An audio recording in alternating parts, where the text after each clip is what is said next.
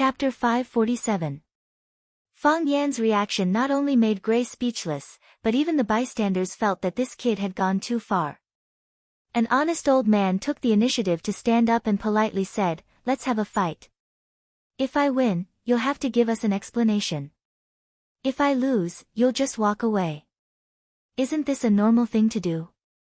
How could you reject others? That's reasonable and emotional, but how could you reject others? This kid is too hateful. Someone go up and beat him up. I'll pay 1 million for one of this kid's arms. Damn it, I've never seen a bastard more arrogant than him. People who don't respect the elderly are uncultured. This kind of man is disgusting. I won't even look at him." Gray was the True Martial Guild Hall's consecrator, and also a teacher of the True Martial Guild Hall. Seeing their teacher being bullied like this, his disciples and grand-disciples couldn't hold back any longer. "Teacher, I don't care who this kid is. Let me chop him up and feed him to the dogs." A bald man beat his chest and said fiercely. His teacher was being humiliated. He felt like he was going crazy. "Brothers, let's not talk about Jianghu morality with people who don't care about Jianghu morality. Isn't he powerful? Isn't he good at fighting? Come, everyone, let's go together. I'll take the lead." A thin and tall man with a long braid roared. "Old Gu, don't give this kid any face. He's climbing up the pole and then stepping on our faces." Wang Dongxiu, the head of the martial arts guild, had an extremely ugly expression on his face. Although Fang Yan was attacking Gray, Gray was their guild's signature. He wouldn't easily fight with others. How could the martial arts guild raise their heads in front of their friends in the outside world when he was being looked down upon like this? Gray opened his mouth to speak but found that he didn't know where to start. He could only let out a long sigh. So what if it's Fang family Tai Chi? So the Fang family's Taiji people could bully others outside? I'm not a member of the True Martial Arts Guild. Before this, the members of the True Martial Arts Guild were the opponents of our Justice Guild. However, I can't let this matter go. Brat, you have to give the True Martial Arts Guild an explanation. Otherwise, don't even think of leaving this place today. If the True Martial Arts Guild doesn't agree to it, my brothers won't agree to it either. Fang Yan had incurred the wrath of the masses this time. Even the fighters from other guilds stood up to help him. Because of Fang Yan's uneducated words, almost the whole world stood against him. Jiang Shengxin finally got up from Fang Yan's embrace.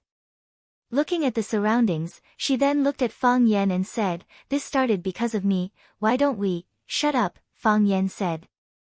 Jiang Shengxin could only shut up obediently. Fang Yan ignored the murderous gazes staring at him, nor did he care about the increasingly high temperature and tense atmosphere in the underground boxing field. He stared at Gray and asked, "Why didn't you stop it before?" "What did you say?" Gray asked. "Why didn't you stop Chindachui when he jumped down from the stage and chased after us? Why didn't you stop him when he was about to punch my head?" "You." Gray's face was ashen. Fang Yan raised his voice and said, "As an elder and a senior in martial arts, shouldn't you stand up and reprimand your disciples at the first instance when they make a mistake or are about to hurt someone? I've come into contact with many elders. I have a grandfather too. I know very well that if I were in Chindachui's position, my grandfather would stand up and reprimand me when I insulted someone as a gigolo. He would force me to take the initiative to apologize to the person who was insulted. If I tried to kill someone without restraint, my grandfather would jump out and break one of my arms or one of my legs before my opponent could retaliate. A country cannot prosper without virtue, and a man cannot stand without virtue. Those who learn martial arts should pay special attention to martial art morality. If Elder Gu had stood up and told Chindachui that he was wrong, if Elder Gu had punished Chindachui before he punched me, then things wouldn't have developed to this stage, and you would still be a senior that I respect and adore. But you didn't do that. Some things have nothing to do with age, but are closely related to a person's moral character. It's naturally difficult for a man without virtue to stand up. I don't want him to stand up in front of me." Fang Yan's gaze was like a searchlight as it swept across the people who were staring at him. He said, "Ask yourselves, is it really because of what I said that you attacked me as a group? Is it really because I didn't respect the old man in front of me that I didn't want to respect? You have only found a way out, a pretext, a reason to propel yourselves to the moral high ground to lash and punish me. Just because I refused an old man's challenge, you think I'm insulting him. Insulting an old man is a big crime, so I deserve to die. Whether it's a group fight or a one-on-one fight, you all think it's natural and righteous." I heard someone shout just now, "We don't need to talk about Jianghu morality with people who don't care about Jianghu morality. Isn't he powerful? Isn't he good at fighting? Come on, everyone, let's go together. Don't you feel good about this? When you beat me to the ground, you can still proudly spit on my face and scold me for being a despicable and shameless villain. You can even bully an old man. I wonder how bad your character is. At that time, don't you want to give yourself some applause? There's no more perfect counterattack than this. You can teach me a lesson, and you can win the applause and favor of the beautiful women around you. If you're lucky, someone might even offer to sleep with you, but, when all of you were cheering and celebrating, what exactly did I do wrong? In order to protect a drunk woman, I wanted to take her away, and then I was scolded repeatedly and might even be punched to death, minus the complicated process in the middle. This is the original truth of the matter. Is this the reason why I should be despised and beaten up by all of you?" The onlookers looked at each other and realized that what Fang Yan said made so much sense that they actually had no words to refute him. Jiang Shengxin stared at Fang Yan with a burning gaze and hugged Fang Yan's neck even more tightly. Her sexy red lips whispered into Fang Yan's ears, "Fang Yan, I think I'm falling in love with you." When she spoke, her voice carried the malt fragrance of beer. Just listening to it was enough to make one drunk. Fang Yan shifted his gaze to Gray's face again and said, "There's another important reason why I refuse to accept your challenge. I'm not in the wrong. You didn't stand out to punish Chindachui, so I did it on your behalf. I didn't do anything wrong. I won't bear any losses for something that I didn't do wrong. Also, when you challenged me, you said that if I lost, I had to give Chindachui an explanation. Even if I lost, why would I have to give him an explanation? Because he wanted to kill me, so it was wrong for me to destroy one of his arms. As for what you said about me being able to leave after I won, you were being generous at the expense of others." Fang Yan pointed at the group of boxers at the True Martial Arts Guild Hall, who were shouting that they wanted to tear him into pieces, and said, "If I wanted to leave, with just you and these useless things, can you stop me?" This was no longer an insult, it was pointing at someone's nose and scolding them. Whether I leave or stay depends entirely on my own attitude. If I want to leave, I'll leave. If I want to stay, I'll stay. Who can do anything about it? Jiang Shengxin's beautiful eyes widened and her little mouth opened wide. Her body trembled as if she had received a slight electric shock, giving her an uncontrollable sense of joy. She wanted to scream and scream, she wanted to tell the whole world something loudly, or perhaps, she wanted to lie quietly in his arms and look at him with the most adoration and infatuation in her eyes. In the past, when she had just started dating Jiang Zhulu, she felt that he was gentle, meticulous, scheming, and was a very charming man. However, she had never experienced this kind of feeling from Jiang Zhulu, this kind of majestic and heroic feeling that he was the only one in the world, even if there were millions of people around him. This was really a man who made one love him from the inside out, to the depths of one's soul. "Fang Yan," Jiang Shengxin panted and whispered into Fang Yan's ear again, "Not already, not about to, I feel that I have already fallen in love with you." Her breath smelled like orchids, and her lips almost bit Fang Yan's earlobe. She did have such a thought, but she was forcefully suppressing her current behavior. Faced with such a charming man, she really wanted to serve him to the heavens and do anything for him willingly. Fang Yan felt that his ear was a little itchy. In such a serious occasion, at such an intense and exciting moment, this little woman was still lying in his arms and flirting with him. Was she crazy? He tilted his head slightly to one side so that he could stay further away from Jiang Shengxin's lips. This unromantic action made Jiang Shengxin angry. Her eyes widened and she gritted her teeth, wishing that she could bite off one of Fang Yan's ears. Fang Yan looked at Gray and the crowd that still surrounded him and said, I am a good person, so I naturally have to be reasonable in my words and actions. I am sorry, everyone, after my analysis just now, you should be clear that reason is still on my side, so, what do you plan to do next? Tear him apart. A disciple of the True Martial Arts Guild shouted. Fang Yan nodded and said, you see, actually most people are unreasonable. In the future, don't use the elderly as an excuse to attack others. Who did the elderly offend? As Fang Yan spoke, he had already kicked the disciple of the True Martial Arts Guild who had pounced on him and shouted, tear him apart. More people pounced on Fang Yan. Chapter 548.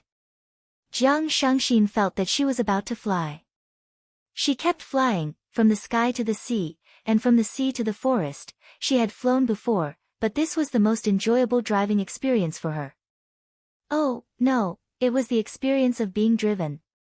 It was very strange that Jiang Shangxin did not feel afraid at all.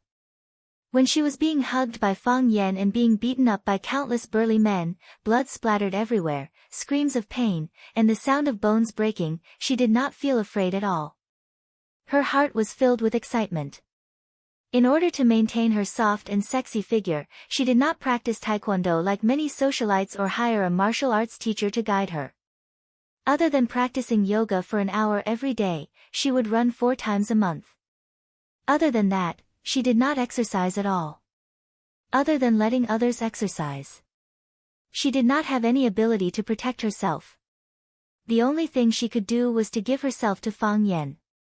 She believed that Fang Yan would protect her, just like he did just now. She believed that Fang Yan would be able to protect herself. She did not doubt this at all. Isn't this too ridiculous? Even Jiang Shangxin felt that she was sick. No matter what, Fang Yan was her enemy. Before tonight, they were still in a life-and-death struggle. Why did she trust him so much? Why did she have so much confidence in him? Because Fang Yan is a good person. Jiang Shangxin thought to herself. Of course, she was very clear that this was not the only reason. In fact, it was not even the most important reason. There were so many good people in the world. Why did she only trust Fang Yan? Fang Yan was a charming man. Fang Yan was a man that people were infatuated with. Fang Yan was a man that she fell in love with. This is no longer ridiculous, it's a fantasy. Jiang Shangxin thought to herself. How could she fall in love with a man with only a few encounters? However, when this thought surfaced in her mind, Jiang Shangxin realized that she could not refute it, she could not convince herself. Fang Plum Blossom Steps. Fang Yan's feet stepped on the plum blossoms, his body passing through the crowd like a gentle breeze. With a single punch, he sent a man in black, who was clenching his teeth and pouncing at him flying. The man's teeth fell out. With another lightning-fast step, the face of a big guy who was sneaking up on him turned the color of pig liver. He covered his crotch and squatted down. Drunken crane rides the wind. Fang Yan was like a drunkard who had too much to drink. He was holding a woman in his arms as he staggered in the crowd. Every time he hit someone with his shoulder or knee, the person who was hit would be sent flying, the bones in his body cracking. Iron skin. His body was like iron bones, anyone who came into contact with it would be injured. The trump cards of the True Martial Guild Hall were indeed quite strong. Several of their punches were accompanied by the sound of wind and thunder. They were already showing signs of attaining a higher level.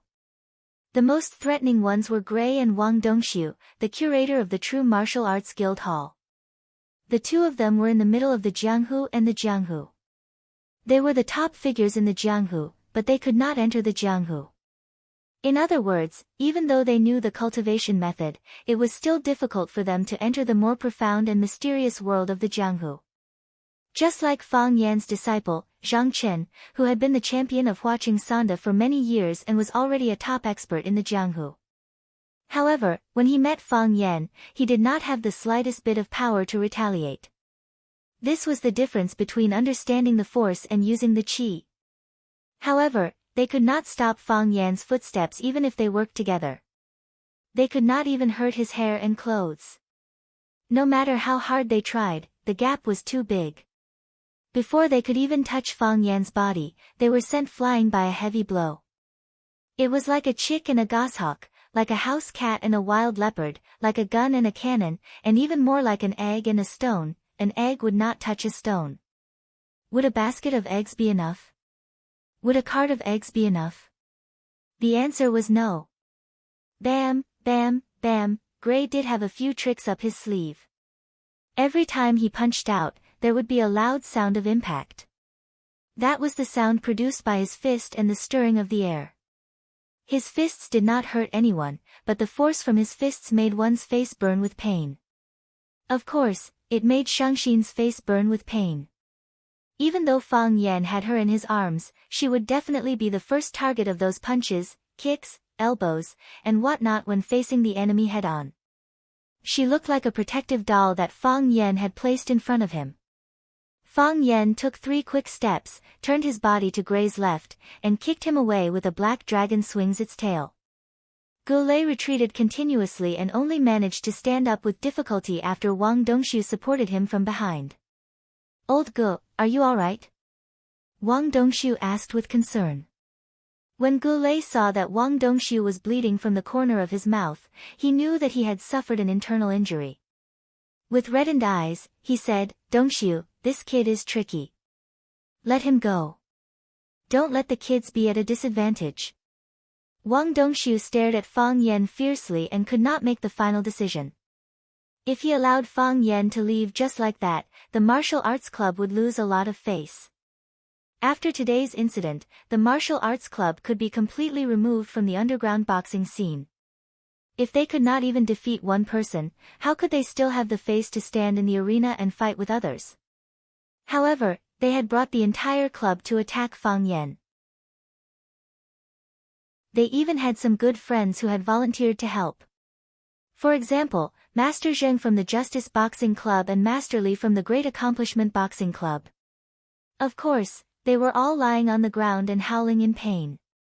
If they could not even take down that kid with such strength and made him suffer a few punches and kicks, was there still a need to continue fighting this battle? Even if they persisted, not only would more members of the club get injured, but Gulei and himself would also not end up well. From the way he dealt with Chendachui, it could be seen that this kid was ruthless.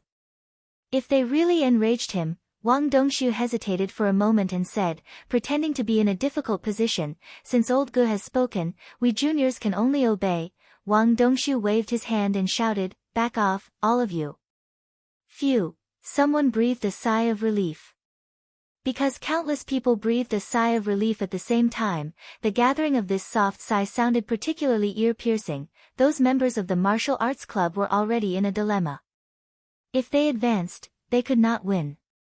If they retreated, they would lose face. Now that the curator had personally spoken, they naturally felt happy both physically and mentally. Everyone looked at each other, feeling a little embarrassed. Gulei and Wang Dongshu were also very embarrassed. They glared at those kids with disappointment and shouted, "What a disgrace." Many people were lying on the ground.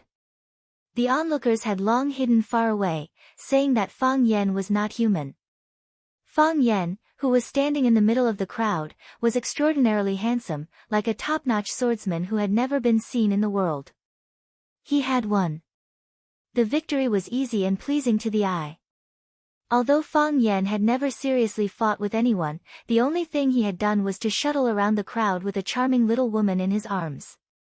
However, every time he punched, someone would be sent flying, and every time he kicked, someone would fall to the ground. Like a butterfly playing with a flower, he was free and unfettered. In other words, among so many people present, no one was worthy of him seriously fighting. He did not even use the heart of Tai Chi, although it was difficult for him to speak. Some words had to be said. Wang Dongshu cleared his throat and looked at Fang Yan with unfocused eyes. He said, "It's our bad luck that our skills are not as good as others. You should go." Fang Yan smiled and pointed at Chandachui, who was still unconscious after being dragged not far away by them. He said, "If you were really unlucky, you would have been like him." Wang Dongxiu felt suffocated. He could not argue with him, and he could not beat him in a fight. If he were to meet such an opponent again, he would hide further away. Fang Yan did not want to talk anymore. Under the gaze of countless people, he pressed the elevator button. When the elevator door opened, he carried Shangxin and walked into the elevator. Clang! When the elevator door closed again, everyone in the underground boxing arena heaved a sigh of relief at the same time. This was a feeling that made people blush. It was a kind of pressure that was condescending, so everyone wanted to deliberately ignore it. Therefore, those who were boxing continued to box, and those who were drinking continued to drink. Those who were flirting continued to flirt, and those who were cursing continued to curse. Wang Dongxiu supported Gray and wanted to say something, but he could not say anything. Gray sighed and said, "Boxing is scary, young man. Let's admit defeat this time. Let the children get up and send Dachui to the hospital." "I will make the arrangements," Wang Dongxiu said. In the elevator, Fang Yan felt that Shangxin's breathing was getting heavier. He asked, "Are you all right?" "I want to go to the washroom." Jiang Shangxin's voice was like the buzzing of a mosquito as she whispered into Fang Yan's ear. She had drunk a few mugs of beer in a row, and it had long become a burden on her body. She did not feel anything when she was fighting with others just now, but now that the fight was over, she felt that it was unbearable. Fang Yan nodded and said, "I will send you there." The elevator stopped at the side hall of the bar. When the two men in black saw Fang Yan and Jiang Shangxin coming out, they smiled and bowed to them again. Fang Yan nodded at them, and after asking for the location of the washroom, he carried Shangxin and walked over. Fang Yan placed Shangxin at the entrance of the ladies' washroom and asked, "Are you all right?" "No problem," Jiang Shangxin replied. She waved her hands and walked toward the washroom unsteadily. Fang Yan wanted to turn around and leave, leaving this woman to fend for herself. However, he was a little worried. He had injured so many people in the underground boxing arena just now, and only God knew if there would be some extreme fellows who would come after him and do something as revenge. If they really did anything to Jiang Shangxin, he wouldn't feel good about it either. "I will go back after sending her away," Fang Yan thought to himself. The washroom of the bar was very luxuriously decorated. When Fang Yan was combing his hair in front of the bronze mirror outside the washroom, a woman's scream suddenly sounded from the ladies' washroom. "Ah!" Fang Yan was shocked and rushed out of the washroom hurriedly.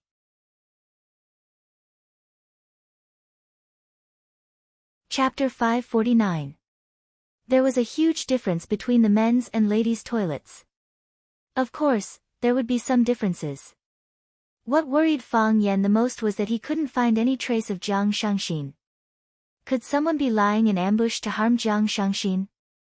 Wasn't this enemy too good at scheming? Fang Yan couldn't be bothered anymore. He pushed open the cubicles of the toilet and tried to find her. Jiang Shangxin. Jiang Shangxin. When Fang Yan pushed open a cubicle, a fair and tender arm suddenly reached out and pulled him out. When Fang Yan was about to counterattack, he smelled a familiar perfume. He had hugged Jiang Shangxin for almost half the night and was very familiar with her scent. Jiang Shangxin, just as Fang Yan was about to ask what was going on, Jiang Shangxin's body had already fallen toward Fang Yan. Fang Yan reached out to support her, but Jiang Shangxin had already reached out to hug Fang Yan's neck. The alluring smell of wheat became stronger and stronger. Shangxin's red lips blocked Fang Yan's lips. She kissed him passionately and explored Fang Yan's body. She panted and mumbled, "Fang Yan wants me. Fang Yan wants me, wants you. Wants you for what?" Fang Yan couldn't react in time. What was this woman trying to do? Why did she want to sacrifice herself to seduce him? Is there a camera installed in the toilet? Were they trying to ruin his reputation to defeat him? These people's hearts were truly too vicious. Bam! Fang Yan exerted his strength and pushed Shangxin's body over. Jiang Shangxin, What exactly are you trying to do? Fang Yan shouted angrily. What kind of person do you think I am? I think you are a man. Jiang Shangxin panted as she spoke. Under the illumination of the lights outside, her eyes sparkled and shone with a bewitching glow. I don't want anything, I want you to do something. What do you want me to do? Fang Yan was very vigilant, every question he asked was very careful. What do you think? Jiang Shangxin pounced toward Fang Yan once again. She hugged Fang Yan's body, and her hot kiss once again drowned Fang Yan's rationality. Fang Yan finally calmed himself down. After hesitating for a while, he finally decided to reject Shangxin. Only then did he reach out to push Shangxin away, so soft, he pushed in the wrong position. Fang Yan hurriedly retracted his lecherous hands. Grabbing onto Jiang Shangxin's arms, he shouted, That's enough, Jiang Shangxin, stop now. Stop talking too. Let's have a good talk. You don't like me? It's not that I don't like it, but it's not that I like it. You know, we've only known each other for a short time, and we've only met a few times.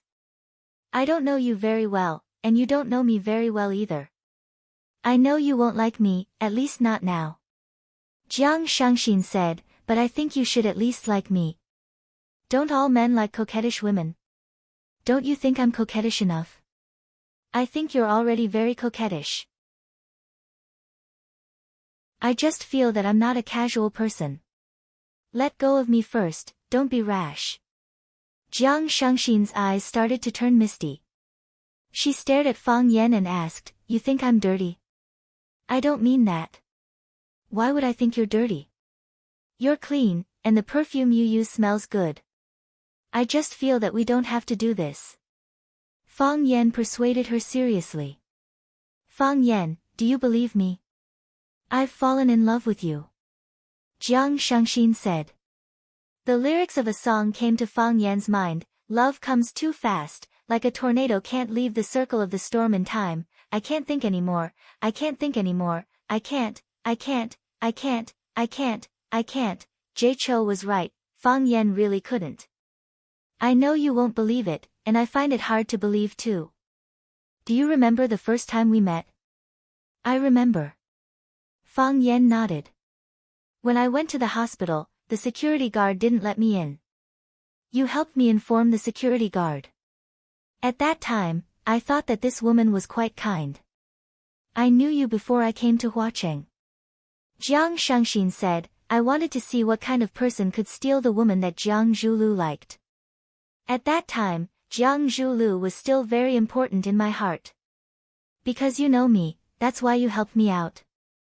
Even if I didn't know you, I would still help you. Jiang Shangxin said. Because it was just a matter of a sentence. Our family education taught us to know when and what to do to establish a good image of ourselves.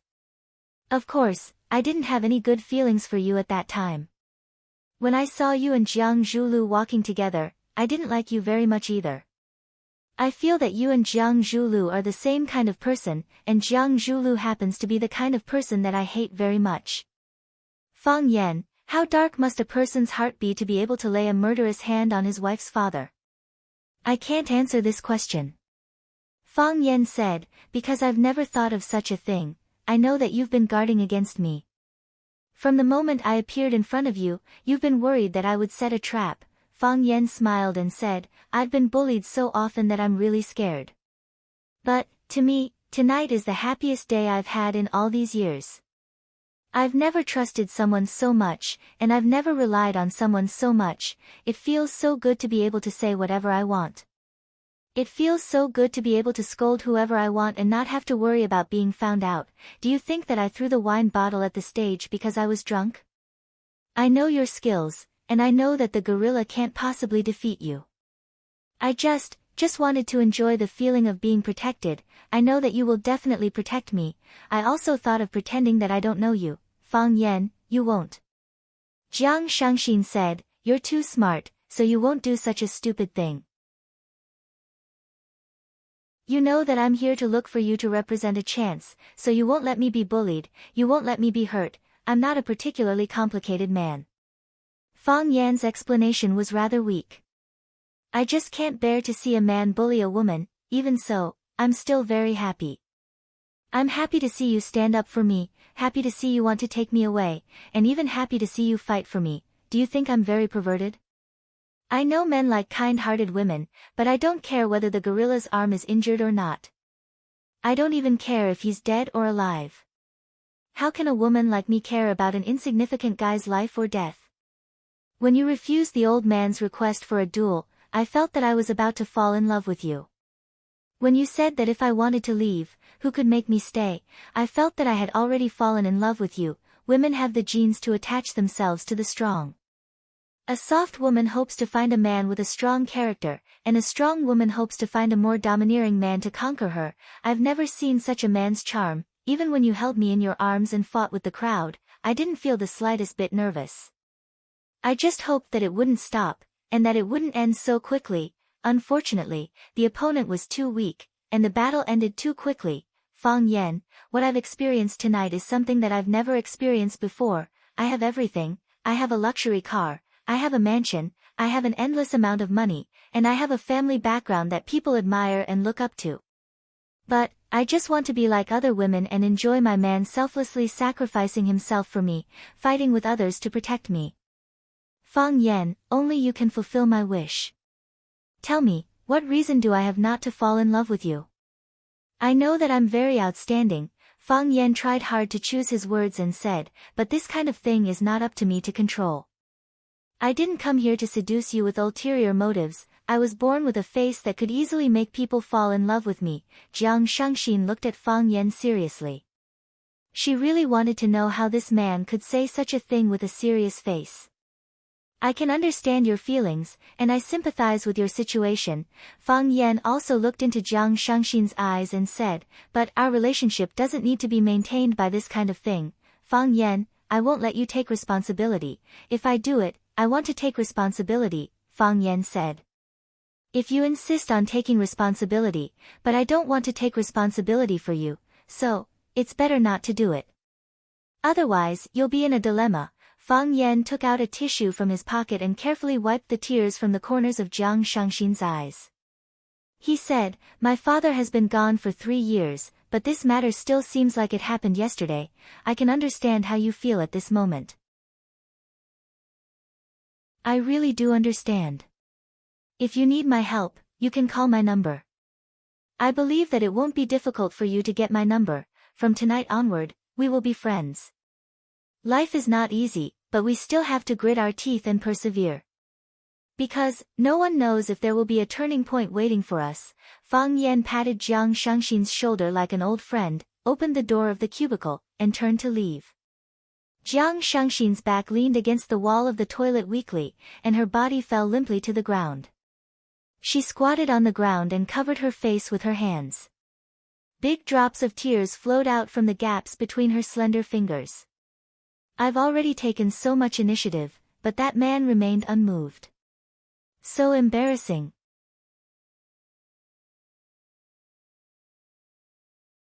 Chapter 550. Screech, the black Mercedes-Benz stopped at the entrance of the courtyard house. Li Yun opened the door and got off. She carried her handbag and quickly walked inside. There were 2 old men playing chess in the courtyard. They didn't even look at her when she came in. Li Yun knew that they were bodyguards brought by Jiang Junling from Beijing. They had high status and extraordinary strength. It was said that they could tell if a person was in danger from the sound of their footsteps. Li Yun walked to the door of the main room and pushed it open. Jiang Junling was sitting on the sofa in the living room and drinking tea. He was reading a novel with great interest. Li Yun walked to the general's side and sat down. She filled his teacup with tea and asked with a smile, "What are you reading, General?" "Zhen Guofan's Ice Mirror." Jiang Junling said with a smile, "Some people say that Zhen Guofan, a famous minister of the Qing dynasty, had 13 sets of knowledge. Only 1 set has been passed down. In fact, there are 2 sets. The other is Zhen Guofan's fortune-telling knowledge, Ice Mirror. I don't like family letters and I don't read anyone's. But I like Ice Mirror." Jiang Junling closed the book in his hand and said, Zhenguo Fan also has a set of fortune-telling mnemonics. Evil depends on the eyes and nose. True or false depends on the lips. Fame depends on one's spirit. Wealth depends on one's spirit. Ideas depend on the fingers and claws. Disturbances depend on the feet. If you want to see the order, it's all in the language. Auntie, how about I help you read your fortune? Li Yun's mind raced.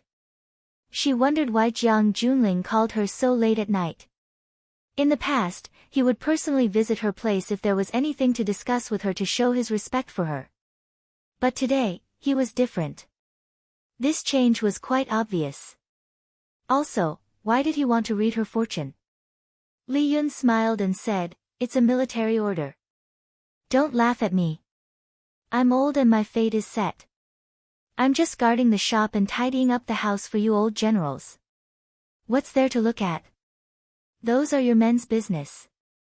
Jiang Junling smiled and said, That's not necessarily true. Some people are noble because of their mother, and some are noble because of their son. Maybe Sister Li is noble because she has a good daughter. Who can say for sure what happens in life? Li Yun was shocked and asked anxiously, Military orders, did Shangxin get into trouble? Jiang Junling picked up the teacup and took a sip. After he carefully savored the fragrance of the premium white tea, he smiled and said, Shangxin has been obedient since she was young, how could she have caused any trouble? Auntie, don't worry. Jiang Junling told Li Yun not to worry, but Li Yun became even more worried. She cautiously looked at Jiang Junling and asked, Military orders. Although your fourth uncle is no longer here, it doesn't change the fact that we are still a family. What I eat, what I wear, what I use, everything I have is given to me by the Jiang family. If there's anything, don't hide it from me. You must tell me immediately. Shangxin is too young, and she has been through too much during this period of time. Especially her father's death. A sharp ray of light flashed past Jiang Junling's eyes, but he returned to his gentle and indifferent smile. Li Yun acted as if she didn't know what had happened and said worriedly, I'm really afraid that this child will fall sick if she continues like this. I'm thinking of letting her rest abroad for a period of time. General Ling nodded and said, You've had a good rest. She should have a good rest. Let's go to France and stay there for 2 years. Of course, we can't just do nothing. Our Jiang family isn't a good-for-nothing who only knows how to eat and work. Let her study in France. She can also help me with some things when she comes back. Li Yun nodded and said, Thank you for the military orders. Only you, as her brother, would treat her well sincerely. I will make the arrangements and send her to France as soon as possible. Jiang Junling nodded and took a paper bag from the coffee table in front of him. He handed it over and said, There are a few photos inside. Feel free to flip through them when you have nothing to do. Li Yun took the paper bag and was about to open it when Jiang Junling glanced over and said, Auntie, it's getting late. You should go back and rest. Li Yun closed the paper bag and said, All right, I'll go back first. The military orders to rest early as well. Young people shouldn't stay up too late. When Li Yun walked into the courtyard, the 2 old men were still playing chess. She could only see their hands moving, but not the sound of a chess piece landing. The autumn night was slightly chilly, so it probably wouldn't affect them at all. Li Yun entered the car and opened the bag with the help of the lights in the car. There were a few photos in the bag. They were photos of Shangxin lying in the arms of a man. When she flipped to the last photo and saw the man's face clearly, her face instantly turned as white as a sheet. She took a few deep breaths and suppressed the anger in her heart. She took out her cell phone from the bag and dialed a number. Then, she said in an extremely calm voice, Shangxin, make a trip home. I have something to discuss with you. Li Yun started the car engine. The car rumbled as it sped into the boundless night. Jiang Zhulu walked out of the room and looked at Jiang Junling. Master, are we going to let this matter go? Jiang Junling looked at Jiang Zhulu and asked with a smile, Can we let this matter go?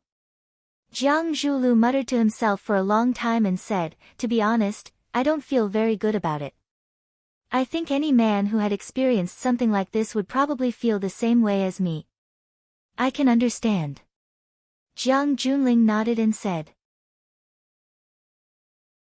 He stood up and patted Jiang Zhulio's shoulder. I'm completely on your side on this matter. Thank you, master. Jiang Zhulu smiled and said. But, Zhulu, even though Shangxin is the daughter of the Jiang family, she is now the daughter-in-law of the Jiang family. There are some things that require both of you to communicate properly. As her brother, I can't say too much, right? Jiang Zhulu nodded and said, I understand. Sorry to trouble you this time. Jiang Junling walked toward the backyard and said, go back and rest early. I'm tired too. Goodbye, master. Jiang Zhulu smiled as he sent him off. When Jiang Shangxin returned home, his mother, Li Yun, was sitting in the living room looking at a report. Jiang Shangxin walked to Li Yun and sat down. He asked, did Jiang Junling ask you to speak to me on his behalf? I thought he would talk to me personally. Li Yun tidied up the report in her hands and placed it on the table. She looked at Jiang Shangxin and asked, since you had already predicted this outcome, why did you still do such a thing? What did I do? Jiang Shangxin asked in return. Li Yun frowned slightly and said, Shangxin, you are a married woman and Jiang Zhulio's woman. Your marriage was approved by the old master of the Jiang family. Now that you are in the arms of another man, where do you want the Jiang family's reputation to be? Jiang Shangxin looked at Li Yun with reddened eyes and said, Mom, you keep asking me about the reputation of the Jiang family. What would the old master think if he knew about it? What would he do if Jiang Junling became prejudiced against us? But have you ever thought about my feelings? They are the people who killed my father, and I still have to call them brother and hubby. I did it, but I am really tired. I am so tired, I just want to talk to someone. That's all. If not, I will go crazy. Li Yun's eyes turned red as she watched her daughter cry. She went forward and hugged her daughter. She said gently, Shangxin, I know you feel wronged. But it's fine if you say it in front of me. I have already asked Secretary Li to help you get a visa to study in France. You can leave tomorrow. Mom, this is what they want. Li Yun said firmly, this is also what I want. When Fang Yan returned home, Lu Chaoge was reading a book on the sofa in the living room. The sounds of Qining and Fang Yingying fighting and shouting could be heard from the backyard.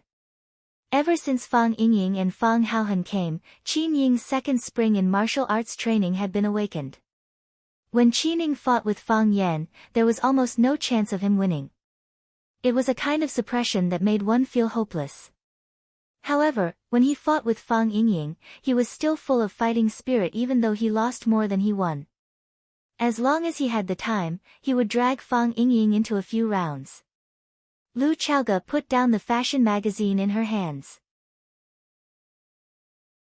She looked at Fang Yan, who was walking over, and asked, have you eaten? Fang Yan thought for a while and said, I think I haven't eaten yet. Lu Chaoge quickly stood up and said, I'll make a bowl of noodles for you. No need. Fang Yan pressed Lu Chaoge's shoulders and didn't let her get up. He said, you've already taken a bath, haven't you? Lu Chaoge's cheeks suddenly turned pink. She said, why do you ask this? She thought of the embarrassing scene when she was lying on the ground and couldn't move, and Fang Yan suddenly rushed in from the balcony. Seeing Lu Chaoge's embarrassed expression, Fang Yan realized that his question might cause others to misunderstand. He quickly explained, I didn't mean that. I just wanted to say that you've already taken a bath, so don't make yourself smell like oil. I'll go make a bowl of noodles myself. You sit down. Lu Chaoge nodded and looked straight at the red mark on Fang Yan's neck. She asked, what's wrong with your neck? Neck? Fang Yan reached out and touched it. He didn't find anything strange. He took out his cell phone from his pocket and turned on the selfie function.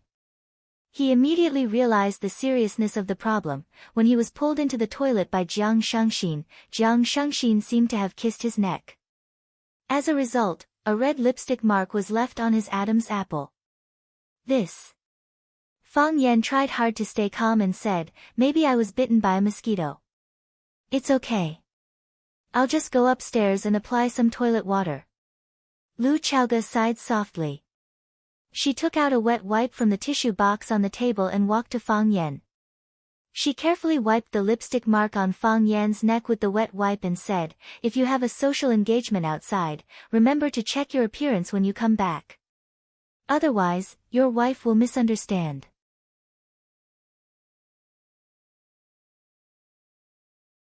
Chapter 551.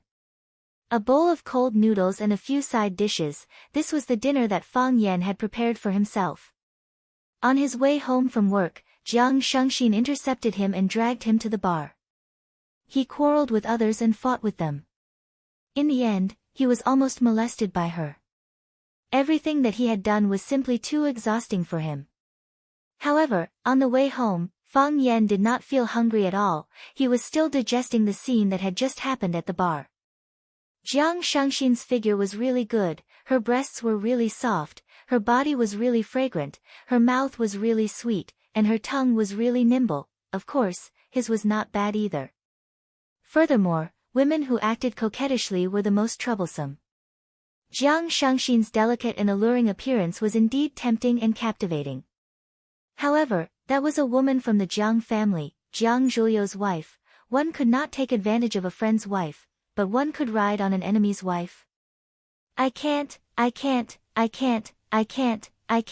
Fang Yan screamed in his heart. He poured sesame seeds, poured chili sauce, and mixed chopped green onions and coriander. Fang Yan slurped down half a bowl of noodles in one go. He drank a mouthful of water and digested it for a few minutes. He lowered his head and quickly finished the remaining half of the bowl of noodles. Fang Yan took out a tissue to wipe his mouth.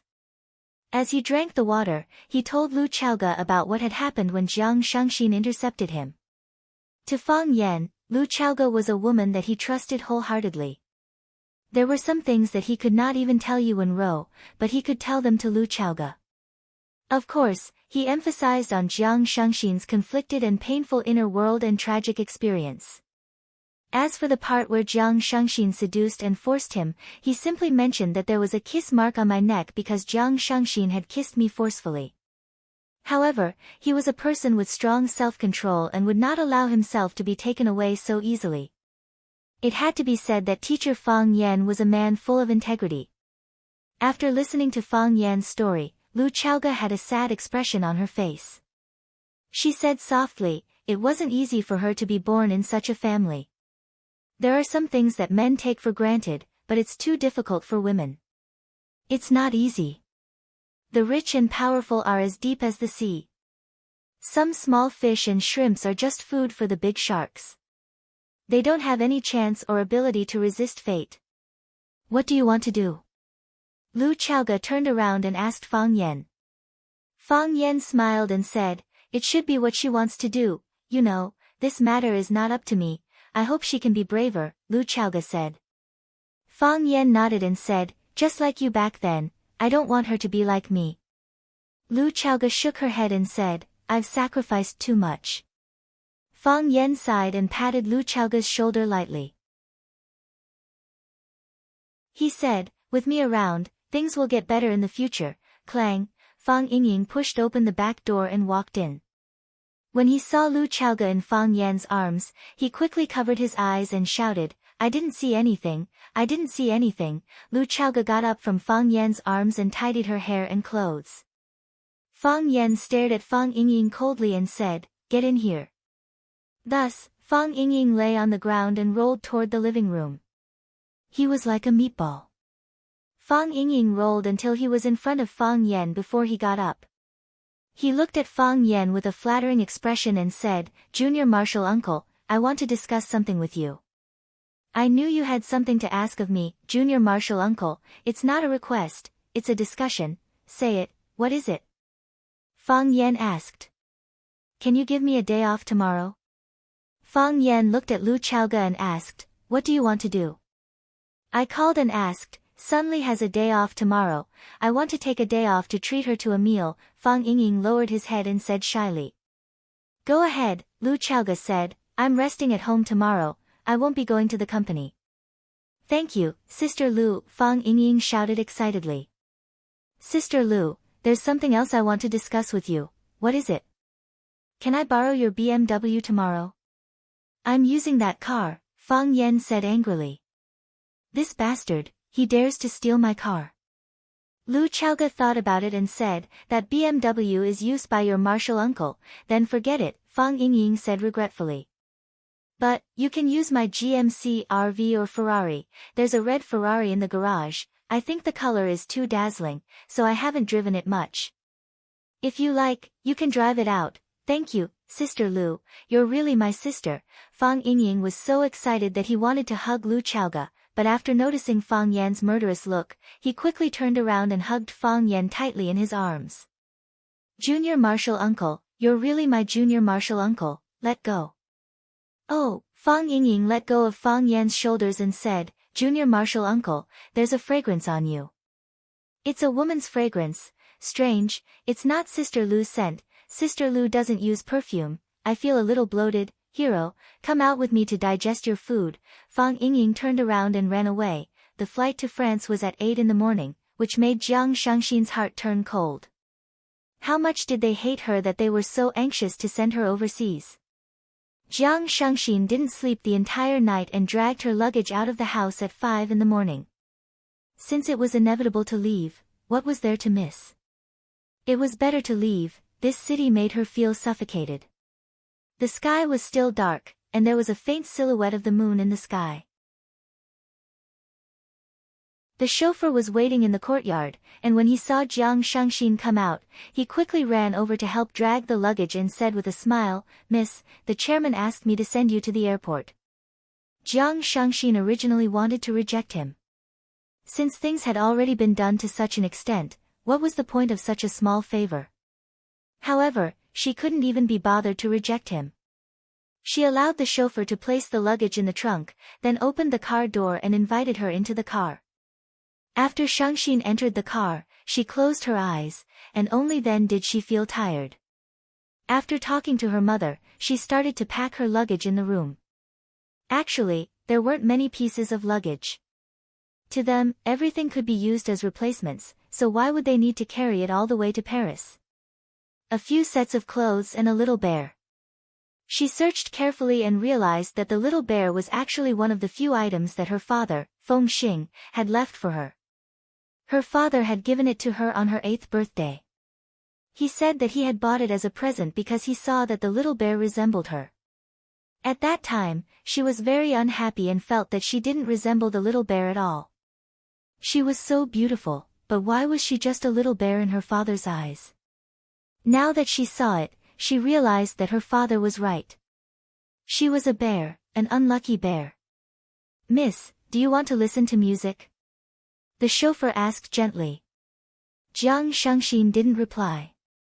She didn't want to talk. Even though she knew that it was rude to be angry with the chauffeur and that it went against her upbringing, she just didn't want to talk.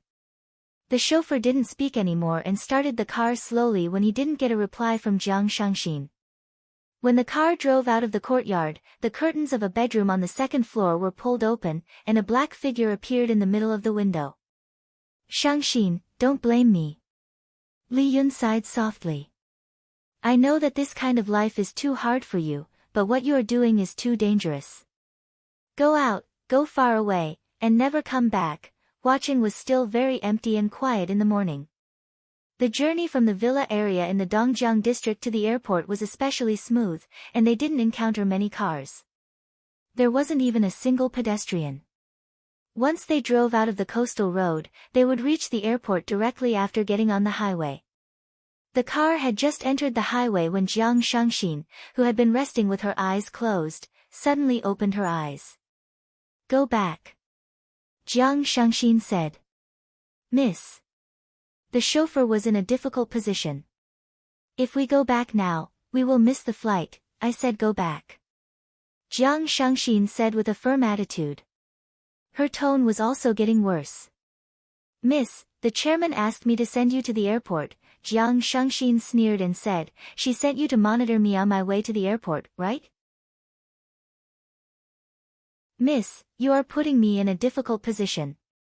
You are the one who is putting me in a difficult position. Jiang Shangxin suddenly raised her voice. I said go back. Go back immediately. If not, I will open the car door and jump out. The chauffeur quickly locked all the car doors to prevent Shangxin from going crazy and jumping out of the car.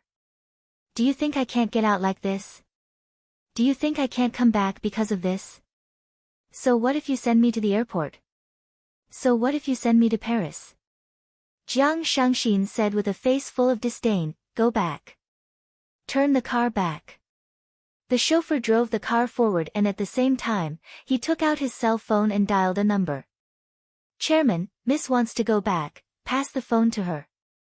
Li Yun's voice came from the phone. The chauffeur passed the cell phone over and said, Miss, the chairman wants you to answer the phone. Jiang Shangxin took the cell phone from him and smashed it against the car window. Crack. The cell phone was smashed into pieces, but there was only a light scratch on the car window. This was Li Yun's car, and it was a custom-made bulletproof car from Ford. Not to mention this degree of damage, even bullets and ordinary bombs would not be able to open it. Jiang Shangxin stared at the chauffeur with reddened eyes and shouted with all her strength, go back. Screech. The chauffeur slammed on the brakes and the car stopped at the side of the highway. The chauffeur unfastened the seatbelt and turned to look at Jiang Shangxin with a smile. He said, Miss, you can either go to Paris or go to hell. What's your choice? The chauffeur held a gun in his hand and aimed it at Jiang Shangxin's head.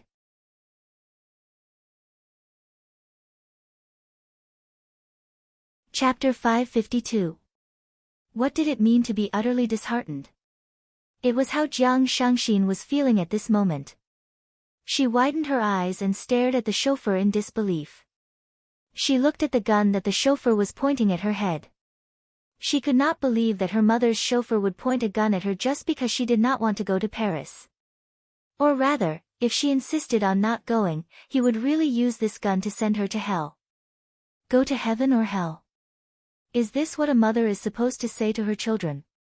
Her mother, the woman who kept saying that she loved her, was this how she treated her? Even a vicious tiger would not eat its cubs. What else could she do to make people feel hopeless? It was getting harder and harder to breathe. She clenched her fists so tightly that her fingernails dug into her flesh and started to bleed. Jiang Shangxin tried her best not to cry. She was a high and mighty missy, how could she cry in front of a chauffeur? However, it was still difficult for her to stop her eyes from turning red and gradually becoming moist. She clenched her teeth and gave herself some courage, but her voice was still trembling. She stared at the chauffeur and said, was this also her order? Miss, I have said that you are putting me in a difficult position. A woman like you is like a reincarnated fairy from heaven. You have taken all the good things, what else is there to be dissatisfied about? There are some things that you have to turn a blind eye to. Isn't it great if you brush me off and I brush you off? Why do you have to find trouble for yourself and others? Jiang Shangxin ignored the chauffeur's advice and stared at him. If I did not go to Paris, would you really shoot me? That's right. The chauffeur nodded. I have said that I will either go to Paris or hell. What does she take me for? What does she take me for? Jiang Shangxin muttered to herself. The truth was right in front of her, but she was still unwilling to believe it. She could not believe that the only person she could rely on in this world, her closest family, would treat her in this way. Miss, why do you have to put the chairman in a difficult position? The chauffeur sighed. I am afraid that she cannot make the decision for some things. You mean that my mother did not ask you to do this to me? Jiang Shangxin shouted agitatedly. Her heart was suddenly filled with joy and happiness. This was really a ridiculous thing. It was the same thing, and she was also being pointed at her head. However, as long as the mastermind was not her own mother, she had 10,000 reasons to be happy. Because if that was the case, she would have completely lost all hope in this world. The driver sighed and said, "Miss, your question is really unnecessary. You are a member of the Jiang family, the chairman is also a member of the Jiang family, how can I not be a member of the Jiang family? We are all members of the Jiang family." The Jiang family. Jiang Shangxin instantly understood. The driver was someone from the Jiang family. He was a chess piece that Jiang Junling or someone else from the Jiang family had placed by Li Yun's side. However, his mother had been cautious all her life. How could she have made such a huge mistake?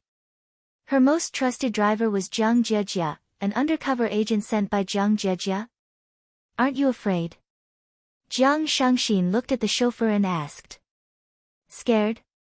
What are you afraid of? Aren't you afraid that my mom will fire you for exposing your identity in front of me? Are you going to fire him?" The driver grinned. There was a hint of disdain and sympathy in his smile. "Miss, do you think that the chairman doesn't know my identity? Do you think that she has never suspected me before? However, with the chairman's intelligence, even if she knows my real identity, she will pretend that nothing has happened. Not only that, she will also get closer to me and trust me. This is her style of doing things. Miss, do you think that's the case?" Jiang Shangxin was speechless. She knew that the chauffeur was right. Even if her mother knew that the chauffeur was an undercover agent, she would still keep this secret to herself. Otherwise, what else could she do? If she made a big fuss, the Jiang family would only think that she was an idiot. If she fired the chauffeur, the family would be even more wary of her and plant more spies around her. Everything and everyone was under the control of the Jiang family. The Jiang family was like a huge net that covered the top of one's head. While it provided protection, one could not break free from their shackles. "Miss, have you made your choice?" The chauffeur looked at Jiang Shangxin and asked. "To the airport." Jiang Shangxin replied. The chauffeur grinned again and said, "Thank you, miss, for understanding the difficulties of servants like us." The chauffeur kept the gun in his hand and was about to start the engine to send Jiang Shangxin to the airport when the phone in his pocket rang. When he picked up the call, his expression turned serious and he said, "Understood, I will wait for you by the roadside." "Who is coming over?" Jiang Shangxin asked anxiously. The chauffeur smiled and said, "Miss, you will know very soon." Jiang Shangxin knew that the chauffeur was an undercover agent and that he would not care about her identity. She did not have the mood to continue asking. She looked like she was asking to be humiliated. After waiting quietly for a few minutes, a black Mercedes-Benz approached slowly. The Mercedes-Benz stopped by the roadside. The back door opened, and a familiar face appeared in front of Jiang Shangxin. Bam! The car door opened, and the cool morning breeze swept in. Jiang Shangxin could not help but wrap the sweater around her body. She could feel the chill of autumn. Jiang Zhulu sat beside Jiang Shangxin. When he saw that Jiang Shangxin was holding onto the collar of the sweater, he smiled and said, "The weather is getting cold, you must take care of yourself. You must take good care of yourself when you are out alone." Jiang Shangxin stared at Jiang Zhulu warily and asked, "What are you doing here?" Jiang Zhulu laughed and said, "Shangxin, do you know that your question is very cute?" "I don't know." Jiang Zhulu reached out to grab Jiang Shangxin's petite hand and forcefully pulled it away. Jiang Zhulu grabbed it again. When Jiang Shangxin wanted to pull it away again, Jiang Zhulu exerted force, and Shangxin's palm seemed to be clamped down by an iron clamp. "It hurts." "Jiang Zhulu, let go of me." Jiang Shangxin shouted. Jiang Zhulu lifted the back of Shangxin's hand to the corner of his lips and kissed it. Chuckling, he said, "Shangxin, you are my wife, my legitimate wife. If you can hug and hug other men, what's wrong with us holding hands as a married couple?" Since Jiang Zhulu had taken the initiative to speak, Jiang Shangxin no longer had any reservations. She stared at Jiang Zhulu fiercely and said, "Are you here to vent your anger? Do you feel that you have been betrayed?" "What anger?" I just feel that as a husband, I should send my wife off since she is going overseas. Otherwise, wouldn't it seem like I am too heartless? Should I say thank you? Silly girl, why would a family say thank you? Jiang Zhulu reached out a finger and touched the tip of Jiang Shangxin's nose. He said, however, you didn't even inform your husband that you are going overseas. If someone didn't tell me, I wouldn't even know about this. Aren't you being too disrespectful to your husband? Isn't this what you guys want? Jiang Shangxin said with a face full of sarcasm. We? Who are we? Jiang Zhulu smiled and asked. Jiang Shangxin knew that she had misspoken. If it was in the past, she would have explained that she had said it unintentionally. However, she felt that there was no need to do so now. You know better than me who we are. It seems like you are filled with indignation. Jiang Zhulu smiled and said. What about you? Jiang Shangxin stared at Jiang Zhulu with a piercing gaze and said, you gave away half of the Jiang family's assets, and you crawled at the feet of the general's order like a dog. Jiang Zhulu, where's your pride? Where is your dignity as a man? It doesn't feel good to be a dog, does it? Jiang Zhulu glanced at the chauffeur and said, please wait outside. I have some private things to say to my wife. The chauffeur didn't reject him. He pushed the car door open and walked out. It does feel bad. Jiang Zhulu looked at Jiang Shangxin and said. His handsome features were slightly distorted.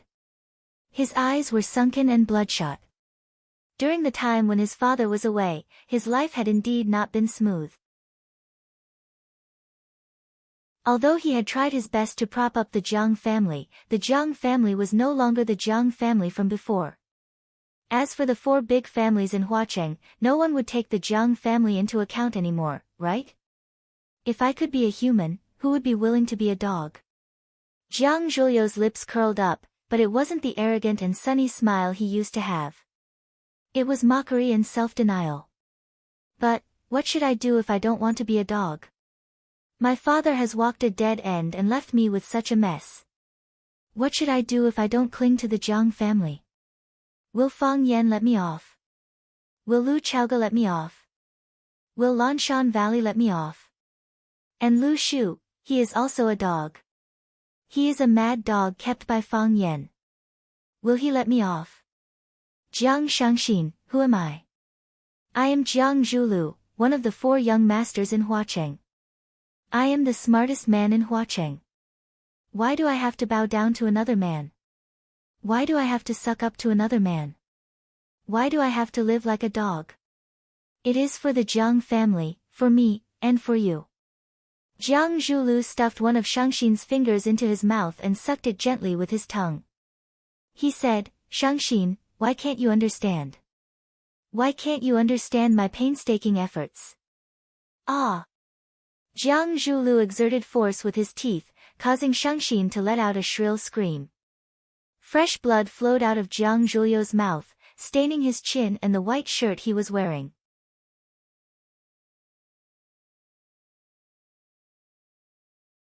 Chapter 553.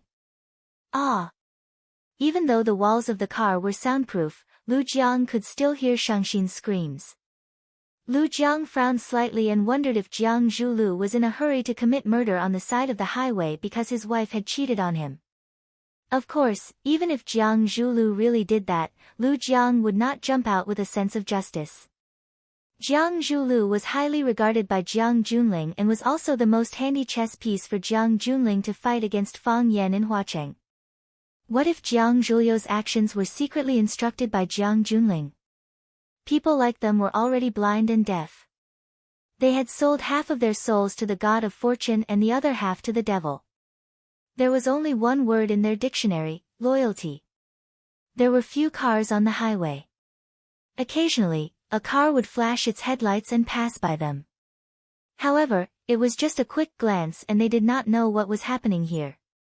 Lu Jiang could not see clearly what was happening in the car and he did not want to know too much. Sometimes, knowing the truth was a burden and a burden meant trouble. Son of a bitch, he cursed in a low voice. He took out a pack of cigarettes from his pocket and lit it up. Then, he walked in the opposite direction of the airport.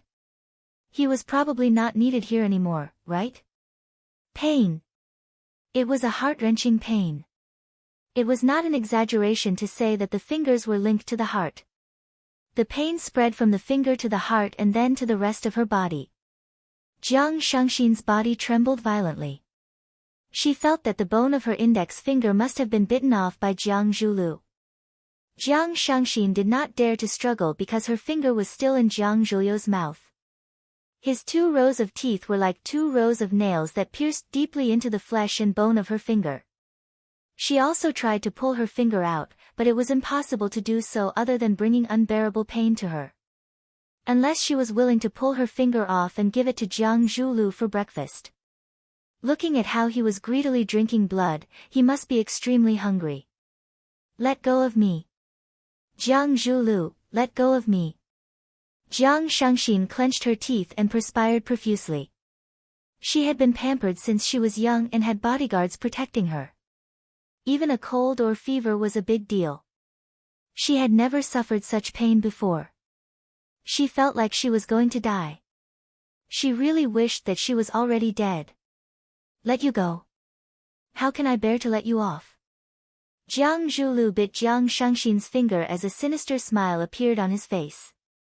Shangxin, I love you so much. I love you more than I love Lu Chaoge. How could I let you go just like that? I know you despise me now. I know you hate me to the core.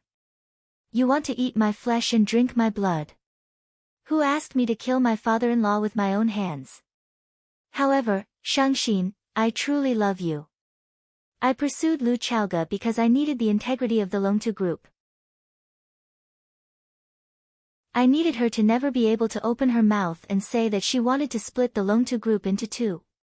That was the protection of interests, not for myself, but for the glory of the Jiang family.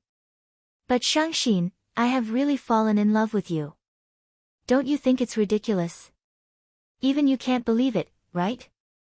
Jiang Zhulu was such a selfish ghost, such a hypocrite, such a perverted killer. How could he fall in love with a woman?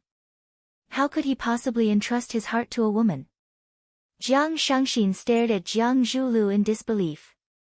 At that moment, she even forgot about the wounds and pain on her body. Jiang Zhulu had really fallen in love with her. Jiang Zhulu came to confess to her. When the pain hit her like a tidal wave again, Jiang Shangxin's mental state returned to normal.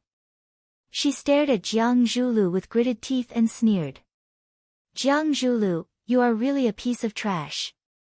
You still have the cheek to tell me that you love me at this stage? If you love me, would you kill my father? Which man in this world would treat his wife's father like this? Is this how you show your love? Jiang Zhulu was finally willing to spit out Jiang Shangxin's finger. Jiang Shangxin's arm was trembling, and the joints of her finger were badly mutilated. The pain was unbearable, and she didn't know if the bones inside were broken. Jiang Shangxin carefully retracted her finger, afraid that Jiang Zhulu would touch it again. Even she didn't dare to touch it. Jiang Zhulu took out a white handkerchief from his pocket and said, "Wrap it up." Jiang Shangxin looked at Jiang Zhulu as if she was looking at a devil. He had just bitten her finger until it bled like a demonic beast, but in the blink of an eye, he turned into a passionate man who took out a handkerchief and asked her to wrap it up. Tell me, if a man like this isn't a pervert, what kind of man can be called a pervert? When Jiang Zhulu saw that Shangxin was staring at him with her eyes wide open but did not reach out to take the silk handkerchief from him, Jiang Zhulu reached out and pulled Shangxin's injured hand over to him. With a pitiful voice, he said, "When will you learn to take care of yourself?" Jiang Shangxin leaned toward the car door with all her might and said, "Don't touch me, don't touch me." However, she wasn't as strong as Jiang Zhulu, and that hand was hers. She didn't have the courage to have an intense tug-of-war with Jiang Zhulu. Jiang Zhulu was very skilled at wrapping up the wound. He used the handkerchief to wrap up Shangxin's injured finger cleanly. He even tied a beautiful bow at the end, which made him look like he was showing off. "My skills aren't bad, right?" Jiang Zhulu chuckled as he looked at his work seriously. Jiang Shangxin stared at Jiang Zhulu warily and said, Jiang Zhulu, what exactly are you trying to do? What exactly am I trying to do? Jiang Zhulu thought about it seriously and said, didn't I say just now? I just want to see you and let you understand my feelings for you. Jiang Zhulu held Shangxin's injured hand between his two hands and looked at her affectionately. He said, Shangxin, do you know how upset I felt when I saw the photo of you and Fang Yan hugging each other? At that time, I was about to go crazy. I wanted to destroy the entire world. I wondered why that moment wasn't the end of the world. Shangxin, the difficulties are only temporary. Believe me, as long as the Jiang family gets through this hurdle, I have the confidence to revive the Jiang family. By then, you will be able to live a glamorous life as the young mistress of the Jiang family again. Shangxin, can you give me a little more time? Jiang Zhulu. Jiang Shangxin didn't know how to communicate with Jiang Zhulu anymore. This person was so crazy that she didn't even know which sentence was true and which was fake. However, even if what he said was true, could they go back to how they were before? Even if Jiang Zhulu still loved her, could she fall in love with him again? As she was thinking about this question, another figure became clearer and clearer in her mind. Men were passionate and sentimental, while women were loyal and heartless. When a woman fell in love with someone, it meant that she had truly fallen in love. When a woman stopped loving someone, it meant that she would never love again. It was completely impossible for them to be together. It turned out that she already had an answer in her heart. Sure. Jiang Zhulu stuck out a finger to block Jiang Shangxin's lips and said with a smile, you don't have to say anything and you don't have to explain anything. Think about it properly after you settle down in France. Think about your future and think about our future. I think that you will be able to have a clear answer about our relationship then.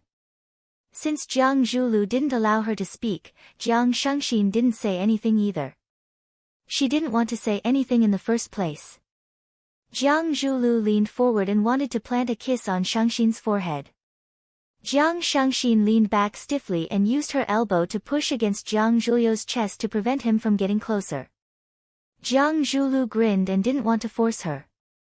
He looked at Jiang Shangxin with a gentle smile and said, go on, take care.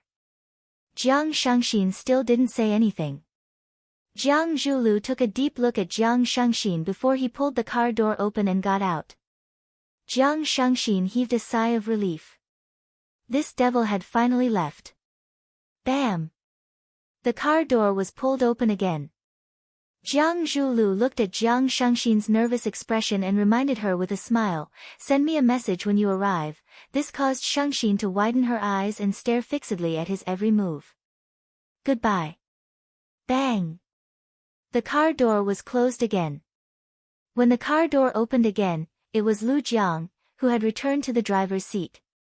Lu Jiang turned around and looked at Jiang Shangxin. His gaze shifted to her injured finger joint and he asked, are you all right? I'm fine. Jiang Shangxin replied like a wandering spirit. After experiencing the scene just now, she felt that half of her soul had escaped. Let's set off then. Lu Jiang smiled and started the car again. Jiang Zhulu stood at the highway junction and watched the luxury car drive away with Jiang Shangxin. The smile on his face became cruel. I really don't like to do things like this. There's no technical content at all. As he spoke, he took out his cell phone from his pocket and dialed a number. He said, the target has boarded the plane and is expected to arrive at 6:00 tonight. I'll do it when she arrives in France. I'll do it cleanly and beautifully.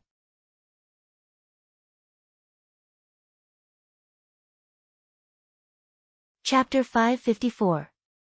Tang Yong hesitated and finally took the initiative to greet the beautiful lady sitting beside him. Miss, Jiang Shangxin turned a deaf ear to him and stared blankly at the gloomy world outside the window. Did she really leave just like that? Why did she feel so indignant? Paris was a city that was both familiar and unfamiliar to her. When she came back from Paris, the plane landed at the Yanjing International Airport. She stood on the spiral staircase and swore that she would never leave Huaxia again. She could only find the freedom and enjoyment that she wanted in her own country. Huaxia's people were so familiar, Huaxia's food was so delicious, Huaxia's friends were so warm, and Huaxia's relatives were so indifferent. When a person leaves his hometown, no amount of resources can make up for it. But, why did she have to leave again? And in such a humiliating way? Jiang Shangxin had a faint worry that she might not be able to come back after going to Paris. She couldn't come back if Jiang Junling didn't want her to come back. She couldn't come back after Jiang Junling took over the Jiang family. Fang Yan.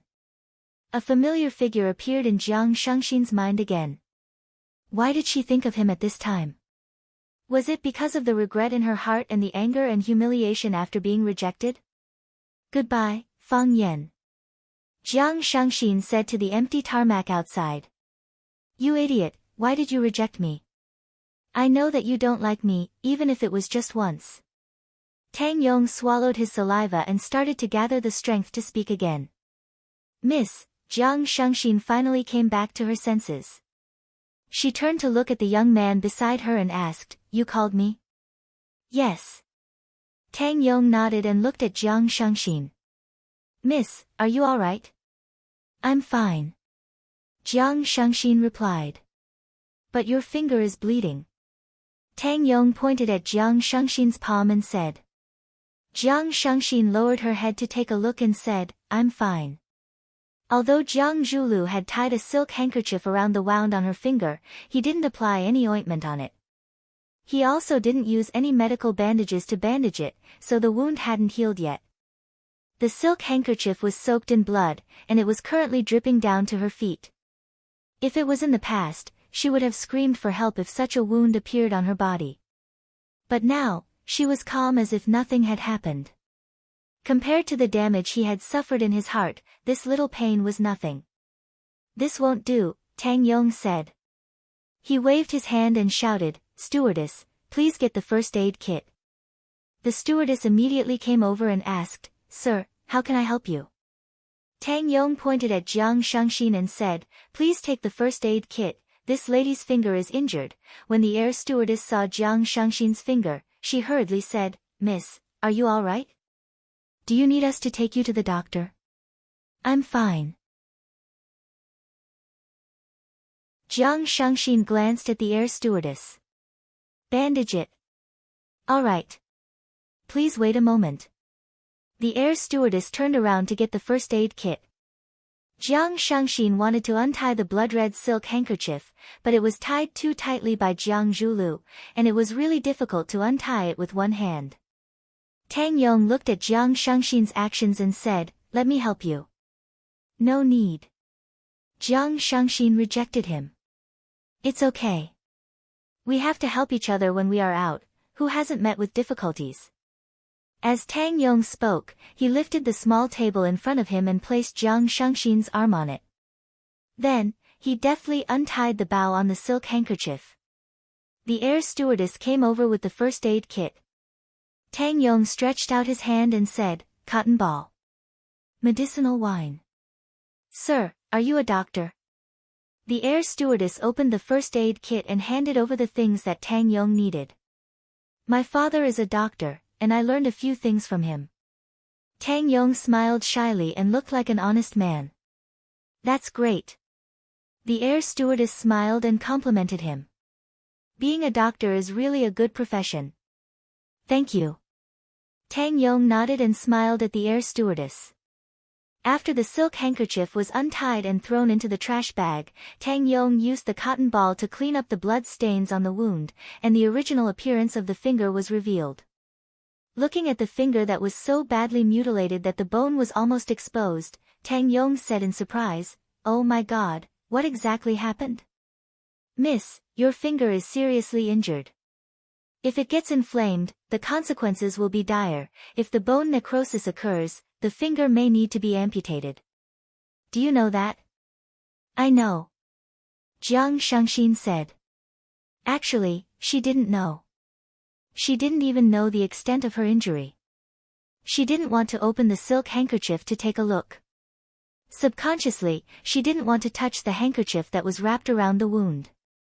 How good would it be if she could sever her relationship with Jiang Zhulu this way? Then why did you? Tang Yong originally wanted to say that since she knew, why didn't she go to the hospital to bandage the wound before coming back?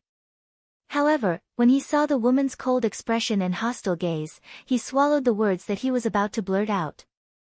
This was a woman with a story. Furthermore, she had a strong sense of self-defense and didn't want anyone to touch her easily. Tang Yong helped Shangxin apply a thick layer of ointment on her finger. Then, he used the gauze to bandage the wound carefully. It could be seen that Jiang Zhulu did have a certain level of medical foundation. His bandaging technique was simple and professional. Furthermore, the tightness was appropriate and wouldn't cause one to feel any pain. Also, the gauze wouldn't fall off with a casual tug. After Tang Yong tied a knot in the gauze, he said, "All right. Do you feel any discomfort? If not, I can help you adjust the bandage." "There's no need." Jiang Shangxin retracted her arm. The air stewardess packed up the medical kit and the trash bag. Then, she looked at Tang Yong and said, "Sir, thank you very much." "You're welcome." Tang Yong smiled and replied. After the air stewardess left, Tang Yong looked at Jiang Shangxin, who had cast her gaze out of the window again. He said, "Can't bear to leave this city. I'm not in a good mood, you don't have to talk to me." Jiang Shangxin said coldly. "I know that you mean well, but I feel sorry for brushing off your enthusiasm. Also, I feel very tired."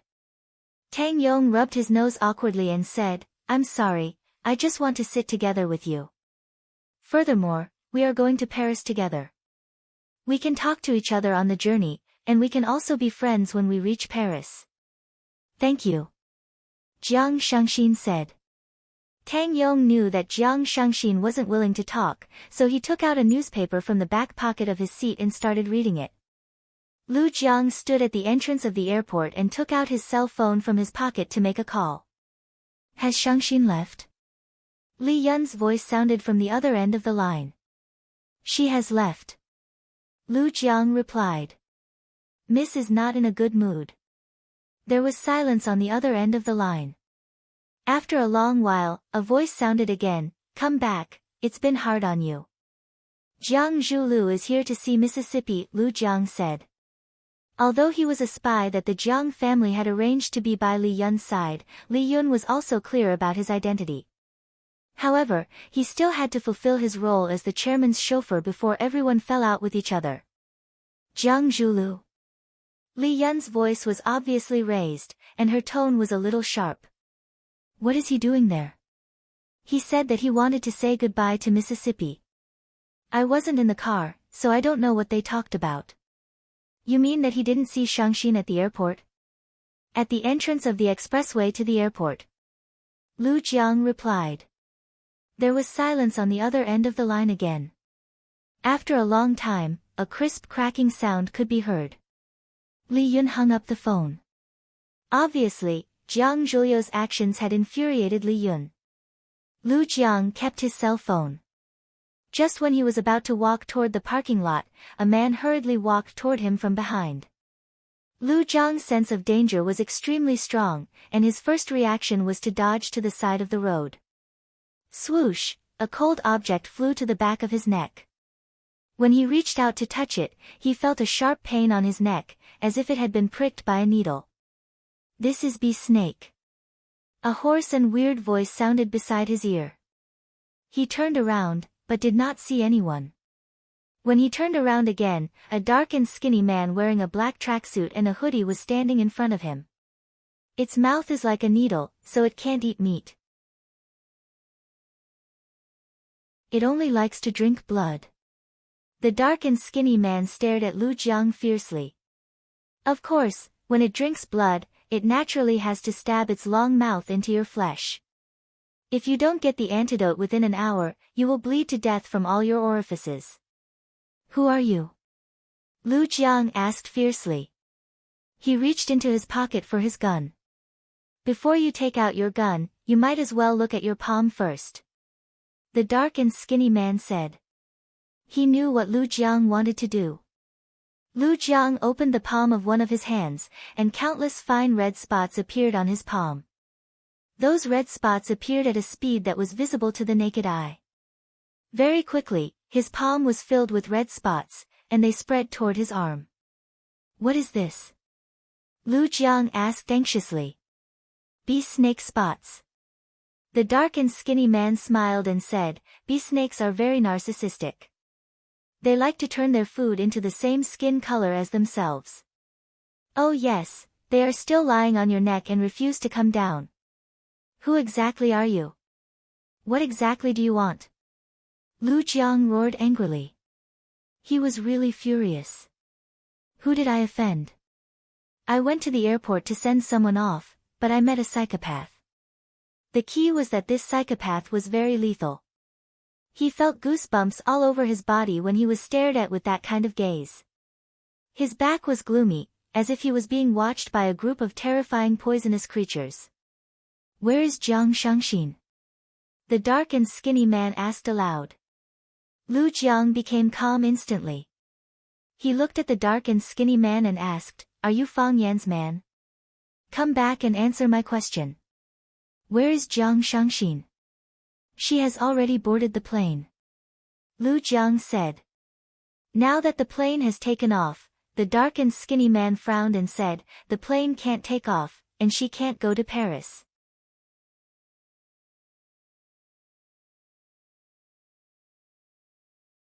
Chapter 555. I'm sorry to inform all of you that the plane cannot take off due to air traffic control. Whoosh. There was a commotion in the cabin. Why is it air traffic control again? Who can tell me what is air traffic control? Don't ever fly with this airline again, they are always late.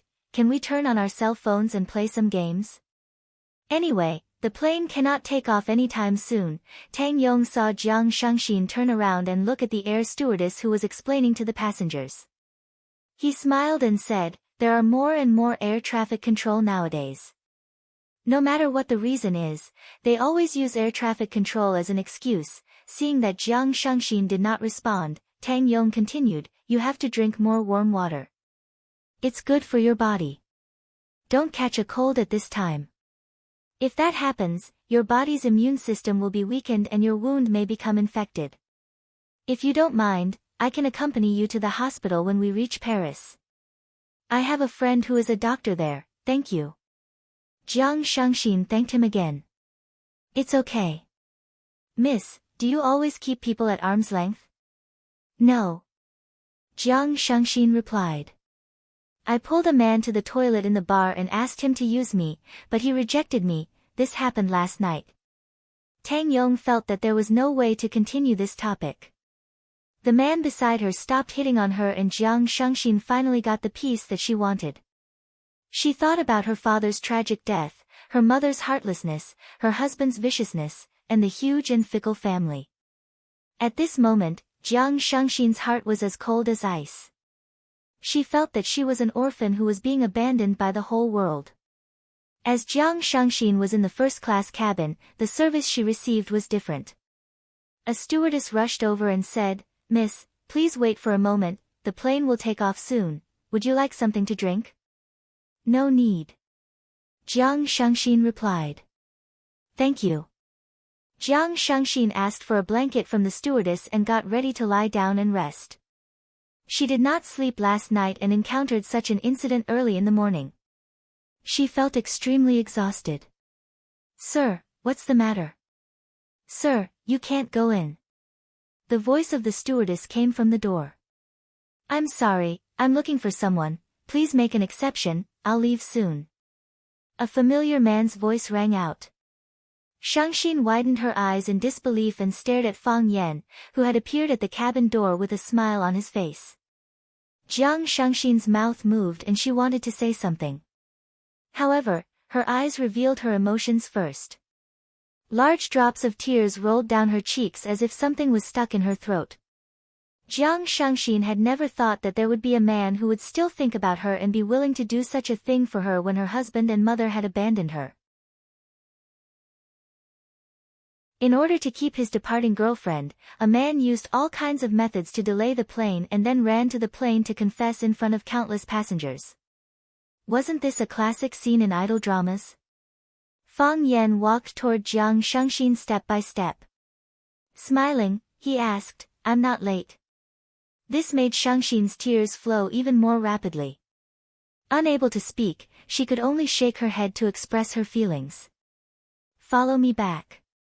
Fang Yan reached out his hand to Shengxin. Jiang Shengxin wiped her tears with her sleeves but did not agree to Fang Yan's request. "I spent so much effort to chase after you. You won't reject me, right?" Fang Yan smiled and said. "There are so many people watching, how embarrassing would that be for me? Let's go, follow me back." "We're not going to Paris." Jiang Shengxin was hesitant. What was the meaning of going back with Fang Yan? What was her relationship with Fang Yan? Would Fang Yan be able to provide her with a safe harbor? Furthermore, if she went back, what would Jiang Jialing think? What would Jiang Zhulu think? How would they treat her? Would they make things difficult for her mother? No matter how cold she was to her, she was still her mother. She was her only family member in this world. Fang Yan had already attracted everyone's attention the moment he appeared. When he reached out his hand to Jiang Shengxin, everyone's gaze became interested. It would be a good thing for them to watch a romantic drama when they were flying. Seeing that the female lead, Jiang Shengxin, was hesitant, the audience automatically played the role of a minor character in an idol drama. Everyone shouted together, "Follow him, follow him, follow him." All the passengers on the plane were shouting, and the shouts were getting louder and louder. Even the captain opened the cockpit door and looked over. Jiang Shengxin wiped her tears with a tissue and looked at Fang Yan with her red and swollen eyes. She said, "Fang Yan, thank you, but I can't go back. Why can't you go back?" Fang Yan smiled and said, "If others don't care about your life, then don't let them control your life. The place you are going to is not a good place for you. Let's go, follow me back." "Fang Yan, follow me back." Tang Yong looked at Fang Yan with an unhappy expression and said, "What's wrong with you? She doesn't want to go back, why must you force her?" Fang Yan glanced at Tang Yong and said, "I didn't force her, I just wanted her to have another choice. She has already made her choice. She doesn't want to go back." Tang Yong said with a gloomy face. He shouted at the air stewardess, "Air stewardess, what's going on now? Can the plane still fly? Anyone can barge in, what if there are terrorists? Is this the professionalism of the airline?" The air stewardess had no choice but to persuade him, "Sir, the plane is about to take off. Can you please get off the plane immediately? You will affect the other passengers and the normal operation of the plane." Fang Yan looked at the air stewardess apologetically and said, I'm sorry, I'll leave after saying a few words, very soon. It won't take up too much of everyone's time." "Sir," Fang Yan reached out to Jiang Shengxin again and said, "I know that this is the only way out for you, I am willing to give you another choice. Why?" Jiang Shengxin stared at Fang Yan and asked. "A friend of mine once said that if someone can give you a bowl of water when you are thirsty, if someone can give you a coat when you are cold, if someone reaches out a hand when someone is down and out, that bowl of water, coat, and hand will be magnified infinitely and become her entire world. She also said that she has experienced what you have been through before, and it makes one feel hopeless just thinking about it. Therefore, she felt that I should take a step out and not wait for a pitiful woman to walk back on her own, therefore, I rushed over to look for you." Jiang Shengxin's eyes teared up again and she said, "That woman, is she Lu Chaoga?" Fang Yan nodded and said, "She is my friend and also a very great woman. I think that if there is a chance, the two of you will definitely become friends." Jiang Shengxin nodded and said, "She does understand me, you don't know how touched I was when you appeared at the cabin door, but Fang Yan, I can't go back. I can't only think about myself, I have to think about my family, she hurt me and protected me at the same time. I can't make her situation more difficult. I understand your concerns, but have you thought about it, when you reach Paris, who will guarantee your safety? Jiang Shangxin stared at Fang Yan with her eyes wide open and said, "What do you mean? How was this possible?" She had already agreed to go to Paris and agreed to leave the familiar environment and life. She had even made up her mind to never return. Why were they still unwilling to let her go? Fang Yan sighed softly and said, "No one will believe a woman who has a change of heart. Since they have made the decision to let you leave, they must already know what happened in the bar, right?" Jiang Shangxin remained silent. Of course they knew. If they didn't know, why would they be in such a hurry to chase her out of Huacheng and to France? "Trust me one more time, just like last night." Fang Yan smiled gently and reached out his hand to Jiang Shangxin again. "I know what kind of people they are, I know them better than you." Jiang Shangxin was tempted.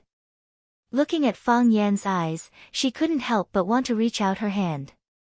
"You idiot, she already said that she doesn't want to go back. What right do you have to threaten her?" Tang Yong shouted angrily and raised his hand to slap Fang Yan's arm. Fang Yan used the little dragon catcher hand to counterattack, but he didn't expect Tang Yong to dodge it. Fang Yan reached out again and Tang Yong actually punched Fang Yan's face. Bam! Fang Yan stabbed Tang Yong's eyes with his fingers like knives. Tang Yong's face was full of fear, but he didn't dodge it. He gritted his teeth and waited for Fang Yan's attack. If Fang Yan dared to hurt someone on the plane, he would be taken away by the air traffic police as a terrorist. Fang Yan's fingers clenched into a fist, and then his fist lightly hit Tang Yong's chest. Bam! Tang Yong flew backward as if he had been electrocuted and his body landed heavily on the cabin. Fang Yan, Jiang Shangxin hurriedly stopped him and said, "He helped me just now." Although Jiang Shangxin didn't like Tang Yong's interruptions and attempts to strike up a conversation, he didn't hate him either. Furthermore, he was the one who helped to bandage his wound just now. He didn't want Fang Yan to hurt Tang Yong either. Fang Yan stared at Tang Yong with a sharp gaze and said, "Don't you find it strange? Why is there a martial arts expert sitting next to you? And he was so vehemently against me bringing you back." Jiang Shangxin stared at Tang Yong in shock, as if she was looking at a poisonous scorpion.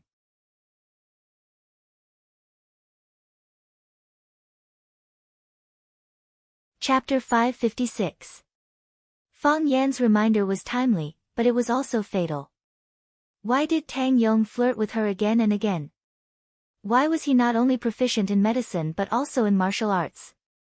Why did he react so strongly when Fang Yan asked him to bring her back? Why? Jiang Shangxin knew that this could be a coincidence, and she was willing to believe that it was. However, she knew that it was impossible. Being born in such a family, she clearly knew how to deal with disobedient children.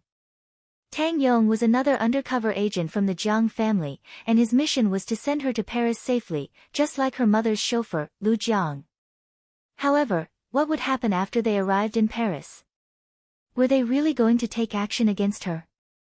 Jiang Shangxin's face turned pale, and she felt that it was difficult for her to breathe. She did not want to think of them in the worst way, but the facts that were happening in front of her made her feel like her beliefs were collapsing. "Who are you?" Jiang Shangxin stared at Tang Yong and asked. Tang Yong stared at Fang Yan fiercely and said, "Who am I? I am just a stranger who pitied you and wanted to help you. So what if I know martial arts?" Since ancient times, medicine and martial arts have always been inseparable. I learned medicine from my father, so I naturally learned some martial arts. This is the first time I heard that doing good deeds is also a form of conspiracy. Tang Yong looked at Jiang Shangxin with pity and said, "Miss, I checked the wound on your hand just now. Someone bit you, right? Who would do such a disgusting thing? That is a pervert, that is a lunatic. He has already treated you this way, how can you still believe his sweet words? If you go back with him, what if he treats you like this again? What if he does something even more cruel to you?" Fang Yan had already noticed the bandage on Shangxin's hand, but he did not know what kind of wound it was or what caused it. He thought that Jiang Shangxin was accidentally injured because they were too crazy in the bar last night. After all, Jiang Shangxin had not come out of the ladies' toilet when he parted ways with her. He was not sure what happened after that, Now that he heard Tang Yong say this, he realized that there was more to it than meets the eye. Jiang Shangxin was bitten by someone. Moreover, the guy in front of her with bad intentions wanted to push the blame to her. Fang Yan was furious. I'm not a dog. Why would I bite people? There was a tinge of doubt in Jiang Shangxin's eyes. Could it be that Tang Yong wasn't a spy that the Jiang family had arranged around her? Just as he said, he was just a stranger who wanted to help her. Jiang Shangxin was a top-notch beauty. She would often receive compliments from others or selfless help from some men. It wasn't entirely impossible for such a thing to happen. Jiang Shangxin looked at Fang Yan and then at Tang Yong. She didn't know what choice she should make next. The stewardess was a little anxious. She stood next to him and urged again, "Sir, the plane is about to take off. Please get off the plane immediately. Otherwise, we will have to call the police. Disrupting flight safety was a serious crime." Fang Yan really didn't want to be taken away by the airport police. As such, he reached out to grab Jiang Shangxin's arm. "Get off the plane with me first. Then, we will find a place for you to think about it. If you insist on leaving, I will help you buy a ticket for the next flight to France. If you are willing to stay, I will bring you to a safe place and guarantee your personal safety."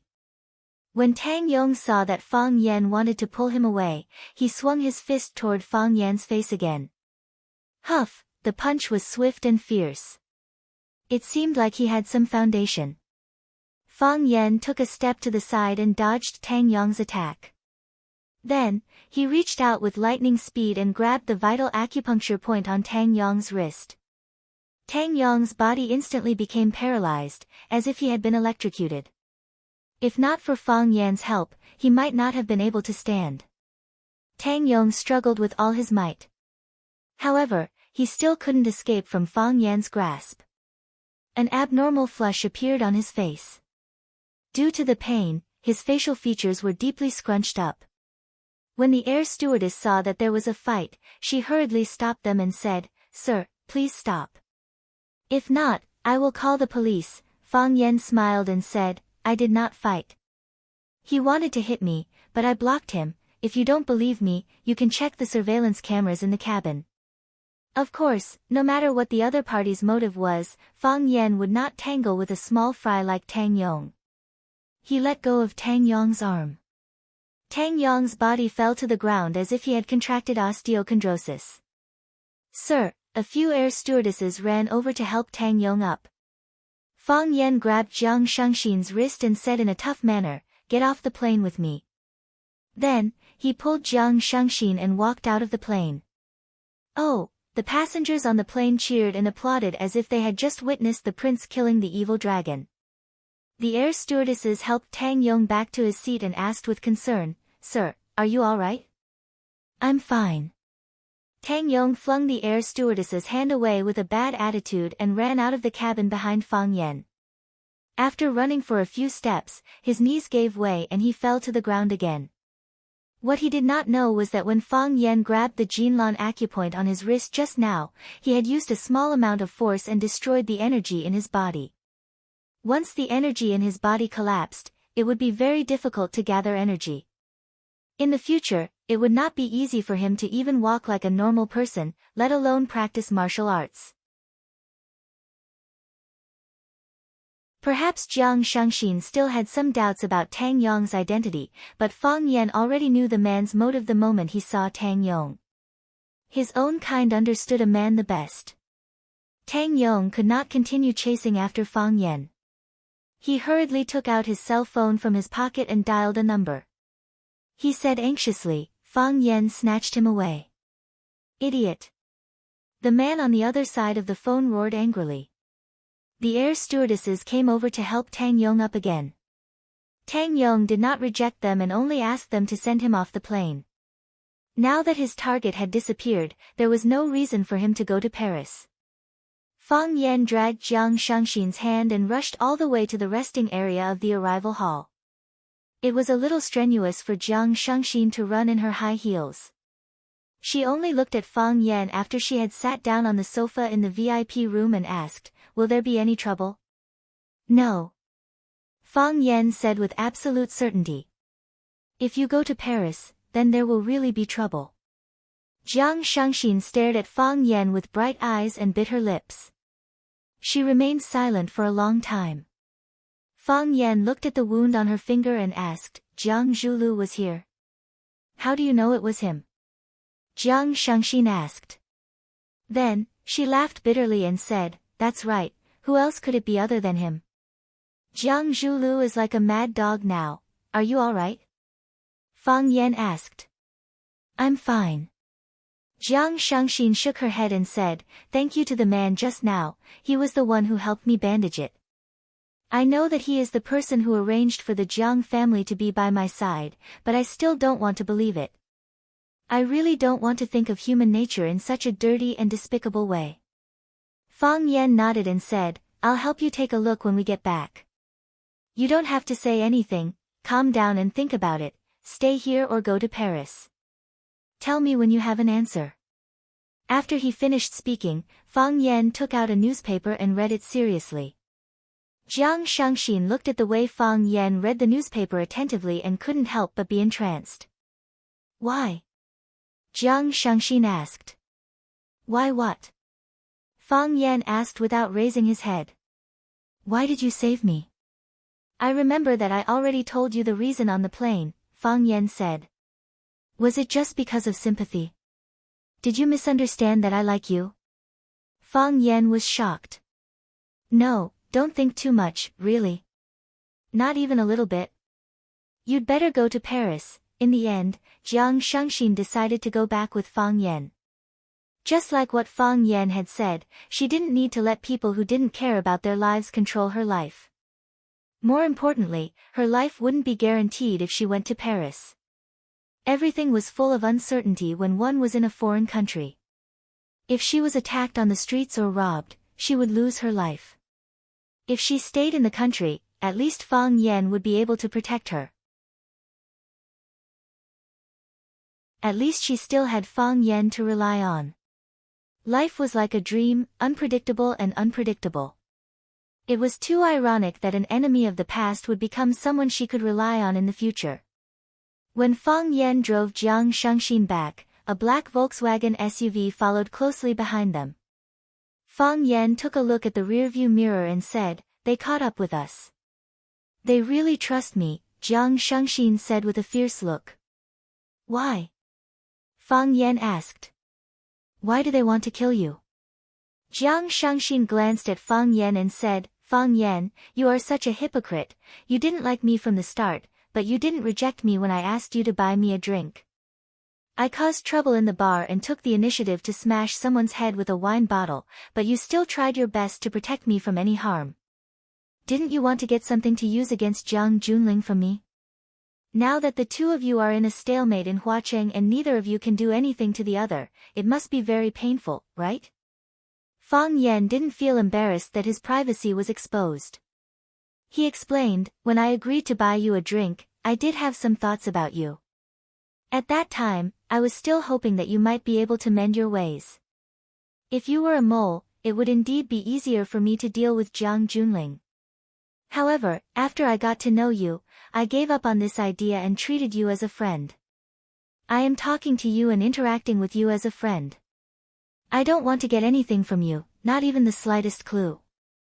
If you still look at me like that at this time, it is the most serious insult to the word friend. If I expose some scandals about Jiang Junling to you, will you accept it?" "Yes," Fang Yan said.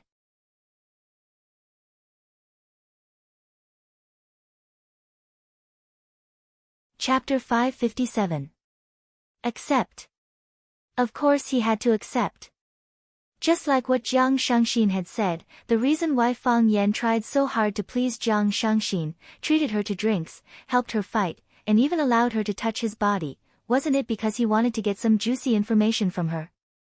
Now that he had come back to his senses, a promiscuous woman was more valuable than gold. Strange, why did the word promiscuous sound so weird when it was replaced with a promiscuous woman? Could it be that a woman could not turn back after doing something wrong, or could it be that there was no turning back? Jiang Shangxin was willing to give Fang Yan some juicy information about his old rival, Jiang Junling, which made Fang Yan very happy. Jiang Shangxin sneered and said, "Don't you think that I am insulting you now? We are already friends. If you still hide things from your friend, that is the most serious insult to the word friend." Fang Yan turned the car onto Kunshan Road and sped toward the city. The Volkswagen behind him sped up at the same time and followed closely behind the BMW. After a period of delay, it was already 9 o'clock in the morning. The cool breeze stopped, the fog dissipated, and the veil in the sky was lifted. The red sun slowly rose into the sky, giving off a lazy glow. The number of cars on the road gradually increased, and even the suburbs of Huaqing began to glow with vitality. The Volkswagen continued to speed up until it was about to overtake the BMW that Fang Yan was in. The car windows were opened, and the pitch-black muzzles were aimed at the BMW. Fang Yan didn't expect them to dare to make a move on the main road, and he didn't expect them to use guns. "Sit properly," Fang Yan shouted anxiously. As he warned Jiang Shangxin, he took the initiative to drive the BMW toward the Volkswagen beside him. Crash! The right side of the BMW hit the body of the Volkswagen. The Volkswagen couldn't bear the weight, and the front of the car lost its balance and swerved left and right. The body of the car also moved to the side. Bang, bang, bang, someone fired continuously. One of the bullets hit the rear of the BMW, and more bullets flew out. Fang Yan increased the distance between the two cars, then he started the car again and hit the Volkswagen. Quang! The body of the Volkswagen caved in, and the car let out a roar as it moved towards the edge of the road. Fang Yan. He leaned Shangxin's body against the seat and gripped the seatbelt tightly. Every time Fang Yan hit her, it made her dizzy. She was sitting on the side of the impact. If the car broke or disintegrated, she would be the first victim. Perhaps before Fang Yan killed the killer in the Volkswagen, he would have killed her first. "Sit still and don't move, it'll be fine." Fang Yan comforted her. He was not reckless, nor was he arrogant. The reason why he dared to use this BMW to crash into the Volkswagen again and was not afraid of knocking Shangxin, who was sitting beside him, to death, was because he knew the origin of this BMW. This BMW T9 series was specially ordered by Chaoyan Technology from BMW in Germany. The body of the car weighed 6 tons, and the important parts such as the door and the front were all made of rare metals. Although it was not bulletproof, it could prevent collisions and effectively protect the driver and the passengers in the cabin. This car had always been Lu Chaoga's car. After a series of attacks on Lu Chaoga, the Qin family did not dare to let Lu Chaoga take the risk of driving alone. As a result, the security personnel equipped him with a more sturdy and bulletproof custom-made GMC car. As Chaoyan technology developed rapidly and fiercely, Lu Chaoga's importance increased, and there were fewer and fewer opportunities to use this car. When Fang Yan returned to Huaqing, he naturally became the new owner of this BMW. Hearing Fang Yan's comforting words, Shangxin could only grip the seatbelt tightly and completely entrust her life to Fang Yan. Quang! Fang Yan drove the BMW and crashed into it again. Quang! It was another fierce collision. The body of the Volkswagen became more and more damaged, and the side of the car door facing Fang Yan was already deeply indented. The car door cracked open, and the shooter got up again and fired in the direction of Fang Yan and Shangxin. Bang! The bullet hit the car door and was reflected by the rare metal. At the same time, Fang Yan finally saw the shooter in the Volkswagen. He had shifty eyes and a huge mole on his chin. He was ugly to begin with, and the black mole made him look even more wretched. When the shooter wanted to continue shooting, Fang Yan drove the BMW and crashed into it again. Quang, quang, quang, again and again, it moved horizontally and collided with the car again and again. The Volkswagen had already been forced to the edge of the road, and the car tilted unevenly to one side. Quang! Fang Yan stepped hard on the accelerator and slammed the car with the most force he had ever used. Quang! Quang, quang, the body of the Volkswagen rolled and crashed into the ditch by the side of the road. Fang Yan did not stop the car. He drove away after crashing the Volkswagen into the ditch. Jiang Shangxin heaved a long sigh of relief. When she turned around, she could only see a thick cloud of smoke, and she could no longer see the Volkswagen that had been following closely behind them. It must have liked its new home very much. Are you all right? Fang Yan asked. I'm fine. Jiang Shangxin said dejectedly. Fang Yan, they wanted to kill me just now, they might have wanted to kill me too, Fang Yan said. No, they wanted to kill me, Jiang Shangxin said firmly. I know that they were aiming at me, and I know this feeling very well. Is this what it feels like to be a family member? This is what it feels like to be a family member. It's really disappointing. What exactly have you mastered? Fang Yan asked. What? Jiang Shangxin asked. I mean, why did they do this to you? Don't you think that they were too anxious? What kind of information did Jiang Shangxin have on them? Why did they want to get rid of her without any regard for the consequences? Of course, they might want to get rid of him, but Fang Yan was very clear that the possibility of this happening was very low. If Jiang Junling wanted to get rid of Fang Yan, he would at least choose a slightly more secluded location and use a more obscure method. There was no need to play such a scary game in broad daylight. This was a murder, not a movie. They were very anxious, and they did not want Jiang Shangxin to come back or get together with him. In that case, there was only one explanation. What kind of secret did Jiang Shangxin have on her? He was really curious. Jiang Shangxin's expression changed slightly, but she did not answer Fang Yan's question. Even if they don't like you, even if they don't want to see you get together with me, they don't have to make it so obvious. They can take their time to deal with this matter and let you receive the punishment they want to give you, but not now, not this morning. Jiang Shangxin's mouth moved, but she did not say anything. Fang Yan patted her thigh, which was wrapped in jeans, and said with a smile, I know this is a difficult choice, so you don't have to tell me the answer. Jiang Shangxin lowered her head and did not say a word. No one knew what she was thinking. Be careful, Fang Yan suddenly shouted. As he shouted, he had already turned the steering wheel and rushed toward the ditch on the left side of the road. The car rumbled like a beast in heat. Screech, Fang Yan stepped on the brakes, but the car continued to slide forward. Screech, screech, screech, the front half of the car was suspended in the air, and the rear half of the car was caught by a tree stump by the roadside. A moment of carelessness and the car fell into the ditch by the roadside. Crack, a huge rock flew over their heads and landed on the stone ground far away, smashing into pieces. Rocks flew everywhere, and the car was hit with a loud bang. Jiang Shangxin wanted to unbuckle the seatbelt, but Fang Yan stopped her and said, Don't move. Jiang Shangxin looked at Fang Yan doubtfully, but still decided to listen to his arrangements. She was not a woman who liked to rely on others, and she still maintained her independent personality even when facing a strong person like Jiang Zhulu. However, when she met Fang Yan, she always followed his instructions out of habit. Fang Yan did not get out of the car either. After he pressed the reverse gear, he tapped on the accelerator with the tip of his foot and reversed the BMW. With a sharp turn, the car stopped beautifully by the side of the road. Fang Yan unbuckled the seatbelt and held Jiang Shangxin's hand as he got out of the car. There was another black car parked by the side of the road, and an old man wearing a black shirt and a pair of sunglasses stood on the roof of the car with a bamboo pole in his hand.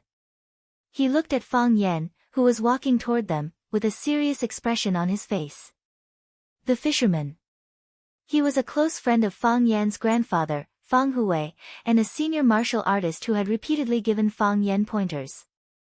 However, he had another identity, Jiang Junling's consecrator. If possible, Fang Yan really did not want to get into a fight with this old man whom he respected. However, looking at the situation today, he was afraid that the problem would not be solved without a fight. Fang Yan's head was throbbing, and he wished he could dig a hole and hide in it. Fang Yen stood far away and looked at the fisherman, whose clothes were fluttering in the autumn wind. He chuckled and said, "Old master, are you fishing? If you want to fish, go to the sea. Why did you come to this place where there is no river or sea? Who said that you have to go to a place where there is a river and sea to fish? Didn't I give you a great white shark just now?" That trick of luring the shark from the east was indeed not bad. But, isn't it a little too much? I didn't provoke you, why did you lure the shark to eat me? The fisherman looked at Fang Yen and said seriously, "Fang Yen, you are very smart, and you should know the purpose of my trip. That trick just now was just a test. If you don't cooperate, the next shark will swallow you. I know what you want." Fang Yen said angrily, "Fine, I promise you. Let her leave, and I will stay to accompany you."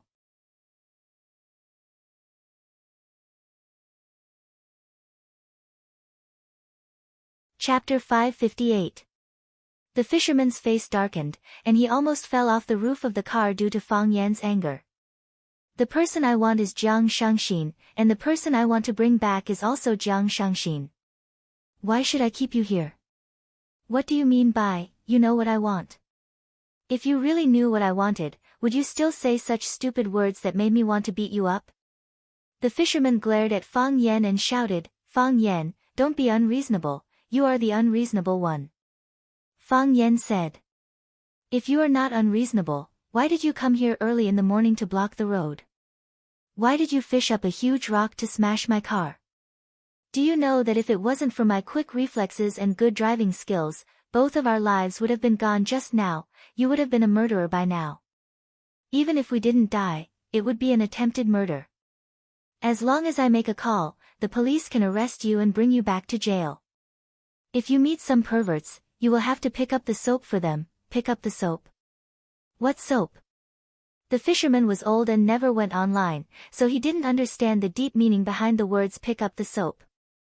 Fang Yan looked at the fisherman's old face and said, "But you don't have to worry about this problem, probably, those male prisoners won't be interested in you, right? They like young men with fair skin and tender flesh. You shameless person." The fisherman finally understood the close relationship between staying in jail and picking up the soap. He flew into a rage and wanted to fight with Fang Yan with the fishing rod in his hand. Fang Yan patted Jiang Shangxin's shoulder and said, "Leave, the person they want is me, I will go with them." Jiang Shangxin shook her head. She knew that the person they wanted was her. She was the person involved in the incident. If she were to leave just like that, where would Fang Yan be? Fang Yan was her benefactor, her savior. She, the person involved, had passed away and pushed all the problems, responsibilities, and dangers onto Fang Yan. She could not do such a thing. She could do it in the past, but not now. "Let's go." Fang Yan shouted angrily, "I'm not your man, nor am I your lover. There's no need for you to stay and die with me. Even if you say so, I won't believe you. Let's go, let's not delay our men's negotiation, Fang Yan." The fisherman felt that it was better for him to make things clearer. Otherwise, this kid would keep pretending to be crazy. After dealing with him a few times, he could roughly gauge his kung fu, but his shamelessness was unfathomable. "You can go, but she has to stay." Fang Yan stared at the fisherman with wide eyes and said, "You are already so old, and you still want to hit on a little girl? Are you okay now? All right, don't stand on top of the car and act like Superman. The wind is strong and the waves are strong, you have to be careful not to hurt your waist." "Fang Yan, don't slander me, I'm not that kind of person." Fang Yan had a serious expression on his face and said in an extremely serious tone, "Senior, if you are really a kind and virtuous person, why would you do such a thing? You should know what kind of person Jiang Junling is, and you should also know what kind of punishment she will face when she returns. Senior, you are also from the underworld, so you should be familiar with the principles of martial arts. Don't bully others with martial arts, don't use your power to bully others. Senior, you can't be considered a real martial artist by doing this, right? If Shangxin really meets with misfortune after she returns, how can you bear to do so? Will your heart of martial arts not be damaged at all? One has no choice in the underworld. The fisherman was a little down and sighed. It's not convenient for me to tell you the reason, but I must bring this girl back. But I must bring this girl back. Fang Yan, I don't want to fight with you. You should leave. Fang Yan smiled and said, if I leave just like that, what kind of man would I be? Fang Yan held Shangxin's wrist and said, when I chased her back, I promised her that I would ensure her safety. It's not that, a man's promise is worth 1,000 taels of gold, which man hasn't lied to others before? I just feel that since I have said it in front of so many people, I can only try my best to fulfill it. I am a man who cares about his reputation. The rims of Jiang Shangxin's eyes were red, and large droplets of tears rolled down her cheeks. She wasn't a pretentious woman, but the feeling of being taken care of and protected by someone was really heartwarming. It was like a salmon fillet that had been dipped in a large amount of wasabi. When one bit into it, all the hair on her body stood up, and tears gushed out. The more she endured, the more intense the feeling became. It was impossible to guard against. She didn't get this feeling from her father, because she had a cold relationship with her father since she was very young. She didn't get this feeling from her mother, because her mother was very busy and didn't have time to take care of her. She didn't get this feeling from her husband either, because she didn't need him when he could protect her, but when she needed him to protect her, he stood against her. She didn't get this feeling from her other relatives, because they wouldn't offend Jiang Junling, who was very influential in the Jiang family, just for her. But, she got it from Fang Yan. A man who was originally unrelated to her, or rather, hostile to her. It was a very strange feeling, and a very ridiculous thing. Jiang Shangxin pushed Fang Yan's palm away, took 2 steps forward, looked at the fisherman, and said, let's go, I will go back with you. I know that my brother wants me, he is afraid. The fisherman looked at Jiang Shangxin and said, get in the car. Jiang Shangxin turned to look at Fang Yan and said, Fang Yan, you have done what you promised. I know that you are a man who is very guarded, and you won't believe anything that others say easily. But, I still want to tell you, it's nice to meet you. It's really a very happy thing. Thank you. After Jiang Shangxin finished speaking, she walked toward the black car under the feet of the fisherman. Fang Yan grabbed Jiang Shangxin's arm and said, do you know what it means for you to go back with him? I know. Jiang Shangxin said, I know it even more clearly than you think. Fang Yan, I have known my brother for more than 20 years, I know what kind of person he is. Fang Yan shook his head and said, whether you know it or not, I will not let you go. You have to listen to me on this matter. Don't think that I am doing this for my own good, I don't feel good about not being able to bring you back. Fang Yan looked at the fisherman and said, either you let her go, or I will go with her. The fisherman raised the fishing rod in his hand and said, since this is the case, let's see what we can do. Everyone says that you are the leader of the resurgence of the Taiji sect. I want to see if you can carry this burden, put in some effort, don't embarrass your grandfather. Fang Yan sighed and said, Shangxin is just a weak and powerless woman, do you have the heart to bring her back? You have practiced martial arts all your life, just to bully a woman with a pitiful background? The fisherman was furious. He shook the fish tank in his hand, and a silk line wrapped around Fang Yan's neck. He scolded loudly and said, you rascal, you have broken my state of mind again, you are as despicable and shameless as your grandfather. The brave had no fear. During a battle, if one had a reason to win and a fighting spirit to win, then it would have an additional effect on oneself during the battle. Fang Yan deliberately made Shangxin sound pitiful and described her as a little rabbit that was being bullied by others, and the fisherman was the accomplice that was going to send the little rabbit into the big bad wolf's mouth. In this way, the fisherman would lose his righteous stance and the reason to win during the battle with Fang Yan. Breaking one's state of mind and weakening one's fighting spirit, Fang Yan was already invincible on the mental level before the battle even started. Most importantly, could it be that Fang Yan's grandfather, Fang Hui, often did such things when he was fighting with others? From the fisherman's angry roar, it was obvious that this was not the first time he had suffered a loss in front of the Fang family. Swoosh, the fishing line was like a steel knife, and it quickly and silently coiled around Fang Yan's neck. If the fishing line wrapped around Fang Yan's neck, it would only take a gentle pull for his head to be chopped off. With a lift of his wrist, Fang Yan sent Shangxin's body far away. Shangxin only felt that she was lifted up by a gust of air, and her body was completely out of her control. By the time she landed, she was already a few meters away from the battlefield. At the same time that Fang Yan sent Jiang Shangxin away, he tapped the tip of his foot on the ground and leaped high into the air. He leaped very high, and he stepped on the fishing line with his feet.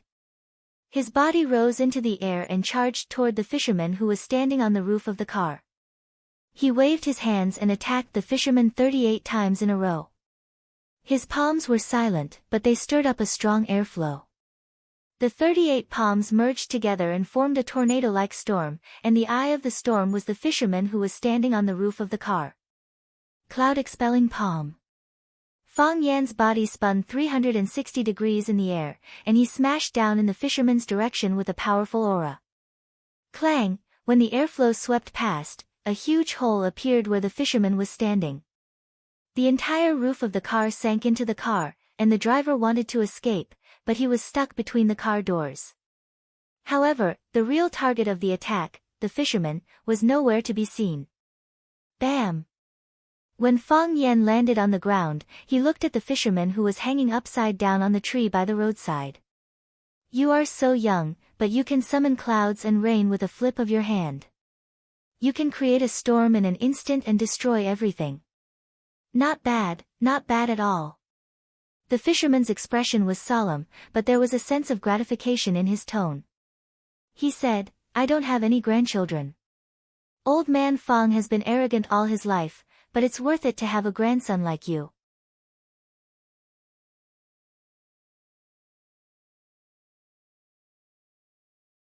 Chapter 559. Save me.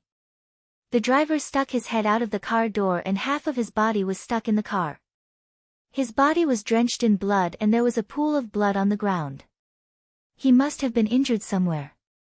He screamed and waved to Jiang Shangxin for help.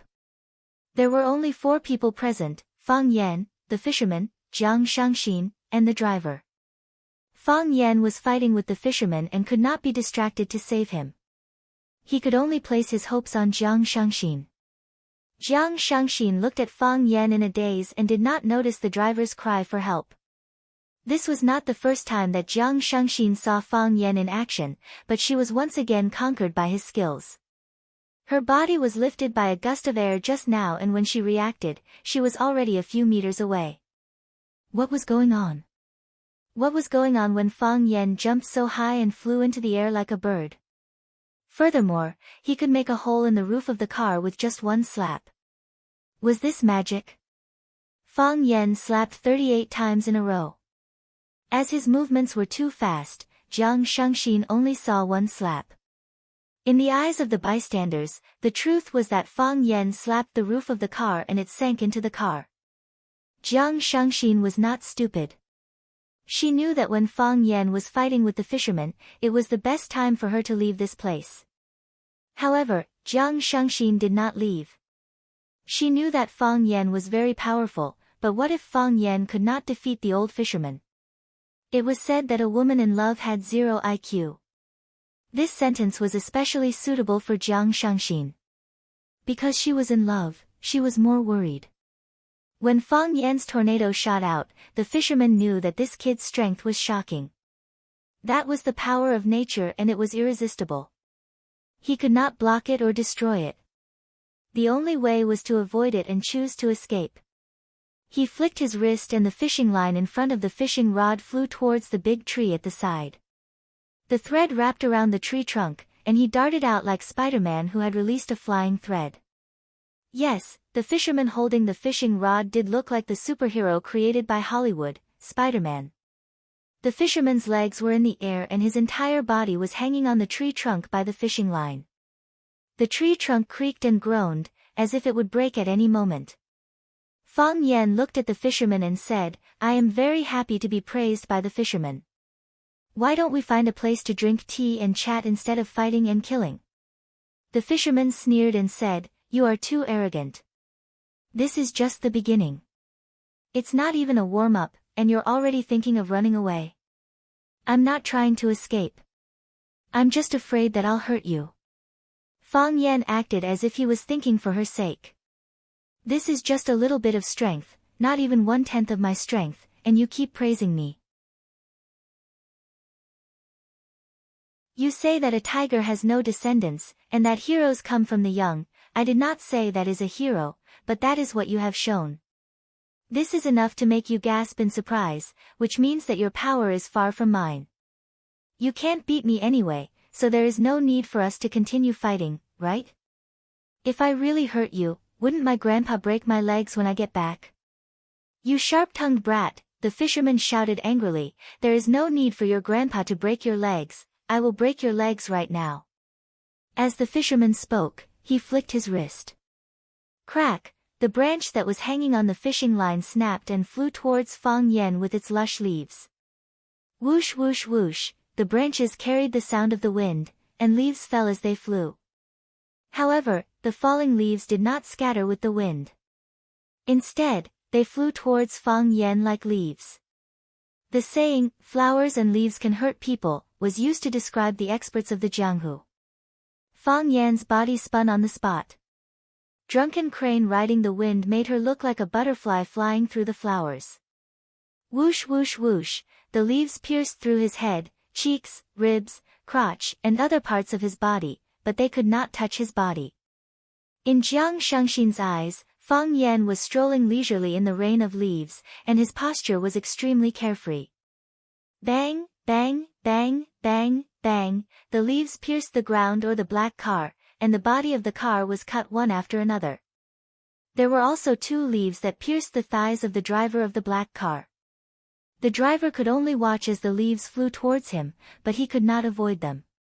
He could only scream in pain again and again. The most terrible thing was the thick tree trunk that was thrown over by the silver line. They came crashing towards Fang Yan's head, as if they were attacking indiscriminately. Fang Yan did not avoid them, and his body rushed straight towards the tree trunk.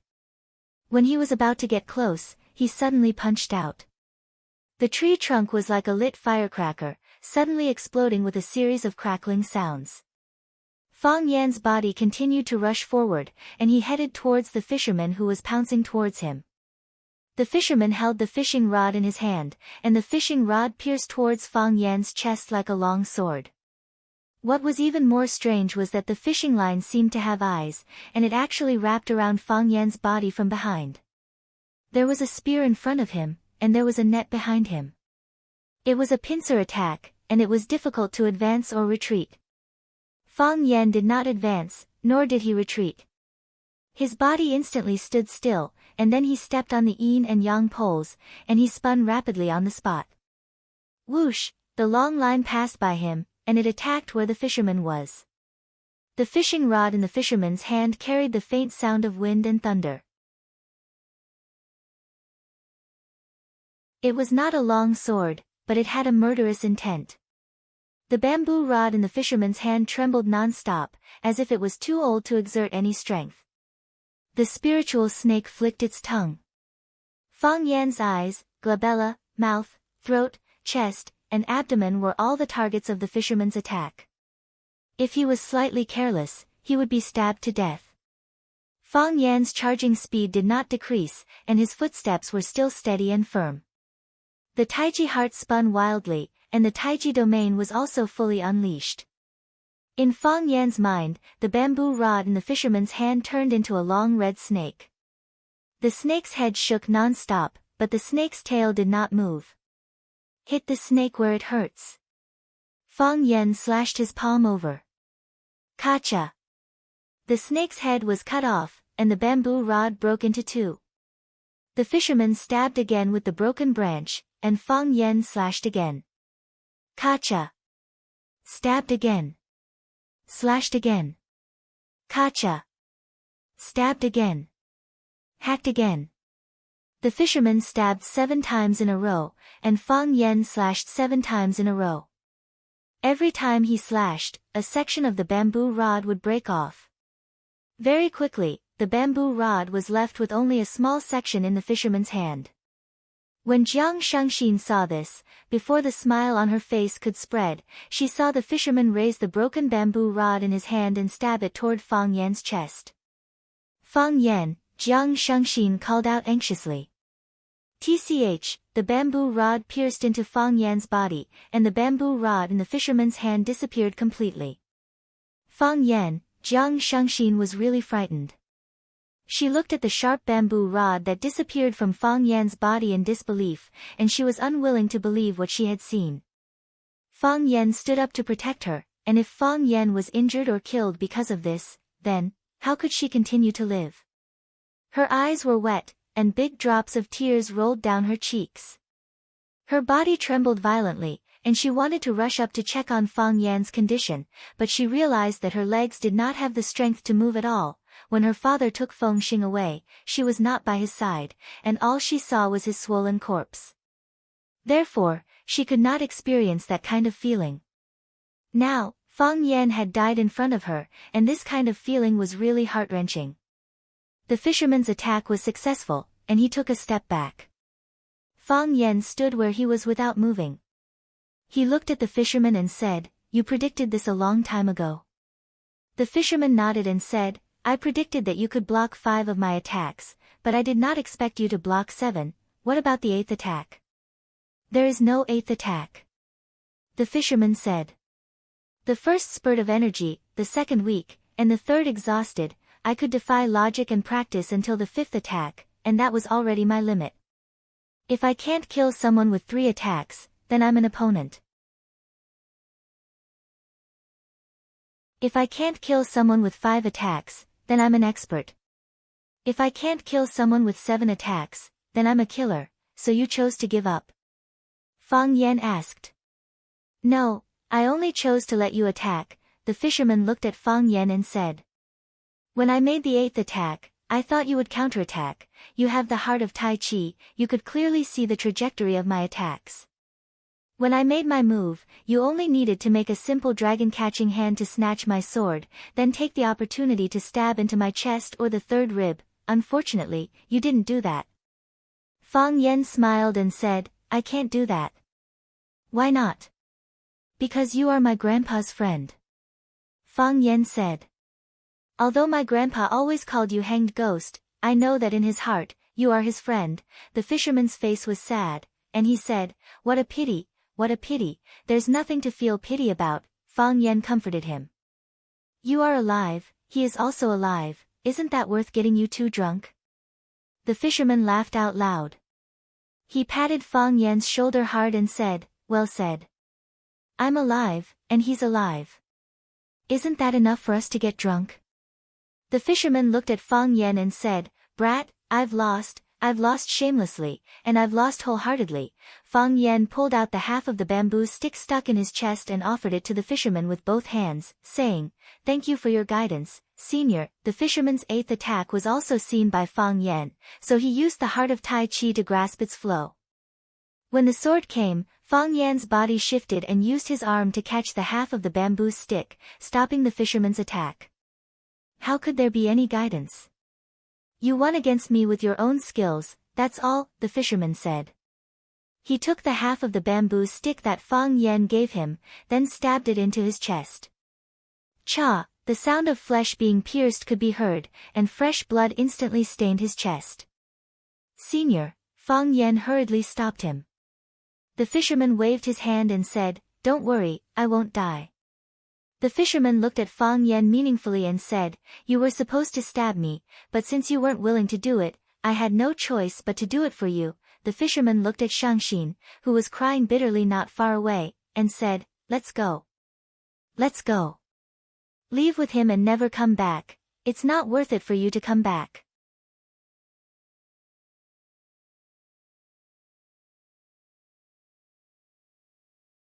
Chapter 560.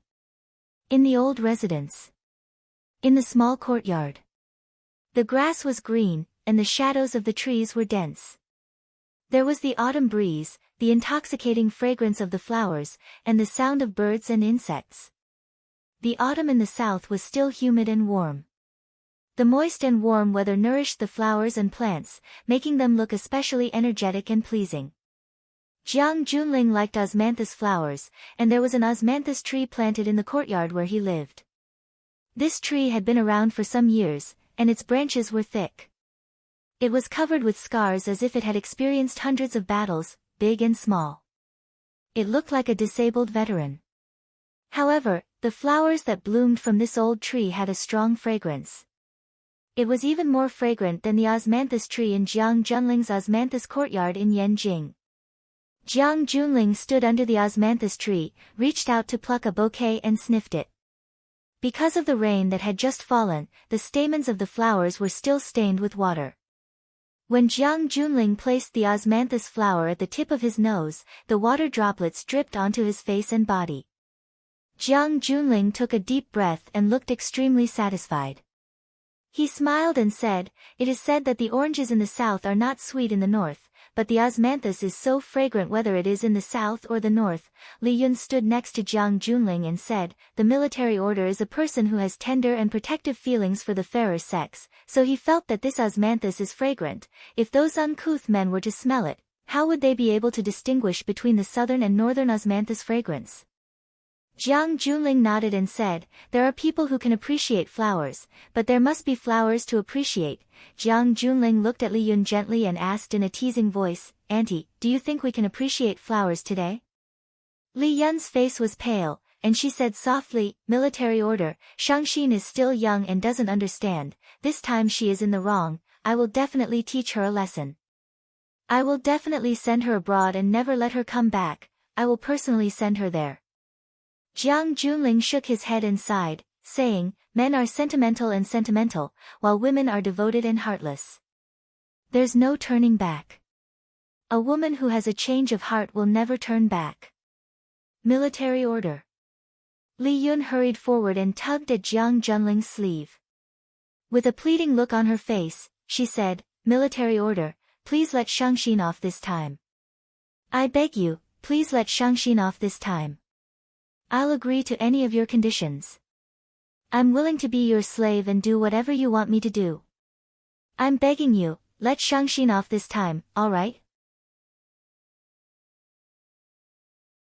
Jiang Junling reached out his hand to caress Li Yun's worried face, and softly said, "Auntie, you are a good woman, but you fell into the hands of a man like fourth uncle. This is fate's injustice to you, and the Jiang family has let you down. So, fate and the Jiang family want to give you some compensation. Thus, you are now in control of the best business of the generals, and you have become a strong woman who is admired and sought after by countless people. Dazzling and glorious. Auntie, you are also a capable woman. Your capabilities make it hard for others to bear to hurt you even the slightest bit. This is also the reason why I agreed to you sending Shangxin overseas. Because I know that you only have this one daughter by your side. Both of you depend on each other for survival, and your relationship is something that I want to protect. So, no matter how much Shangxin angers or hurts me, I won't stoop to her level for your sake. You are right, she is still a child, and she doesn't know any better. But Auntie, there must be a limit to everything." Jiang Junling's fingers slid downwards, caressing Li Yun's face, neck, and finally stopping at her chest. Li Yun's body trembled violently, but she gritted her teeth and stood there with her chest out, allowing Jiang Junling to do whatever he wanted. "I should stop now that I'm here," Jiang Junling said. He reached out and rubbed the soft flesh on Shangxin's chest gently, saying, "If I continue, I will be crossing the line." Jiang Junling pulled his hand away from Li Yun's chest and said with a cold expression, "How can you cross the line?" Military order. At this moment, the wooden door of the courtyard was pushed open from the outside. The fisherman walked in with his hand on his chest, which was bleeding profusely. Half of his body was already stained red with blood. The two old men who were focused on playing chess on the eaves of the courtyard glanced in their direction, but immediately looked away. It was as if nothing in this world was more important than playing chess. Jiang Junling walked over quickly, looked at the fisherman with concern, and asked, "How did you get hurt so badly?" He then shouted at the man in black at the door, "Why are you standing there? hurry up and bandage the priest's wound." The group of people started to get busy, but the fisherman looked at Jiang Junling apologetically and said, "Eldest young master, I've disappointed you. I wasn't able to help you bring him back." Li Yun was slightly happy, but when she saw that Jiang Junling was looking at her from the corner of his eye, she quickly kept her thoughts to herself. "You're already injured to this extent, why do you still need to bring him back?" Jiang Junling smiled and comforted her. "Don't worry, just focus on recuperating. We'll go and find him after you've recovered." "I wasn't injured by anyone," the fisherman said. "Then how did you get injured?" "I injured myself," the fisherman said honestly. Jiang Junling's face turned gloomy, and a murderous look flashed across his eyes.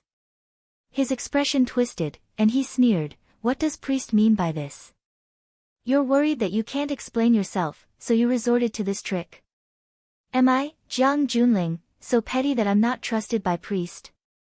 "Eldest young master, you've misunderstood," the fisherman said.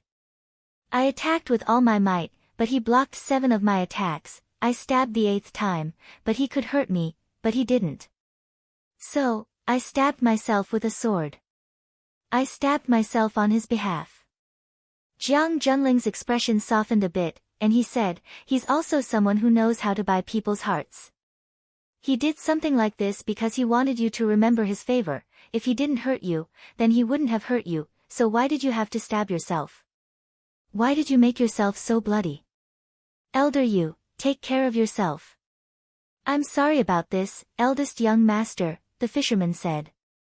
"Violated the vow we made back then." Jiang Junling waved his hand, and said, "I didn't save your family to make you work for me. I told you a long time ago that if you wanted to, you could stay by my side and help me. If you didn't want to, you could always go back and live out your remaining years. Why would I hold on to such a small matter from back then? Not to mention, I'm in the wrong here. I know your relationship with the Fang family, but I still asked you to go out and bring people. Isn't that putting you in a difficult position?" "Eldest young master," Jiang Junling waved his hand and said, "All right, that's enough.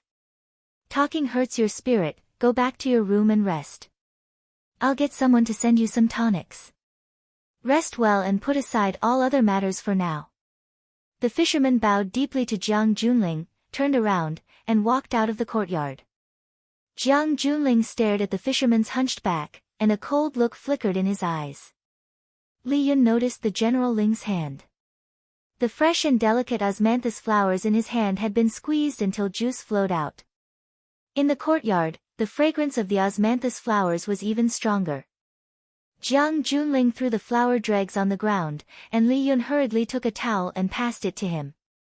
Jiang Junling wiped his hands and walked toward the house. He said, "Give Jiang Shangxin a call, and say that you're being held captive." "Military order." Jiang Junling suddenly turned around, smiled, and said, "You're not lying, I'm indeed prepared to do that." Fang Yan didn't bring Jiang Shangxin back to Lu Chaoga's villa. Although Lu Chaoga was full of sympathy for Jiang Shangxin's encounter, and she was also part of the reason why Fang Yan chased after someone with a speeding car early in the morning, the woman in the family was a tiger. One mountain couldn't accommodate 2 tigers, unless one was a male and the other was a female. Lu Chaoga wouldn't like Jiang Shangxin's arrival, nor would she like the arrival of any other woman. That was Lu Chaoga's home, and she was the absolute ruler of that family. She wouldn't wish for another person to challenge her authority. Just like how no woman would wish for her authority to be challenged by an outsider.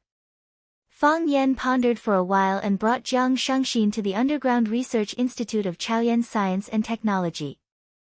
This was a place that was both familiar and unfamiliar at the same time. Ever since he came here once 3 years ago, Fang Yan hadn't been here again. It was still the same inconspicuous signboard, the same inconspicuous courtyard, and the same small gray building.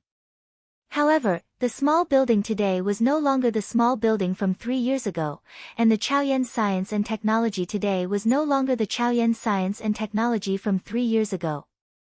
3 years ago, Chaoyan Science and Technology had just started. When Lu Chaoga said that she wanted to build a business empire for Fang Yan, it was like a laughing stock. However, 3 years later, with the help of the Rubik's Cube technology, Chaoyan Science and Technology's products were sold all over the country and even the world. Chaoyan Science and Technology's little flame had become one of the most valuable trademarks in Huaxia. The current Chaoyan Science and Technology was a business empire, and it was also a giant aircraft carrier that was hard to ignore. Jiang Junling was guarding Huacheng, but it was difficult for him to achieve anything. How much power did Chaoyan exert behind the scenes? Chaoyan had adopted a defensive measure that was loose on the outside but tight on the inside. There were only 2 men guarding the security booth at the entrance, but a violent force could be felt from inside the small courtyard. Fang Yan could sense the presence of those people, just as they could sense his arrival. Not only that, if there was a particularly dangerous enemy, the entire small courtyard would be enveloped by electric fences. No one could even think of escaping from the courtyard. The Qin family had attached enough importance to Chaoyan Science and Technology and had equipped them with their most advanced technology and defensive measures. Because they had informed Lu Chaoga in advance, the 2 of them didn't encounter any obstruction when they entered. Other than confirming their identities at the entrance of the security booth. It was also the first time that Jiang Shangxin had come to the Chaoyan Research Institute. She sized up the legendary small courtyard with a face full of curiosity and said, "So this is the most mysterious underground research institute of Chaoyan Science and Technology. Aren't you afraid that I'll reveal the secret of this place by bringing me in?" Fang Yan looked at her with a smile and said, "Then just take it that I'm blind."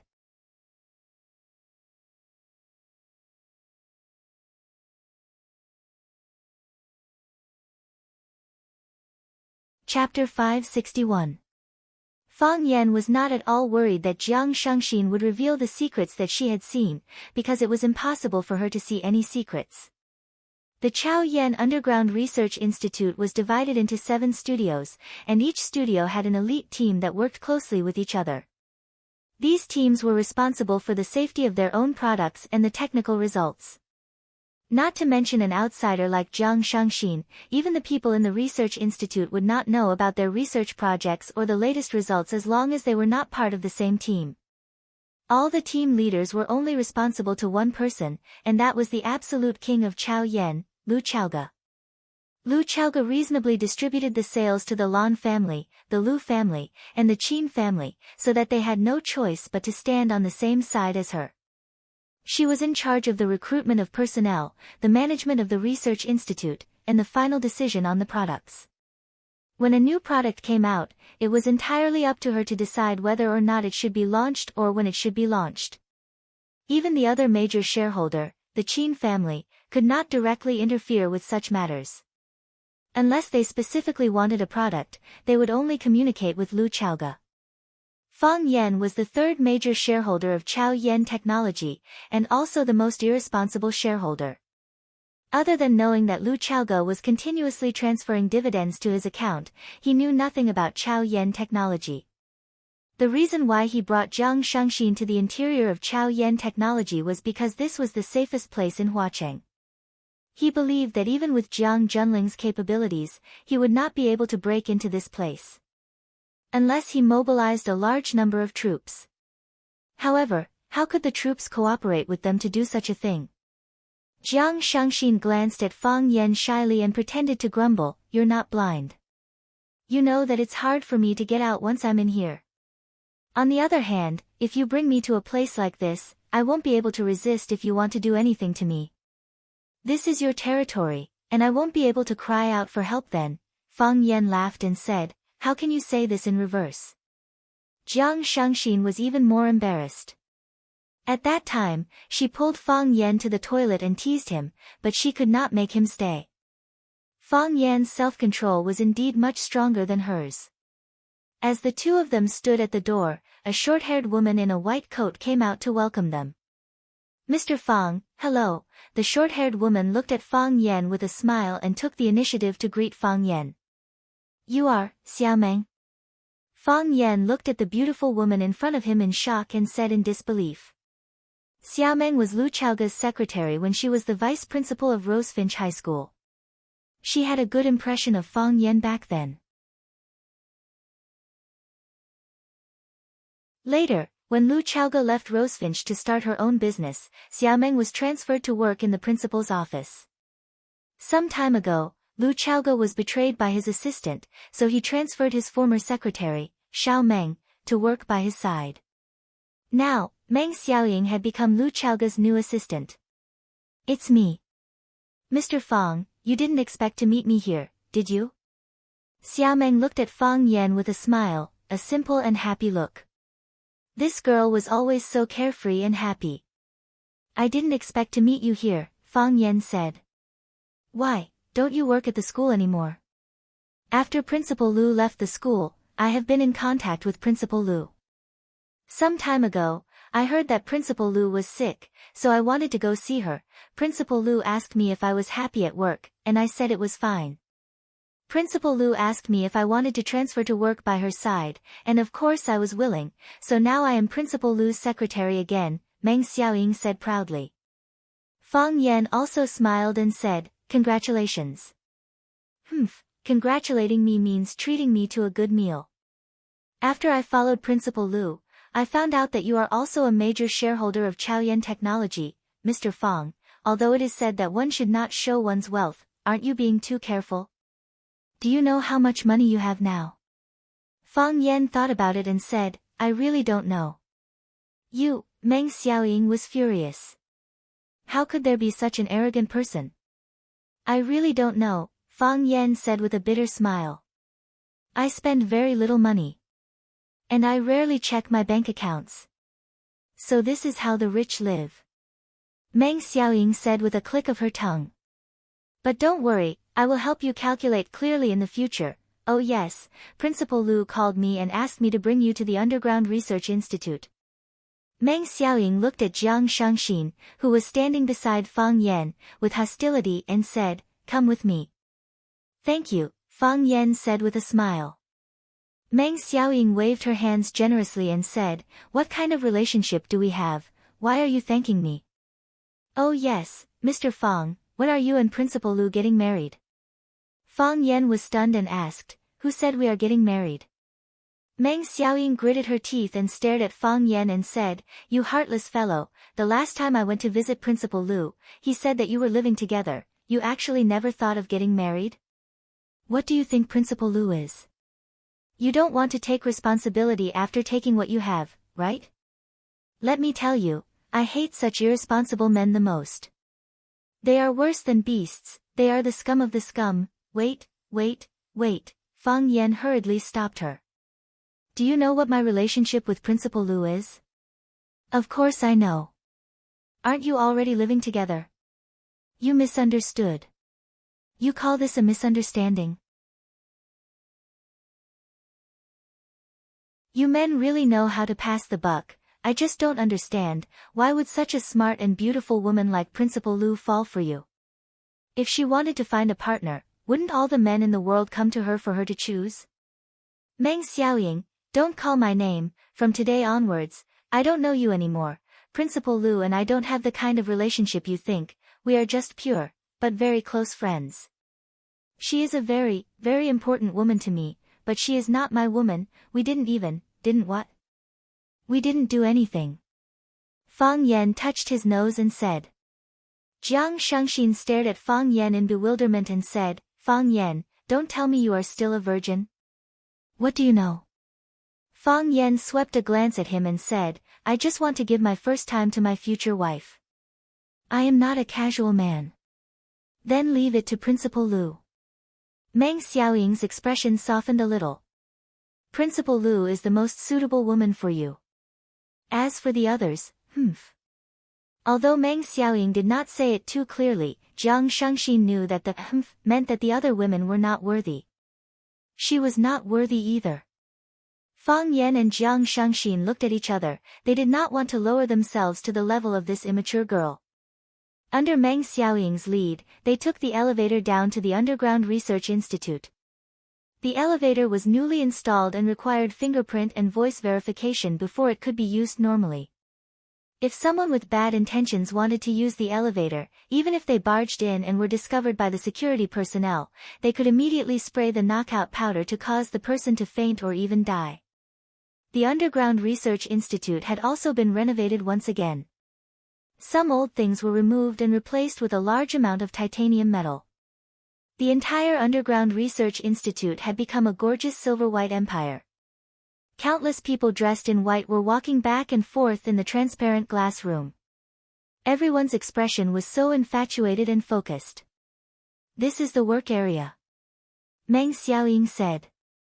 Meng Xiaoying led Fang Yan and Jiang Shangxin through an alloy door and arrived at the resting area of the Underground Research Institute. Although they were underground, they could not feel the pollution of the air. The air and water that had been filtered by 13 air filtration nets was fresher and more delicious than the air outside.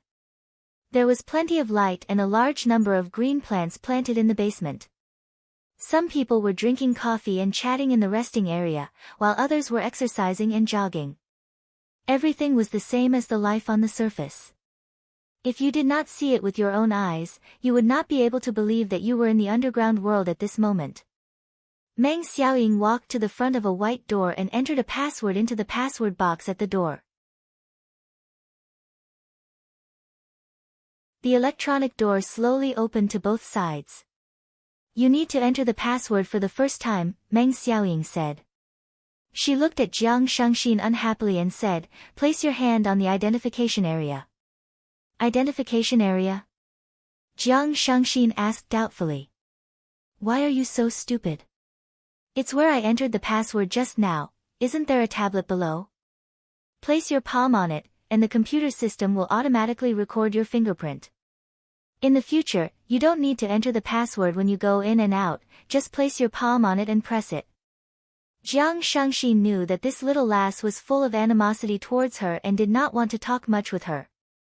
She placed her palm on the tablet to record it. "Recording successful." A mechanical voice sounded from the computer. Meng Xiaoying took the lead and entered the room. She introduced and said, "This is a room for engineers. All the settings are ready. You cannot purchase anything outside, but you can make a list of the things you need and hand it to our procurement staff." "Thank you," Jiang Shangxin said. The layout of the room was one bedroom and one living room. The room was very big, and so was the living room. It was mainly white, with some light green and yellow furniture complementing it. The overall layout was very cozy. This couldn't be compared to the house that Jiang Shangxin usually stayed in. However, they were in trouble now, and their lives were on the line. It wasn't the time to be picky. Meng Xiaoying looked at Fang Yan and said, "Mr. Fang, this is your first time here, right? Do you want me to bring you around?" "No need." Fang Yan rejected her. "I still have some things to say to Miss Jiang." Meng Xiaoying said helplessly, "Then I'll go and pour you a cup of coffee, remember not to close the door." Fang Yan really wanted to knock her head. What is this little girl thinking in her head? She thought that they were going to have sex in this enclosed space. When he thought of the words dry firewood and blazing fire, he took another look at his surroundings. When he saw Shangxin, who was more beautiful than a flower, standing panting in front of him, Fang Yan suddenly felt that Meng Xiaoying's worries were not unfounded.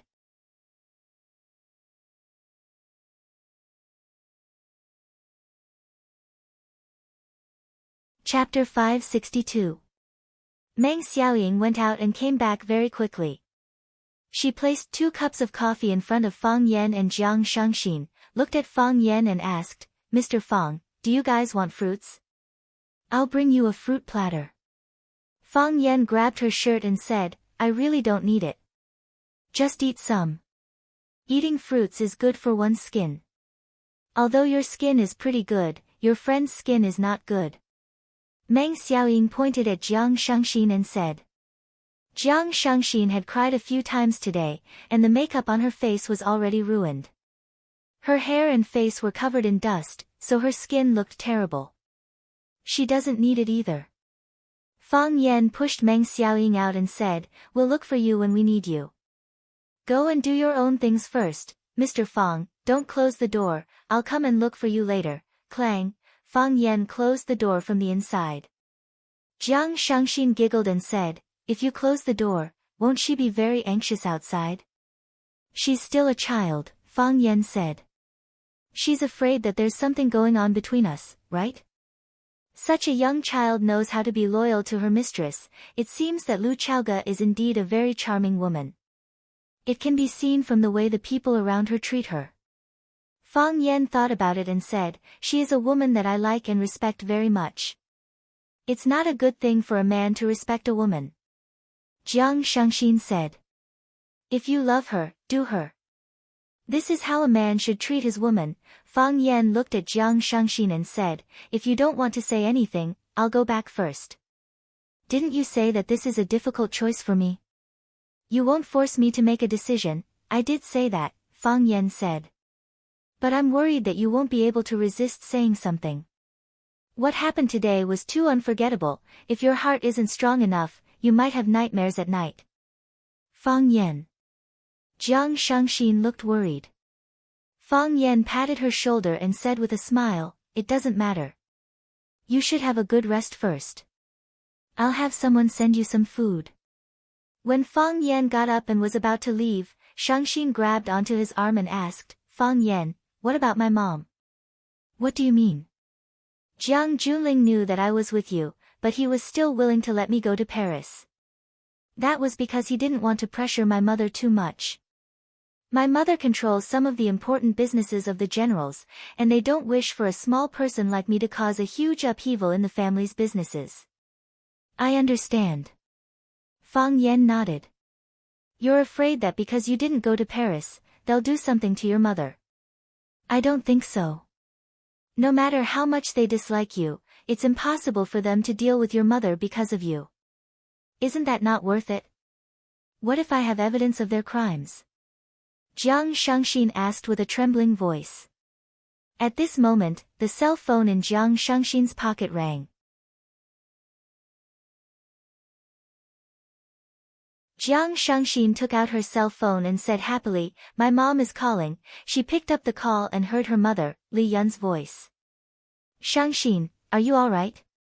"Mom, I'm fine." Jiang Shangxin's eyes turned moist again. "Mom, I'm sorry, you have nothing to do with me. Take care of yourself." "Mom, are you all right?" "I'm fine." Li Yun replied. "What can happen to me?" "All right, I'll stop talking. I'm hanging up." Jiang Shangxin wanted to say something else, but the line was already busy. Fang Yan said with a grave expression, "Your mom is in danger. She didn't even ask where I was. She didn't ask because she didn't want others to know. But, they still did something to my mom." Jiang Shangxin said anxiously. "Fang Yan, can you help me save her? Don't be anxious." Fang Yan said. "I have the evidence of their crimes. As long as you haven't used it or they don't know that you have used it, your mom is safe." "Fang Yan, I don't know who else I can rely on now. Even my mom is under their control. The only person I can trust now is you." Jiang Shangxin took off her left earring and passed it to Fang Yan. "There is an encrypted chip in it. Jiang Zhuliu's criminal records are in it." Fang Yan didn't take the earring from her and said, "If I take the earring away now, you will definitely feel insecure. I'll leave the earring with you first. I'll look for you when I need it. But, can I take a look at the contents?" "Sure." Jiang Shangxin said. "But you need a computer." Fang Yan went out and called Meng Xiaoying over, asking her to prepare a computer. Meng Xiaoying saw the serious expression on Fang Yan's face. This time, she didn't say anything and hurried out to get the things that Fang Yan needed. Fang Yan pushed Meng Xiaoying out of the room again and closed the metal door. He took out the chip from the earring and inserted it into a special card slot. Then, he inserted the card slot into the computer and pressed the play button. Ding! The play failed. "I need a password," Jiang Shangxin said. FY123456. FY is the initials of your name. They can't possibly know that I will use your name to set up the password. Even if they get the chip, they can't open it. Fang Yan nodded and entered the verification number in the password box. Jiang Shangxin turned her face away with reddened eyes when she saw what Fang Yan did. She didn't want to look at the contents again. It was too cruel to herself every time. After a short buffer, the video popped up. Then, the sound of the wind came from the speakers. It was the sound of the sea breeze. Then, a face appeared. It was Jiang Fengxing's face. The scene that followed was clear and unfamiliar. Such a scene was completely within Fang Yan's prediction, or rather, within Fang Yan's imagination. This is the content that I edited. Jiang Shangxin said in a hoarse voice. How did you get it? Fang Yan asked. That day, he told me that he was going to fetch my father. I helped him prepare his clothes and tie. I cut off one of the buttons on his shirt and sewed the one with the camera function on. It was at his collar area, Jiang Shangxin said. Did you already suspect him at that time? Fang Yan asked. Who can people like us really trust? Jiang Shangxin had a bitter smile on her face. At that time, I still had hopes for him. I wanted him to be my man and my husband. Even if they had 10,000 reasons to do so, he should reject me. I could accept that it was anyone, but I couldn't accept that it was him. When I saw my father's swollen body, I knew what they had done to it. At that time, I didn't want to believe it, or maybe I was subconsciously looking for reasons to absolve them. When I cut off that button from his body, when I saw the video from the beginning to the end, I knew what kind of man I had married. He wasn't a human, he was a ferocious wolf, a beast, a devil. I hated him and was afraid of him. I didn't dare to get close to him. I didn't want to share a bed with him. I didn't even want to see his face that always pretended to be affectionate. I was willing to sleep with any man in the world, but I wasn't willing to have any intimate actions with him. He was the most disgusting man in the world. Jiang Shangxin's voice became louder and louder, and her emotions became more and more agitated. Her face was pale and embarrassed, and her body was trembling slightly. This was a feeling of extreme hatred and extreme fear. When a woman married a man, it was the biggest gamble in her life. Someone won the gamble and she married a prince who treated her like a princess. Someone lost the gamble and she married a devil who ate people's hearts and livers. Fang Yan patted Jiang Shangxin's shoulder gently and said, evil people get what they deserve. Isn't the retribution already here? Jiang Shangxin took out a tissue to wipe her eyes and said, yes, I must let them receive their retribution. Fang Yan took out the card slot and inserted the chip back into Jiang Shangxin's earring. He thoughtfully put the earring on Jiang Shangxin's ear and asked, do they know about the existence of this thing?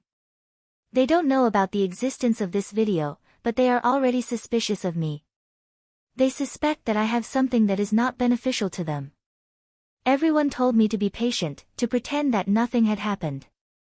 Even my mother said the same thing.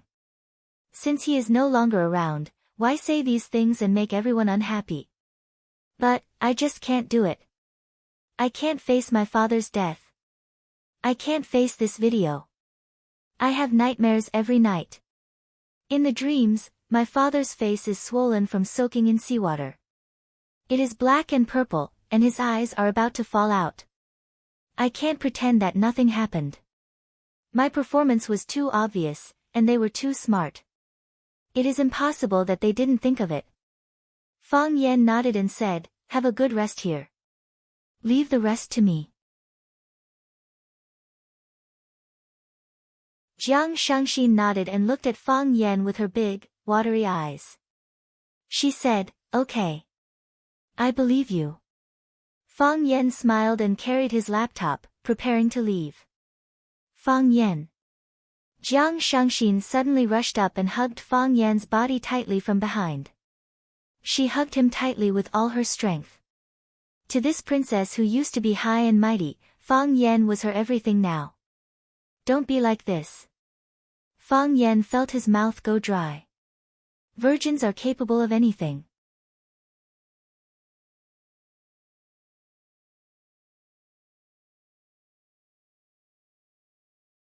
Chapter 563. When Fang Yan walked out, Meng Xiaoying was still waiting at the door. "It's over already?" Meng Xiaoying asked. Fang Yan flicked her forehead and said, "What does a child know? Help me take care of her, I still have things to take care of." "Don't worry, I won't let her starve," Meng Xiaoying said impatiently.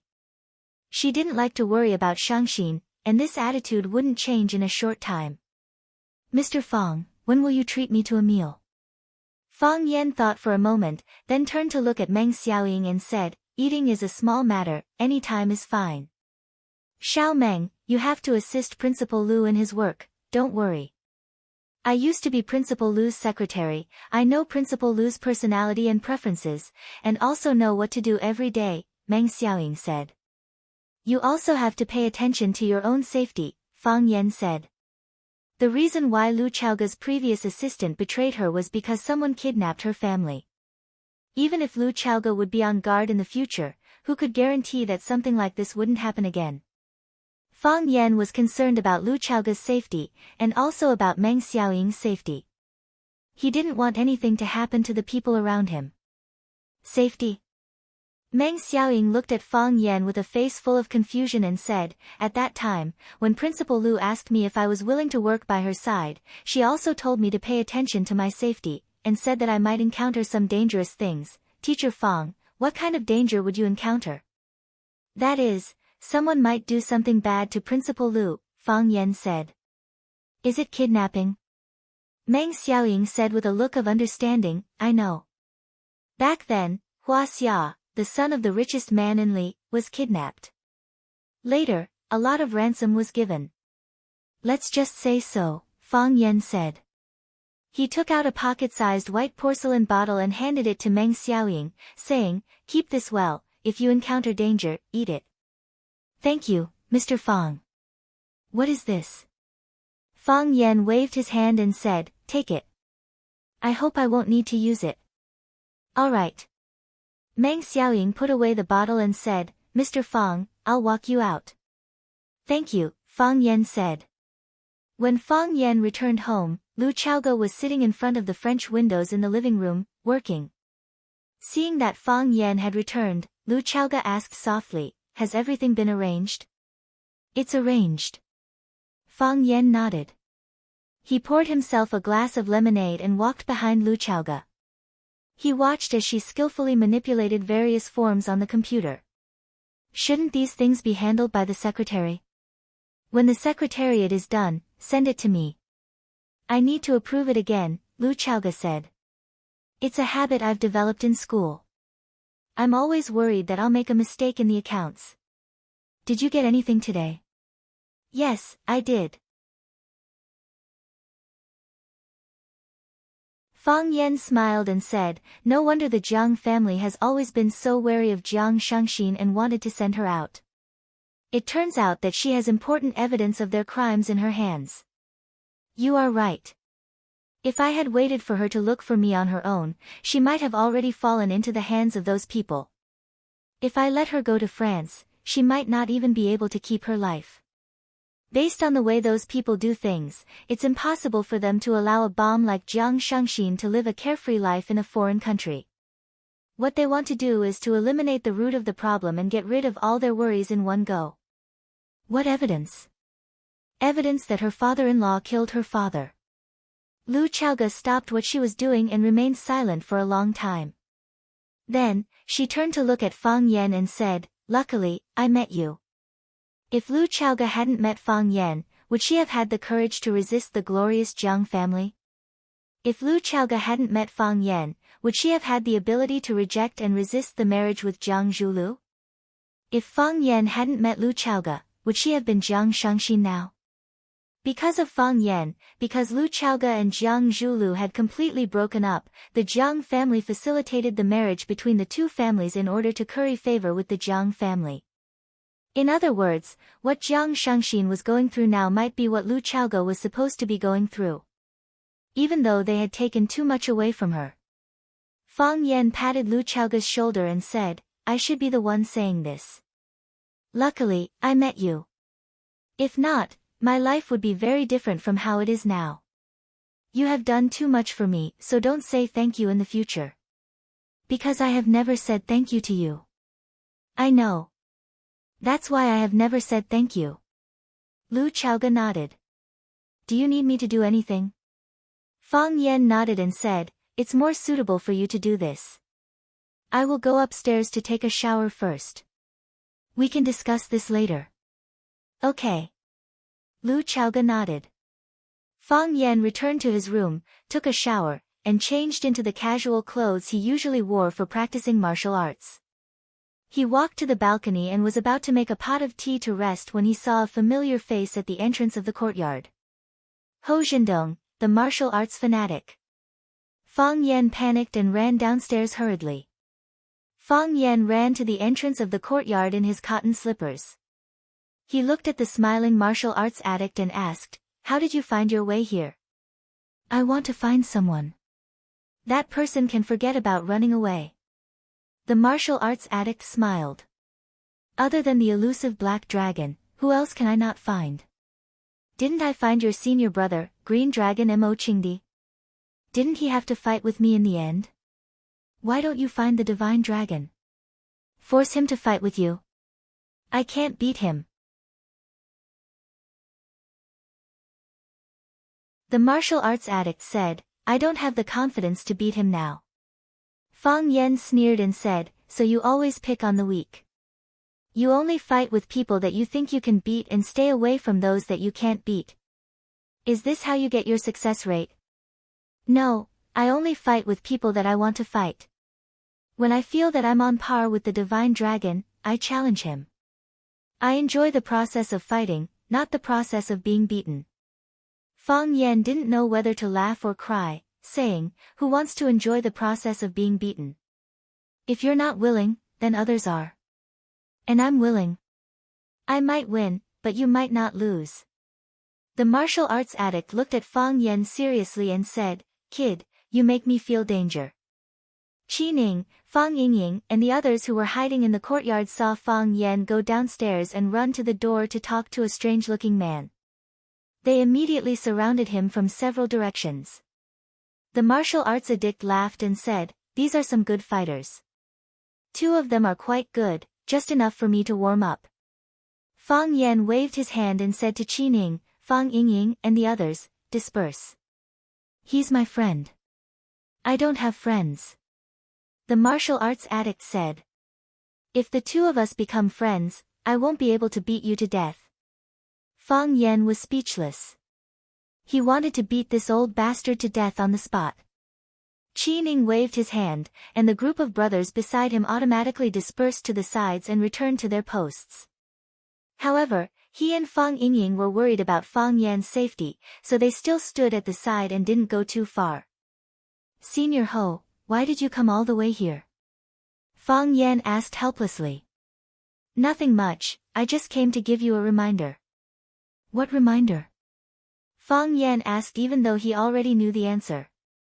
He really didn't want to waste time on pointless fighting and killing. He was a pacifist.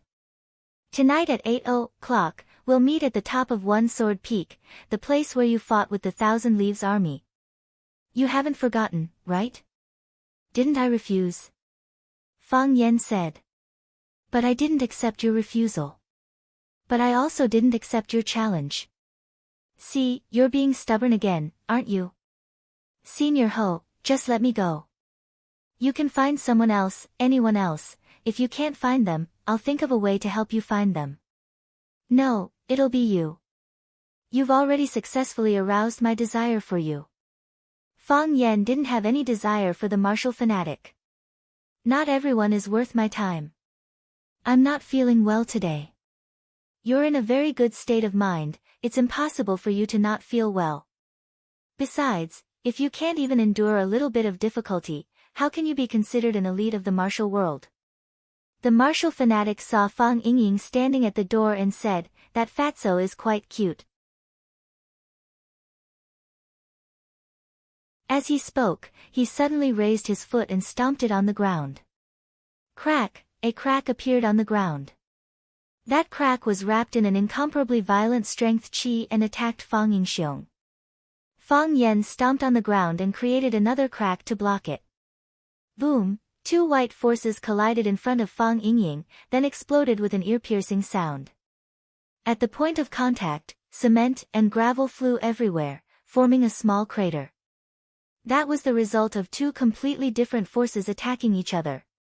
Qi Ning stared at the crack on the ground with a surprised expression, feeling that the scene in front of him went against everything he knew. What is this? Could it be that what he's come into contact with is just the tip of the iceberg, and the true martial arts of the martial world, is this kind of move that kills people without a trace? Fang Yingying froze for a moment, then cursed loudly, pointing at the martial fanatic and roared, "You old bastard, are you jealous of my handsome appearance, so you immediately used a killing move to take this young master's life? Fortunately, this junior martial uncle is quick-witted, otherwise this young master would have been killed by you. Where did this ugly monster come from? What's so great about knowing a little bit of martial arts? Do you dare to fight me, the junior martial uncle, for 300 rounds? Watch me, the junior martial uncle, skin you alive, pull out your tendons, and let you die without a burial ground." The martial fanatic sneered and said, "That's exactly what I'm planning to do." Fang Yingying pointed at the martial fanatic and laughed, saying, "Junior martial uncle, this ugly monster wants to challenge you. Don't hold back, beat him until even his mother can't recognize him." Fang Yan stared deeply at Fang Yingying and said, "The ugly monster you're talking about is one of Hua Xia's 7 fanatics, the martial fanatic."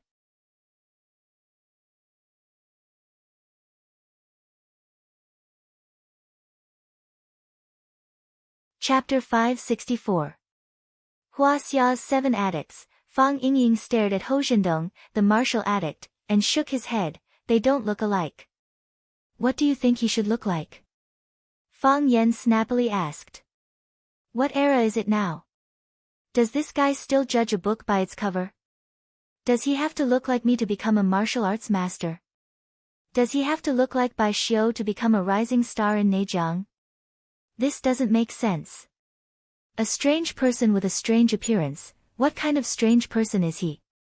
He's Hua Xia's 7 addicts, a legendary figure. Even if he's not as handsome and elegant as junior martial uncle, there's no need to look like an overfed middle-aged uncle. I can't accept it, I can't accept it at all. We, the people of the Appearance Association, have a strict and persistent pursuit of beauty. We like all beautiful things, like handsome men and beautiful women. The martial addict in my heart is not like this." Fang Yan couldn't understand. How could Fang Yingying so easily say something like, "We in the Appearance Association"? Does he not look at himself in the mirror? If he did, how could he live such a carefree, innocent, lively, and simple-minded life?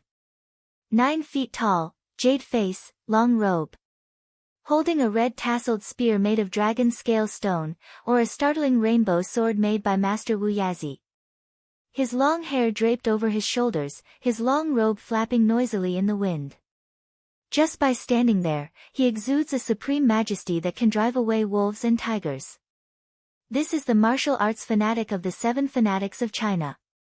Fang Yingying looked at Hou Zhendong with a wronged expression, feeling like his idol had been shattered. How can he be like this? How can he be like this? Is he worthy of the title martial addict?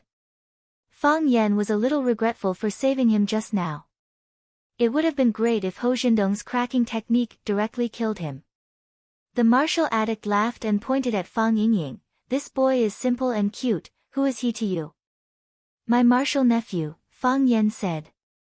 "Martial nephew?" The martial addict asked in confusion. "Who is your master?" "Azure Dragon, don't underestimate your enemy." "What a pity," the martial addict sighed and looked at Fang Yingying as if he was looking at a 1,000-year-old treasure. "It's not a pity, it's not a pity." Fang Yan hurriedly said, "Senior, if you like it, feel free to take it away. I can still make the decision on this matter. I only hope that Senior doesn't find trouble with me and I will be eternally grateful. A gentleman doesn't take what others like." The martial addict declined. "Not good. Not good at all. No one likes him, you can just take him." Fang Yan said with endless hidden bitterness. "Besides, what kind of gentleman are you? The martial addict stared at Fang Yan with a strange smile and said, "You have insulted me. All the more reason for you to accept my challenge, Fang Yan boy. Tonight at 8:00 at the summit of the One-Sword Mountain, I will fight you to the death." "Senior, don't be like this. Aren't you forcing us to buy and sell? If you still feel angry, you can scold me again, then it's settled." The martial addict Ho Jindong interrupted Fang Yan, looked at Fang Yan and said, "Boy, if you don't come tonight, my cracking turtle technique won't only be used on that little fatso." His line of sight passed through the door and looked at Lu Chaoga, who was standing under the eaves of the corridor, looking outside. He said, "Hiding a beauty in a golden house, what a heavenly life. But, if the beauty gets hurt by someone, it wouldn't be pretty, would it? Is this a threat?" "Think what you want," the martial addict casually said. He put his hands in his pockets and staggered outside like a loafer. He was even singing some strange lyrics, persuading the king to drink wine and listen to the song of Yu Yu, dispelling the king's sorrows and dancing. Ing Qin's tyranny broke the country, heroes rose up to fight. Since ancient times, the saying doesn't lie. Success or failure, rise or fall in a split second. How about drinking wine and listening to the military report? Fang Yan listened carefully. It was a passage from Farewell My Concubine. Fang Yan spat on the ground. How unlucky. Fang Yingying and Qin Ning walked in front of Fang Yan. Fang Yingying asked, "Junior martial uncle, is he really a martial addict?" Fang Yan used the tip of his foot to point at the crack on the ground and said, "Do you think a person can make the ground shake like this just by stomping their feet?" "Then why do you want me to go with him?" Fang Yingying angrily asked. "I'm not afraid of a godlike opponent, but I'm afraid of a pig-like teammate. He's been pestering me for a long time, wanting me to fight with him. I've rejected him so many times, but you're the one who messed things up. If you go with him, it'll save me a lot of trouble." "Junior martial uncle, why don't you want to fight with him?" Fang Yingying asked. "Why should I fight with him?" Fang Yan asked in return. "Isn't it natural for us martial artists to spar and learn from each other to improve together?" Fang Yingying asked. "Let go of victory and defeat, let go of honor and disgrace, don't be arrogant if you win, don't be angry if you lose, isn't that what we should do?" Fang Yan looked at Fang Yingying with a surprised expression and said, "I didn't think you could say something like that, you've really matured a lot. How about, you go and fight with the martial addict for me tonight?" Fang Yingying desperately shook his chubby head, saying, No, I can't. If I go, I'll be beaten half to death by the martial addict. At that time, I'll be losing face for Shifu and junior martial uncle. Didn't you say to let go of victory and defeat, honor and disgrace? Now you're afraid of losing face. I'm asking others to let go. Don't those old monks always ask others to let go, while I'm sitting in the heart of Buddha? Qin Ning stared at the martial addict's back for a long time, then asked, "Is this the strongest expert of the martial world?" "You can say so." Fang Yan smiled and said, "The martial addict, one of the 7 addicts of Hua Xia. If he wasn't obsessed with martial arts, how could he obtain such a title?" Qin Ning sighed deeply, saying, "The road ahead is long." Fang Yan patted his shoulder, saying, "We will continue to search from top to bottom. There are no cliffs in the path of martial arts, let's cherish it as we go." When Fang Yan returned to the courtyard, Lu Chaoga showed a worried expression and asked, "Are you all right?" "I'm fine." Fang Yan smiled and said. "An old friend, he came here to find me for a fight, but I refused." Lu Chaoga nodded, then softly asked, "What do you want to eat?" "I'll cook." Because there were often street racers racing on Single Sword Mountain, 2 years ago, there was an extremely serious traffic accident. 2 luxury cars collided at the same time at a curve and rolled into a cliff by the side of the road, destroying the cars and killing the people inside. Because the cars caught fire and exploded in the process of falling off the cliff, when the rescue team found the wreckage of the cars, the people inside the cars had already been burnt to a crisp. The owners of the 2 luxury cars both had powerful backgrounds, so when their relatives cried bitterly, they naturally vented their anger on the administrative department of Flower City.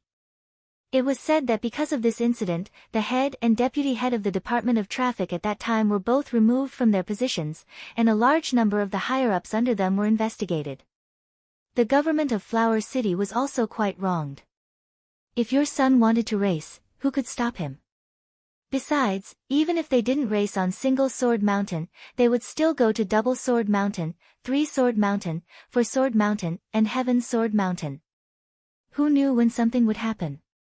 In order to vent their anger, the government of Flower City ordered people to set up several huge stone roadblocks at the entrance of the mountain. Cars couldn't be driven up, so anyone who wanted to go up the mountain could only walk. Who did Single Sword Mountain offend? This method was indeed barbaric and effective. Single Sword Mountain's racing program every night was cancelled, and those street racers went to harm other cities and mountains. The Volkswagen stopped at the foot of the mountain, and Fang Yan opened the door and got out. After the Snake Lord parked the car, he quietly followed behind Fang Yan. His walking posture was very strange. He always touched the ground with his toes first, and his heels almost didn't touch the ground. Because of this, he almost didn't make any sound when he walked. He was like a venomous snake slithering in the grass. You don't have to follow me, Fang Yan said without turning his head. The Snake Lord didn't reply. His figure flashed and disappeared into the grass behind Fang Yan. The Snake Lord should live in the dark like a snake. When he discovered the enemy, he should suddenly jump out and give the enemy a fatal blow. Fang Yan still decided to accept the challenge of the martial arts fanatic. It wasn't for winning or losing, and he wasn't worried about honor or disgrace. That was completely bullshit. He was here to win. Who didn't want to win? He understood the martial arts fanatic. Since the martial arts fanatic was a fanatic, it proved that he was willing to do anything for the sake of martial arts. When he took the boat down the Pearl River, he used the witness to test his strength. When he said that it would be harmful to Lu Chaoga, he wasn't just saying it. Fang Yan wasn't afraid of the martial arts fanatic, but he was afraid of trouble. He didn't want the martial arts fanatic to follow him like a ghost, and there was no better way to solve it other than to beat him down and make him surrender. Fang Yan sneaked out, and didn't let Fang Yingying and Qi Ning know. In order not to worry Lu Chaoga, he didn't even drive the BMW at home. Fang Yan was very familiar with the destination, so he passed through the dark mountain forest with ease. 3 years ago, he fought with the Japanese sword god, Chiba Bin, at the top of the One-Sword Peak. That battle made him famous in Jianghu, and it also changed his relationship with Chiba Bin, who was both an enemy and a friend. However, he didn't expect that Chiba Bin would choose to end his life in such a decisive way. He chose to leave when he was at the peak of his martial arts, and became a god in the eyes of the Japanese swordsmen. For 3 years, Fang Yan hadn't been here. However, he didn't forget this place at all. When Fang Yan arrived at the top of the One-Sword Peak, a man in a black robe was already standing there with a smile, like an uncle next door who came out for a stroll after a meal.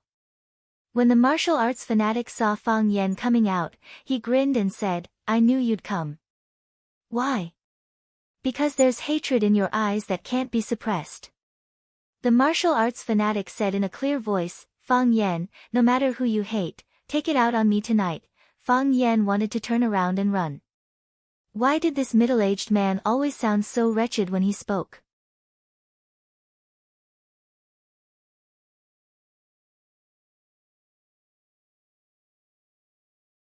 Chapter 565. Tonight, I will vent all my hatred on you. Who are you? Are you a beauty? Fang Yan only wanted to say one word to the martial fanatic, dream on. Fang Yan had fought against the Japanese sword god, and when the battle was about to end, he suffered a tragic attack.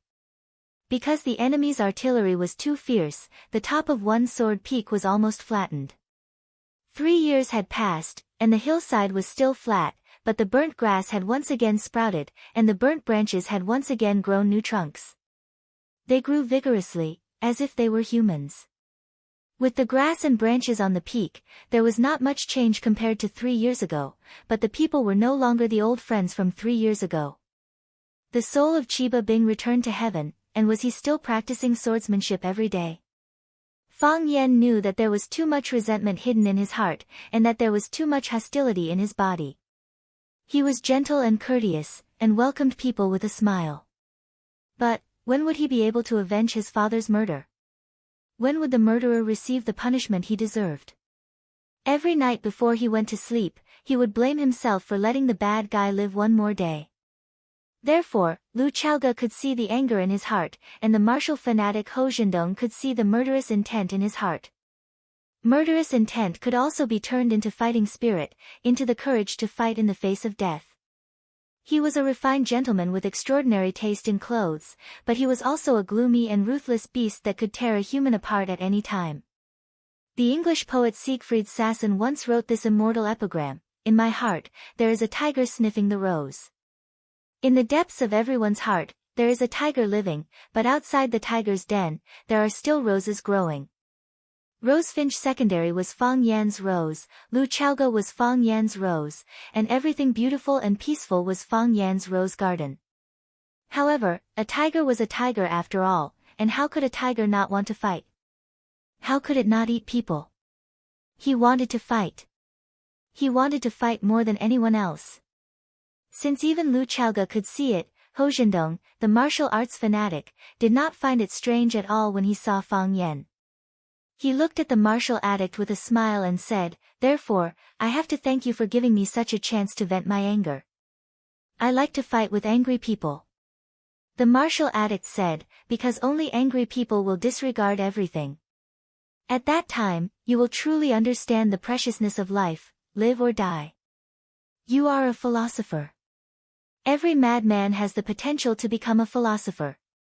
Those who like me call me martial fanatic, and those who don't like me call me martial madman," martial fanatic said with a smile. He glanced around and said, "It's dark and there are only a few spectators." There was no heated discussion in the city, no tens of thousands of people watching, no cheers, and no applause. Compared to the battle between you and the Japanese sword god Chiba 3 years ago, it was too simple and shabby. Do you feel very disappointed? I'm a warrior, not an actor, Fang Yan said. The fewer the people, the better, that way we can fight to our heart's content. That's exactly what I want. The martial addict clapped. Fighting is a matter between two people, what's the point of having a bunch of useless people chatter on the side? Before the martial addict finished, he raised his right foot and stomped down on a rock on the ground. Bam! The top of the hard rock was stomped into a deep groove, the rock inside the groove had already turned to dust when he exerted force. Rumble, a strong airflow gushed out and headed in Fang Yan's direction. Wherever the air current passed, a deep crack appeared. The grass and rocks that came into contact with the air current either broke in half or crumbled into pieces. As if the air current had eyes, it followed the direction where Fang Yan was standing. As Fang Yan retreated, it continued to chase. As Fang Yan continued to retreat, it continued to chase. The air current was strong and fierce, as if there was no end to it. As Fang Yan took a step to the side, the martial addict stomped his foot. A second powerful air current shamelessly rushed towards him. Chi chi chi, the air current screeched, giving off the sound of a sharp blade cutting through flesh. Rumble, it was as if there was a fire dragon flying underground, tearing holes in the hard ground one after another. Fang Yan had nowhere to hide. As he retreated, he pushed off the ground with the tip of his toes and leaped into the air. The martial addict was overjoyed, shouting, "Brat, you've been tricked." While saying so, he punched with both fists. Boom boom boom, the martial addict threw over a dozen punches in a single breath. A dozen blades of air appeared in the sky. The dozen blades of air were raised up high, as if a dozen giants were controlling them, giving off a blinding light in the darkness of the night. They either slashed horizontally or vertically, forming an impenetrable wall of lightning. Like a thunderbolt, it flew towards Fang Yan, even the air itself was being burned by it. Cracking cart. The air current was like a tortoise's shell, creating countless cracks. Every crack carried a powerful force that attacked all the creatures the cracks could reach. What was different was that the patterns on the tortoise's back were messy and there were many of them.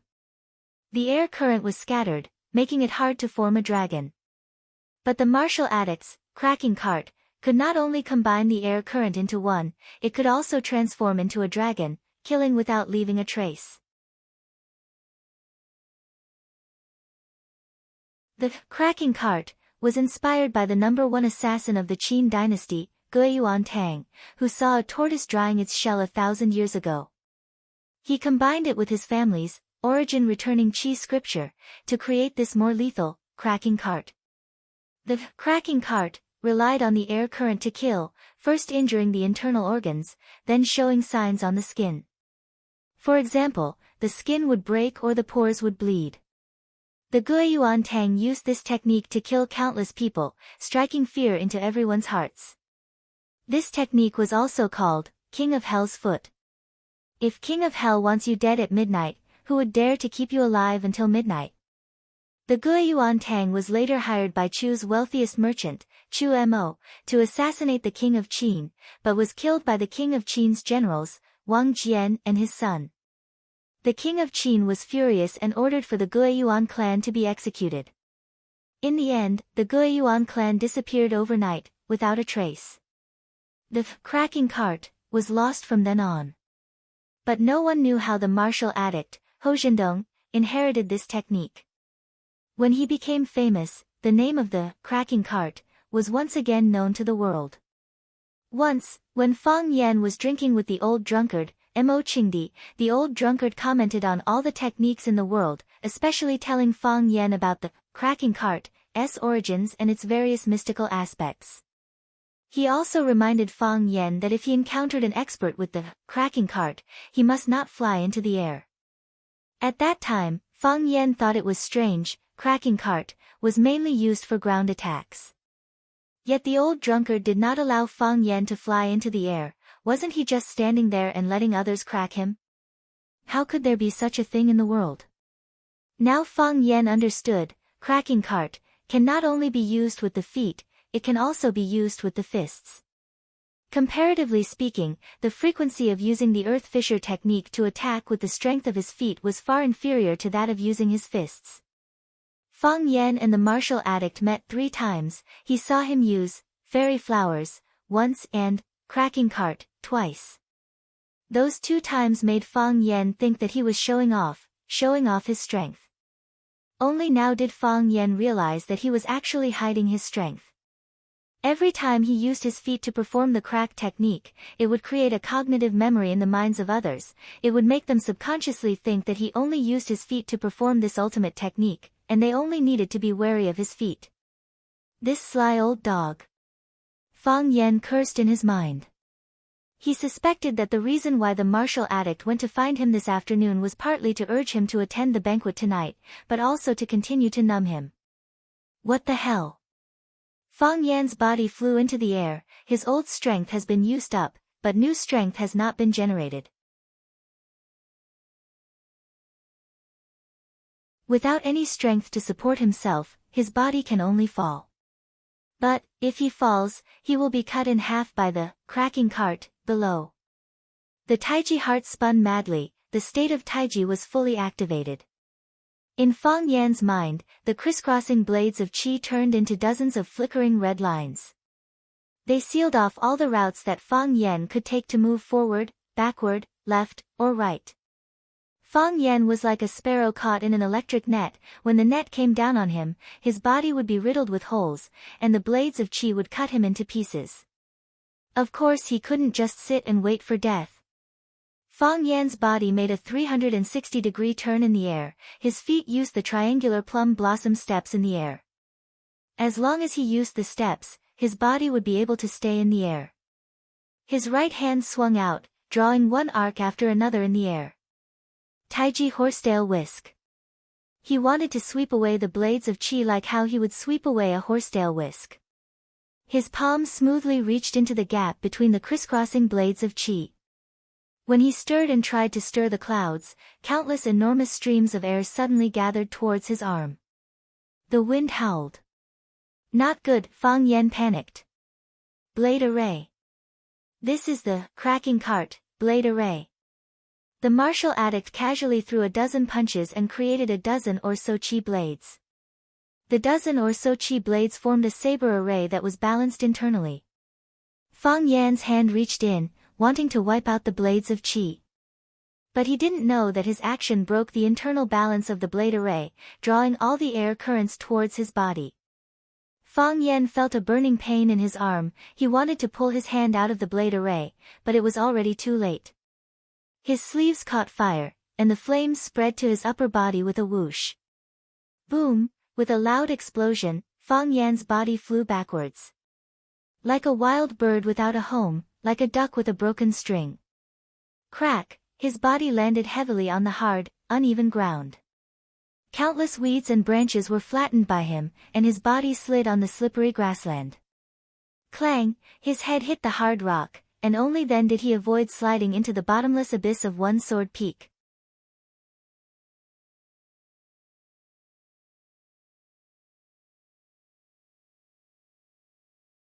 Chapter 566. There was no moon in the sky, but there was a star in the distant sky. The star was sitting in the corner of the dark sky, lonely like the Snake Lord at this time. The Snake Lord was lying on a flat rock, looking at the star in boredom. Because apart from that star, he really did not know what else to see. The mountain was black, the trees were black, everything in front of him was black. The Snake Lord actually liked colors. Even when he raised snakes, he liked to raise those colorful poisonous snakes, such as dark red or purple. Because his sister said that the poisonous snakes of that color looked very naughty. Yes, naughty. Although he didn't know what naughty was. Maybe it was naughty when he came back from the mountain and walked into his dilapidated courtyard, when his sister suddenly jumped from behind and blindfolded him to let him guess who she was. Other than that, he really didn't know what other people and things around him were related to these two words. His life was boring and monotonous, and the only color was his sister. Unfortunately, where was she now? The Snake Lord didn't go to see the duel between Fang Yan and the martial arts addict, even though he was very interested in it. However, since Fang Yan didn't let him follow, and since he felt that he should hide in the dark and become a poisonous snake that could jump out at any time to devour those conspirators and evildoers, then he would be a poisonous snake dutifully. Who asked him to lose an eye? Who asked him to hold on to his snake eye? The Snake Lord felt very lonely.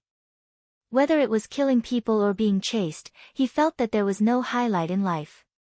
Sister, he missed his sister very much. He and his sister often didn't talk for a whole day, but as long as he could see her, he felt that life was very full and perfect. Crack, crack, the sound of something rubbing against the grass reached his ears. Was it a rabbit that accidentally broke in, or a gray bird that liked to get close to people and cause trouble, or his old friend, a bamboo snake? The Snake Lord listened carefully and then confirmed one thing: it was a poisonous snake, because he smelled the unique cool stench of a poisonous snake. And the rhythm of its movement was exactly the same as the way a poisonous snake moved when it swung its tail. Whoosh! A green striped object leaped up and pounced towards his face. The Snake Lord lay there motionless. He didn't dodge or even reach out to grab the Snake Lord. Sure enough, this was the most commonly seen bamboo snake in the forest. Agile and slightly poisonous. Once the poisonous fangs are pulled out, they can become an edible delicacy. Of course, the Snake King never ate snakes. Just like how humans don't eat humans. He was the king of snakes. How could he eat his own people? The Snake Lord could see the bamboo snake's body, the outline of its head, its cold eyes, and its slightly open mouth. The Snake Lord opened his mouth. When the bamboo snake saw a hole to crawl into, it immediately rushed towards the Snake Lord's slightly opened mouth. Ka! The Snake Lord closed his mouth. Then, the head of the bamboo leaf snake was swallowed into his mouth, and its tail struggled desperately outside his mouth. His teeth just happened to bite on the bamboo leaf's 7 inches. He didn't use any strength to avoid biting off the head of the bamboo leaf snake. He was not careless either, in case the bamboo leaf snake suddenly escaped or burrowed into his stomach. Just the right amount of force. Slap, slap, slap, the snake swung its body with all its might. Its tail slapped the snake lord's face, forehead, and body again and again. It felt fear. The aura of this person made it feel close and dangerous. The snake lord still lay there motionlessly, letting the bamboo leaf snake hit him. He liked this game. He used to play it when he was with his sister. At this moment, the faint starlight overhead was covered, and a black figure appeared on the big rock that the snake lord was lying on. The snake lord stared at the black shadow in front of him. Because he was so obsessed, he forgot that there was a bamboo leaf snake in his mouth. Whoosh, the bamboo leaf snake exerted force and smoothly burrowed into the snake lord's stomach through his throat. The snake lord was still unmoved. He stared at the black shadow as if he was possessed. The long black hair, the thin cheeks, and the pupils that were brighter than the stars in the sky. There was also the crescent mark on her forehead. When she first started raising snakes, a poisonous snake jumped out of its nest and bit her between the eyebrows. In a panic, she stretched out her hand to pull the snake's tail out. In the end, she tore off a piece of flesh between her eyebrows. This incident had always troubled him, and he felt very guilty about his sister. If he hadn't been so reckless, his sister would have been even more beautiful. Of course, his sister was now like a fairy. "Sister?" the snake lord asked in a hoarse voice. His eyes were wet, and his throat was blocked. He was like a child who had been wronged and didn't know how to complain to his elders. Although he was his sister's brother, it was always the older brother who took care of his sister in daily life. "You still like to play this game?" the black shadow said softly. "I like it," the snake lord said. "I only know how to play this game. Every time I miss you, I play this game. I was the one who let that snake out, and here I was wondering why it was so bold. Normal poisonous snakes wouldn't dare to come close to me," the snake lord said with a proud expression. "I've met Shifu, he personally crowned me as the new snake lord. When you weren't here, I was already a true snake lord. You've already been a true snake lord," the black shadow said. "In my heart, you've always been the best snake breeder. It's not the same." "This is not the same," the snake lord shook his head.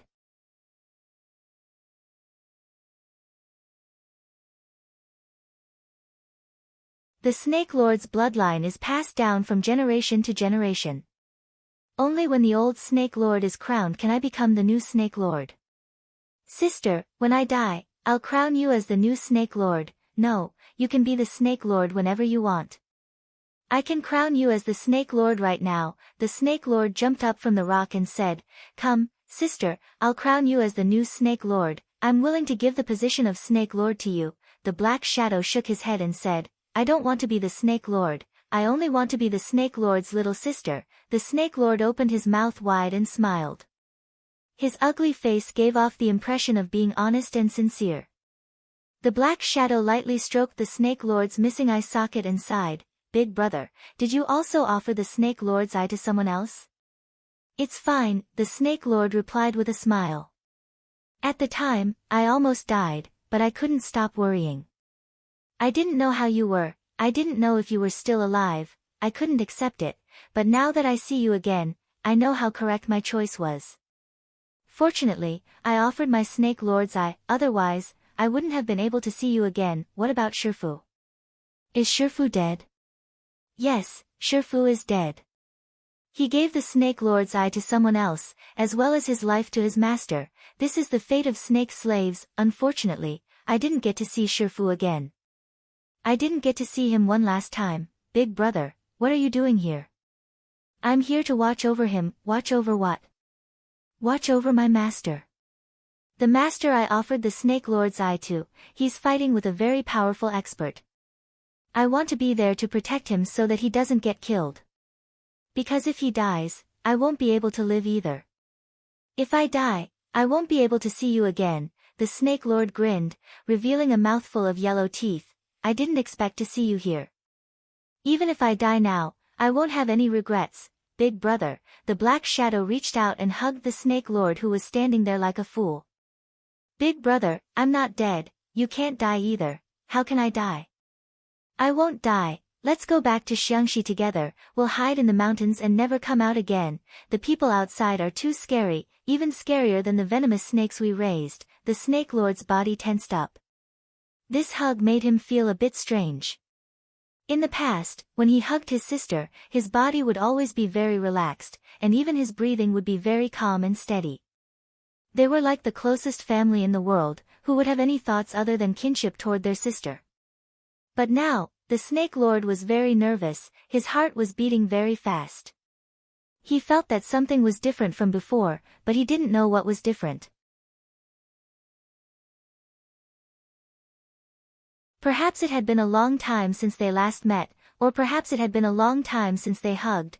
The Snake Lord seemed to have remembered something and asked, "Right, little sister, are you all right? Did they make things difficult for you? How did you escape?" "I'm fine," the black shadow said. "Big Brother, I'm fine, I'm living very well, that's good." The Snake Lord grinned like a big toad that was moving its mouth. "It's good that you're fine, little sister. It's good that you're fine. Hurry up and go back. Go back immediately." "Big Brother, I can't go back, why can't you go back?" the Snake Lord asked. "Hurry up and go back. Go back to Xiangxi and wait for me there.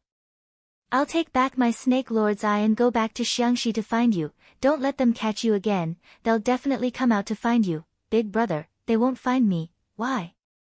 "Because, in a place where the Snake Lord couldn't see, a silver poisonous needle appeared between the black shadow's fingers." The black shadow hugged the Snake Lord tightly with one arm, while the other hand stabbed the needle into the Snake Lord's neck. The Snake Lord's body trembled violently, then his consciousness became hazy. His body softly lay in the black shadow's arms, trying to open his eyes, but his eyelids were trembling, and he couldn't do anything. He really wanted to open his eyes to take a good look at his sister, to see this unbelievable scene, because he used too much strength, blood seeped out of his eyes. "Little sister," he called out weakly.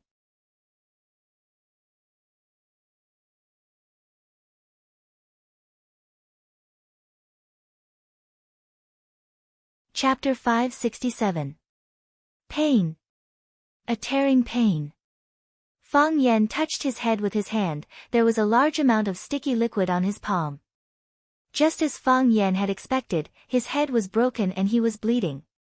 Smart people were cool like this, everything was within their calculations. Including being beaten like a dog. Fang Yan quickly touched his face again, the red liquid on his hands stained his face. This made it impossible for him to tell if his face was injured or not. "I hope I'm not disfigured," Fang Yan prayed in his heart. He supported himself with one hand, and his body leaped straight into the air. When he fell, he was already on his toes. Ho Zhendong, the martial fanatic, did not follow up with another attack, he stood still and looked at Fang Yan, saying, "Kid, you're too careless." Fang Yan nodded, saying, "Indeed, I was too careless. You're very strong, much stronger than I thought." The martial fanatic smiled, saying, "You're not weak either. To be able to take a fatal blow from my saber array without losing an arm or a leg, you can be considered one of the top figures of the younger generation. A man who can fight against Mo Qingdi the Azure Dragon, how could he be a simple man?" The martial fanatic's smile froze, he angrily said, "Bastard kid, what are you saying? Are you praising me or insulting me? What do you mean by a man who can fight against Mo Qingdi the Azure Dragon, how could he be a simple man? Mo Qingdi and I are of the same generation, we're opponents of the same level. Why is it that fighting against him is a great honor? Heroes are gone, masters are hard to find, do you understand this feeling?" "I do." Fang Yan nodded. "Otherwise, you wouldn't have come to find me. You sure know how to flatter yourself." The martial fanatic smiled, "My cracking technique is not bad, right? The first time I met you, you broke my fairy offering flower, so I wanted to make you suffer. The next few times I met you, I wanted to drag you into a pit. Every time I use my feet, I'll make you lose your ability to judge. You'll think that I only know how to use my feet. I didn't expect you to fall for it. You're not as smart as that little girl said. Little girl? Fang Yan was stunned. The martial addict looked at Fang Yan with a resentful expression and said, "You're really cruel and unscrupulous. You've forgotten the old one after you got a new one. The first time we met, you were drinking tea with the girl at the tea house by the Pearl River. It's only been a few days. When I went to look for you today, you were with another girl. Has your conscience been eaten by a dog? Why do you always have such exquisite beauties around you? Where did you find it?" The topic of the martial addict jumped so fast that even Fang Yan found it hard to resist. The martial addict waved his hand dismissively and said, "Living people want to live. I've been obsessed with martial arts for my entire life, and for me, martial arts are the sexiest women. Since you've enjoyed the pleasures of love, then let me also enjoy this boundless spring." You can't help but admire some people's language skills. No matter how serious the topic was, when it came out of his mouth, it always made people feel like he had a vulgar and obscene temperament. While Fang Yan was still thinking about what to say to pull this bad atmosphere back to the right path, the martial addict was already very impatient. He didn't seem to take any action, but he lifted his right foot and stomped down.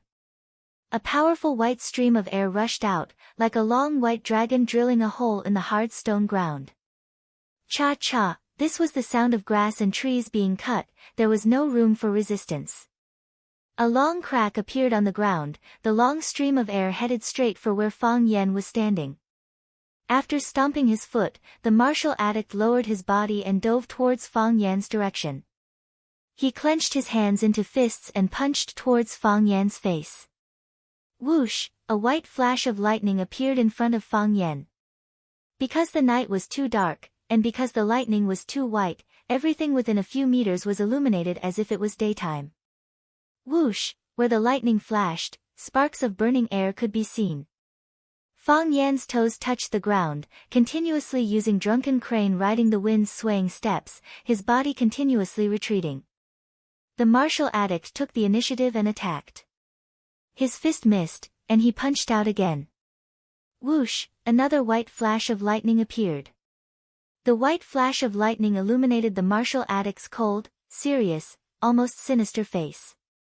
When the martial addict was fighting seriously, he wasn't handsome, but he gave off a masculine vibe. Strange, why would I have such a thought? Fang Yan thought in annoyance. He felt that he had been led astray by the martial addict, and could no longer be a decent handsome man. Fang Yan still used drunken crane riding the wind to dodge, and used unintentional to deal with intentional. The key to drunken crane riding the wind was that as long as it felt the airflow, it would dodge in the opposite direction. Every punch and kick that others threw out was like a gust of wind to him. Good wind, help me ascend to the clouds. Fang Yan couldn't ascend to the clouds, so he continued to move quickly at the top of Solitary Sword Peak. The martial addict's attacks had already formed a formation, and his fists formed a formation. Countless white airflow and lightning exploded in front of him, and countless stars appeared in the air and were destroyed. As a result, his life was short.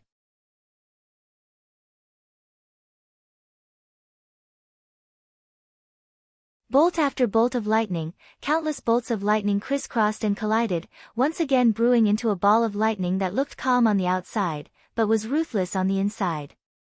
Once it exploded, it could tear a person to pieces.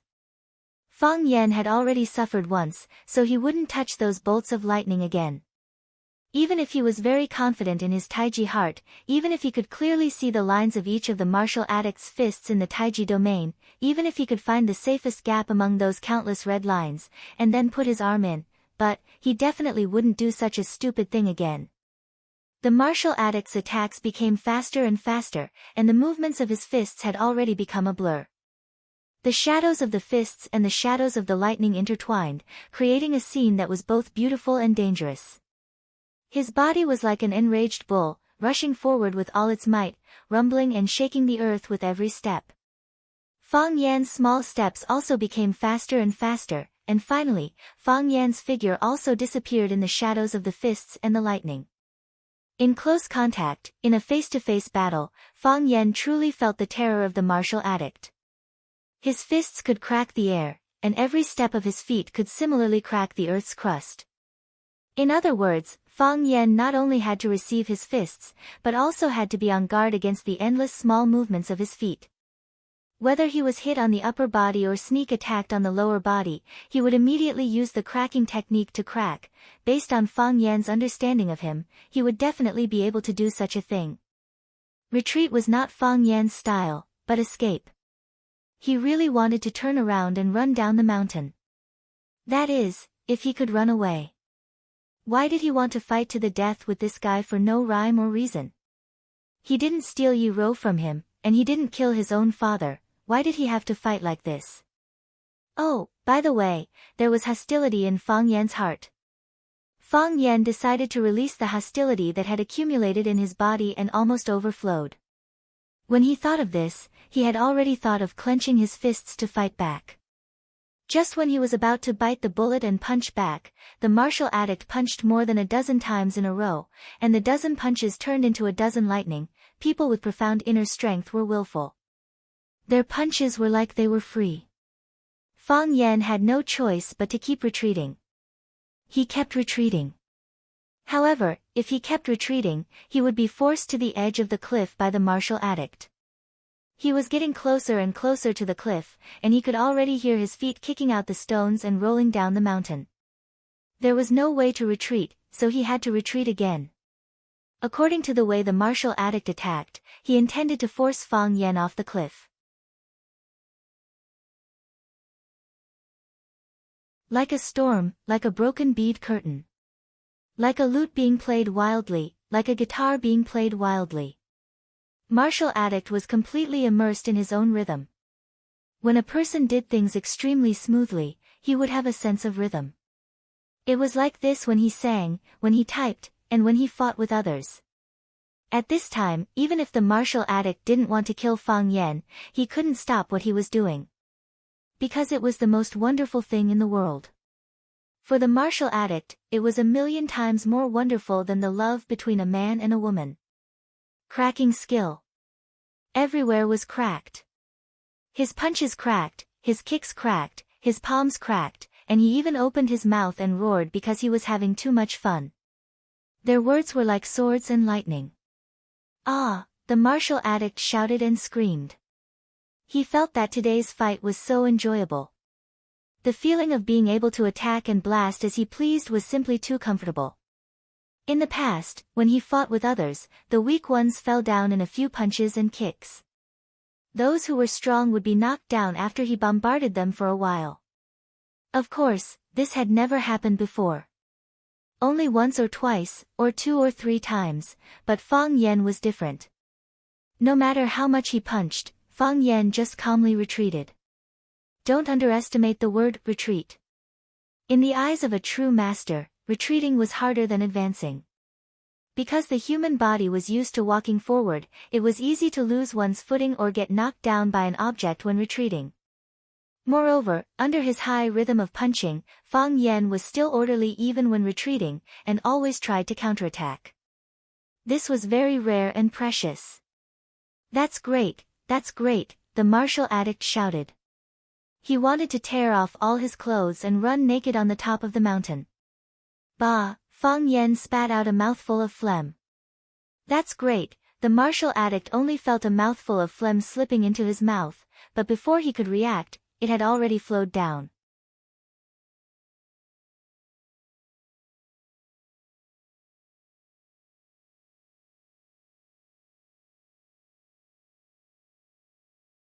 Chapter 568.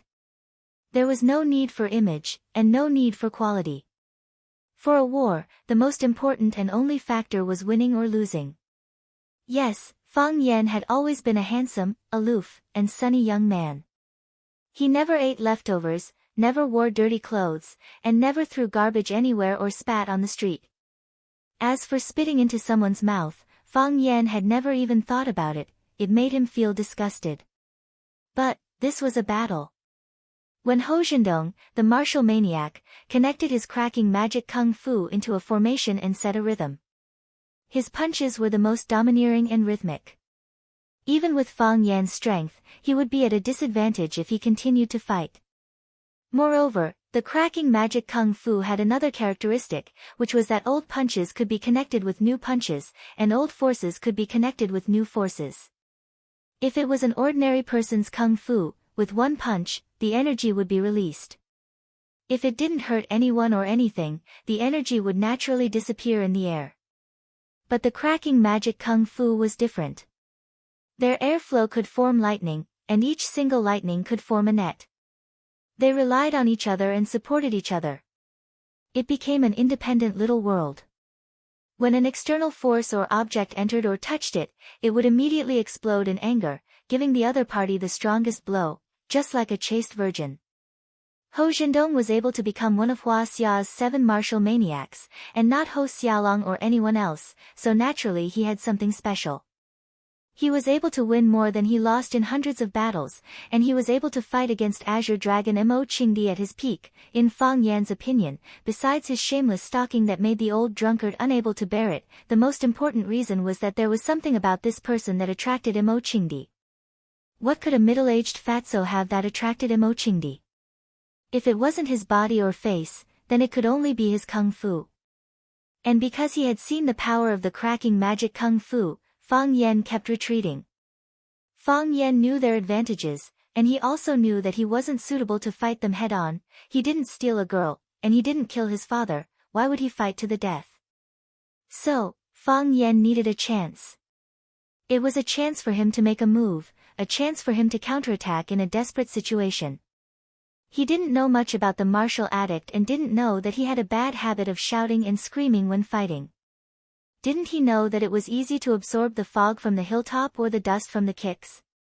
Even if he wasn't afraid of this, didn't anyone spit on his face when he fought before? Pay attention to hygiene and start with some small habits. Fang Yan felt that the martial arts fanatic was a man who did not pay much attention to hygiene. The martial addict didn't pay much attention to it at first. He just felt that he had swallowed something, like a bug or something else. When he connected the word pay that Fang Yan had spat at him, he suddenly felt like he had swallowed a fly. No, he would rather eat 100 flies than eat Fang Yan's saliva. The martial arts fanatic was dumbfounded. His brain short-circuited for a moment. His expression was twisted in pain, and his face was filled with anger. This is too disgusting. How could this guy do such a thing? As he thought of this, a gap immediately appeared in the path of his fist, and an obvious gap appeared in the electric net of lightning.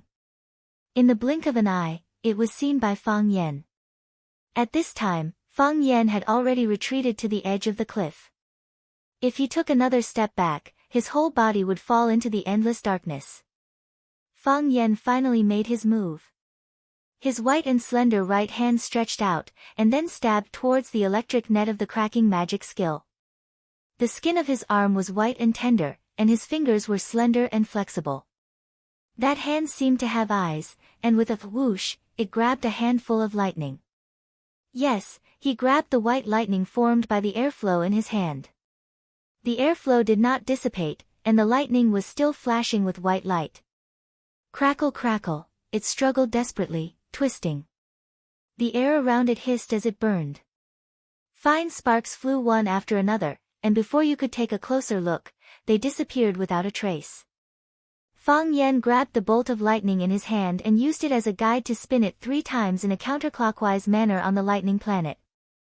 When he pulled his hand out of the lightning star, the lightning ball began to hiss, and the elliptical object turned into a pancake. Like a silver bottle spilling out, like a spear bursting out.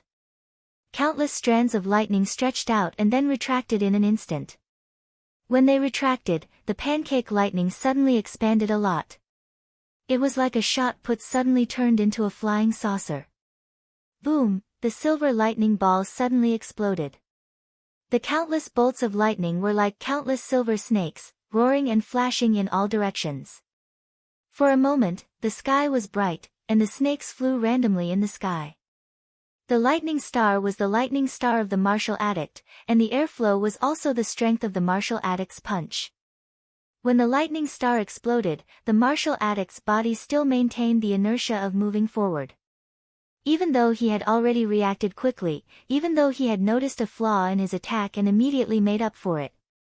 Unfortunately, he was still one step too late.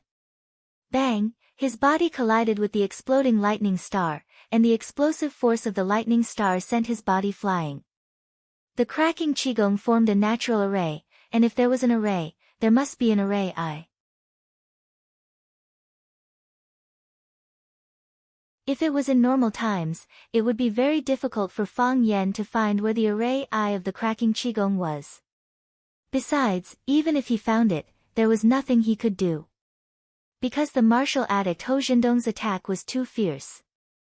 If you knew that there was a spirit herb on the cliff, as long as you climbed up, you could pick it, but on the way up, you might encounter a landslide, be covered in ice and snow, and accidentally fall, and be smashed to pieces. Would you still be willing to pick that spirit herb?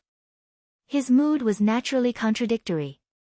However, when the martial addict Ho Jindong swallowed the saliva that Fang Yan had spat out, and when the martial addict's attack showed a flaw because of disgust, the array I was firmly captured by Fang Yan's Tai Chi heart. He operated the Tai Chi domain, skillfully found the array I, and then pulled out the line that ran through the whole supporting array. As a result, the lightning star immediately lost its power and vitality, and the array without a skeleton and soul collapsed in an instant. The airflow lightning in Fang Yan's hand, which was used as the array I, not only did not disappear, but also became thicker and brighter after he poured his strength into it. It was not bound by anything. It was not willing to be in the hands of Fang Yan, not willing to let its fate be controlled by someone else.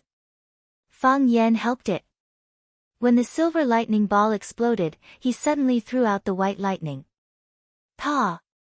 The white lightning brought with it countless lightning bolts and attacked the chest of the martial addict Ho Jindong, who was still flying in the air after being bombarded by the lightning star. At this time, the seriously injured martial addict Wu Jindong had no time to defend, nor could he defend against Fang Yan's full attack. Zilala, the white lightning hit the martial addict's chest and disappeared, but the speed at which Ho Jindong flew back increased by several times. Clang clang clang, crack. The martial addict's body flew backward for more than 10 meters, knocking down countless rugged rocks and broken wooden stakes. Finally, he crashed into a thick and hard tree before he stopped with difficulty. Silence. A deathly silence. After a long time, the martial addict finally moved. The martial addict shook his head and sat up from the ground with his hands. His face was purplish red, as if he wanted to say something but could not speak. Bang! The martial addict punched himself in the chest. Pfft! He spat out a mouthful of thick blood, and the abnormal flush on the martial addict's face gradually disappeared. The martial addict took a deep breath, and then climbed up from the ground with one hand on the tree. He walked toward Fang Yan step by step, and then stopped a few meters away from Fang Yan. Pretty boy, the martial addict cursed.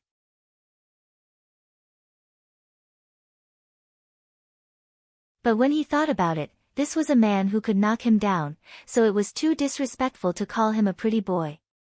So, the martial addict changed his words. Fang Yan, you bastard, how could you do such a disgusting thing? Do you have any personal hygiene? Do you have any martial artist's morals? Do you have any demeanor of a master? How did a shameless person like you learn the heart of Tai Chi?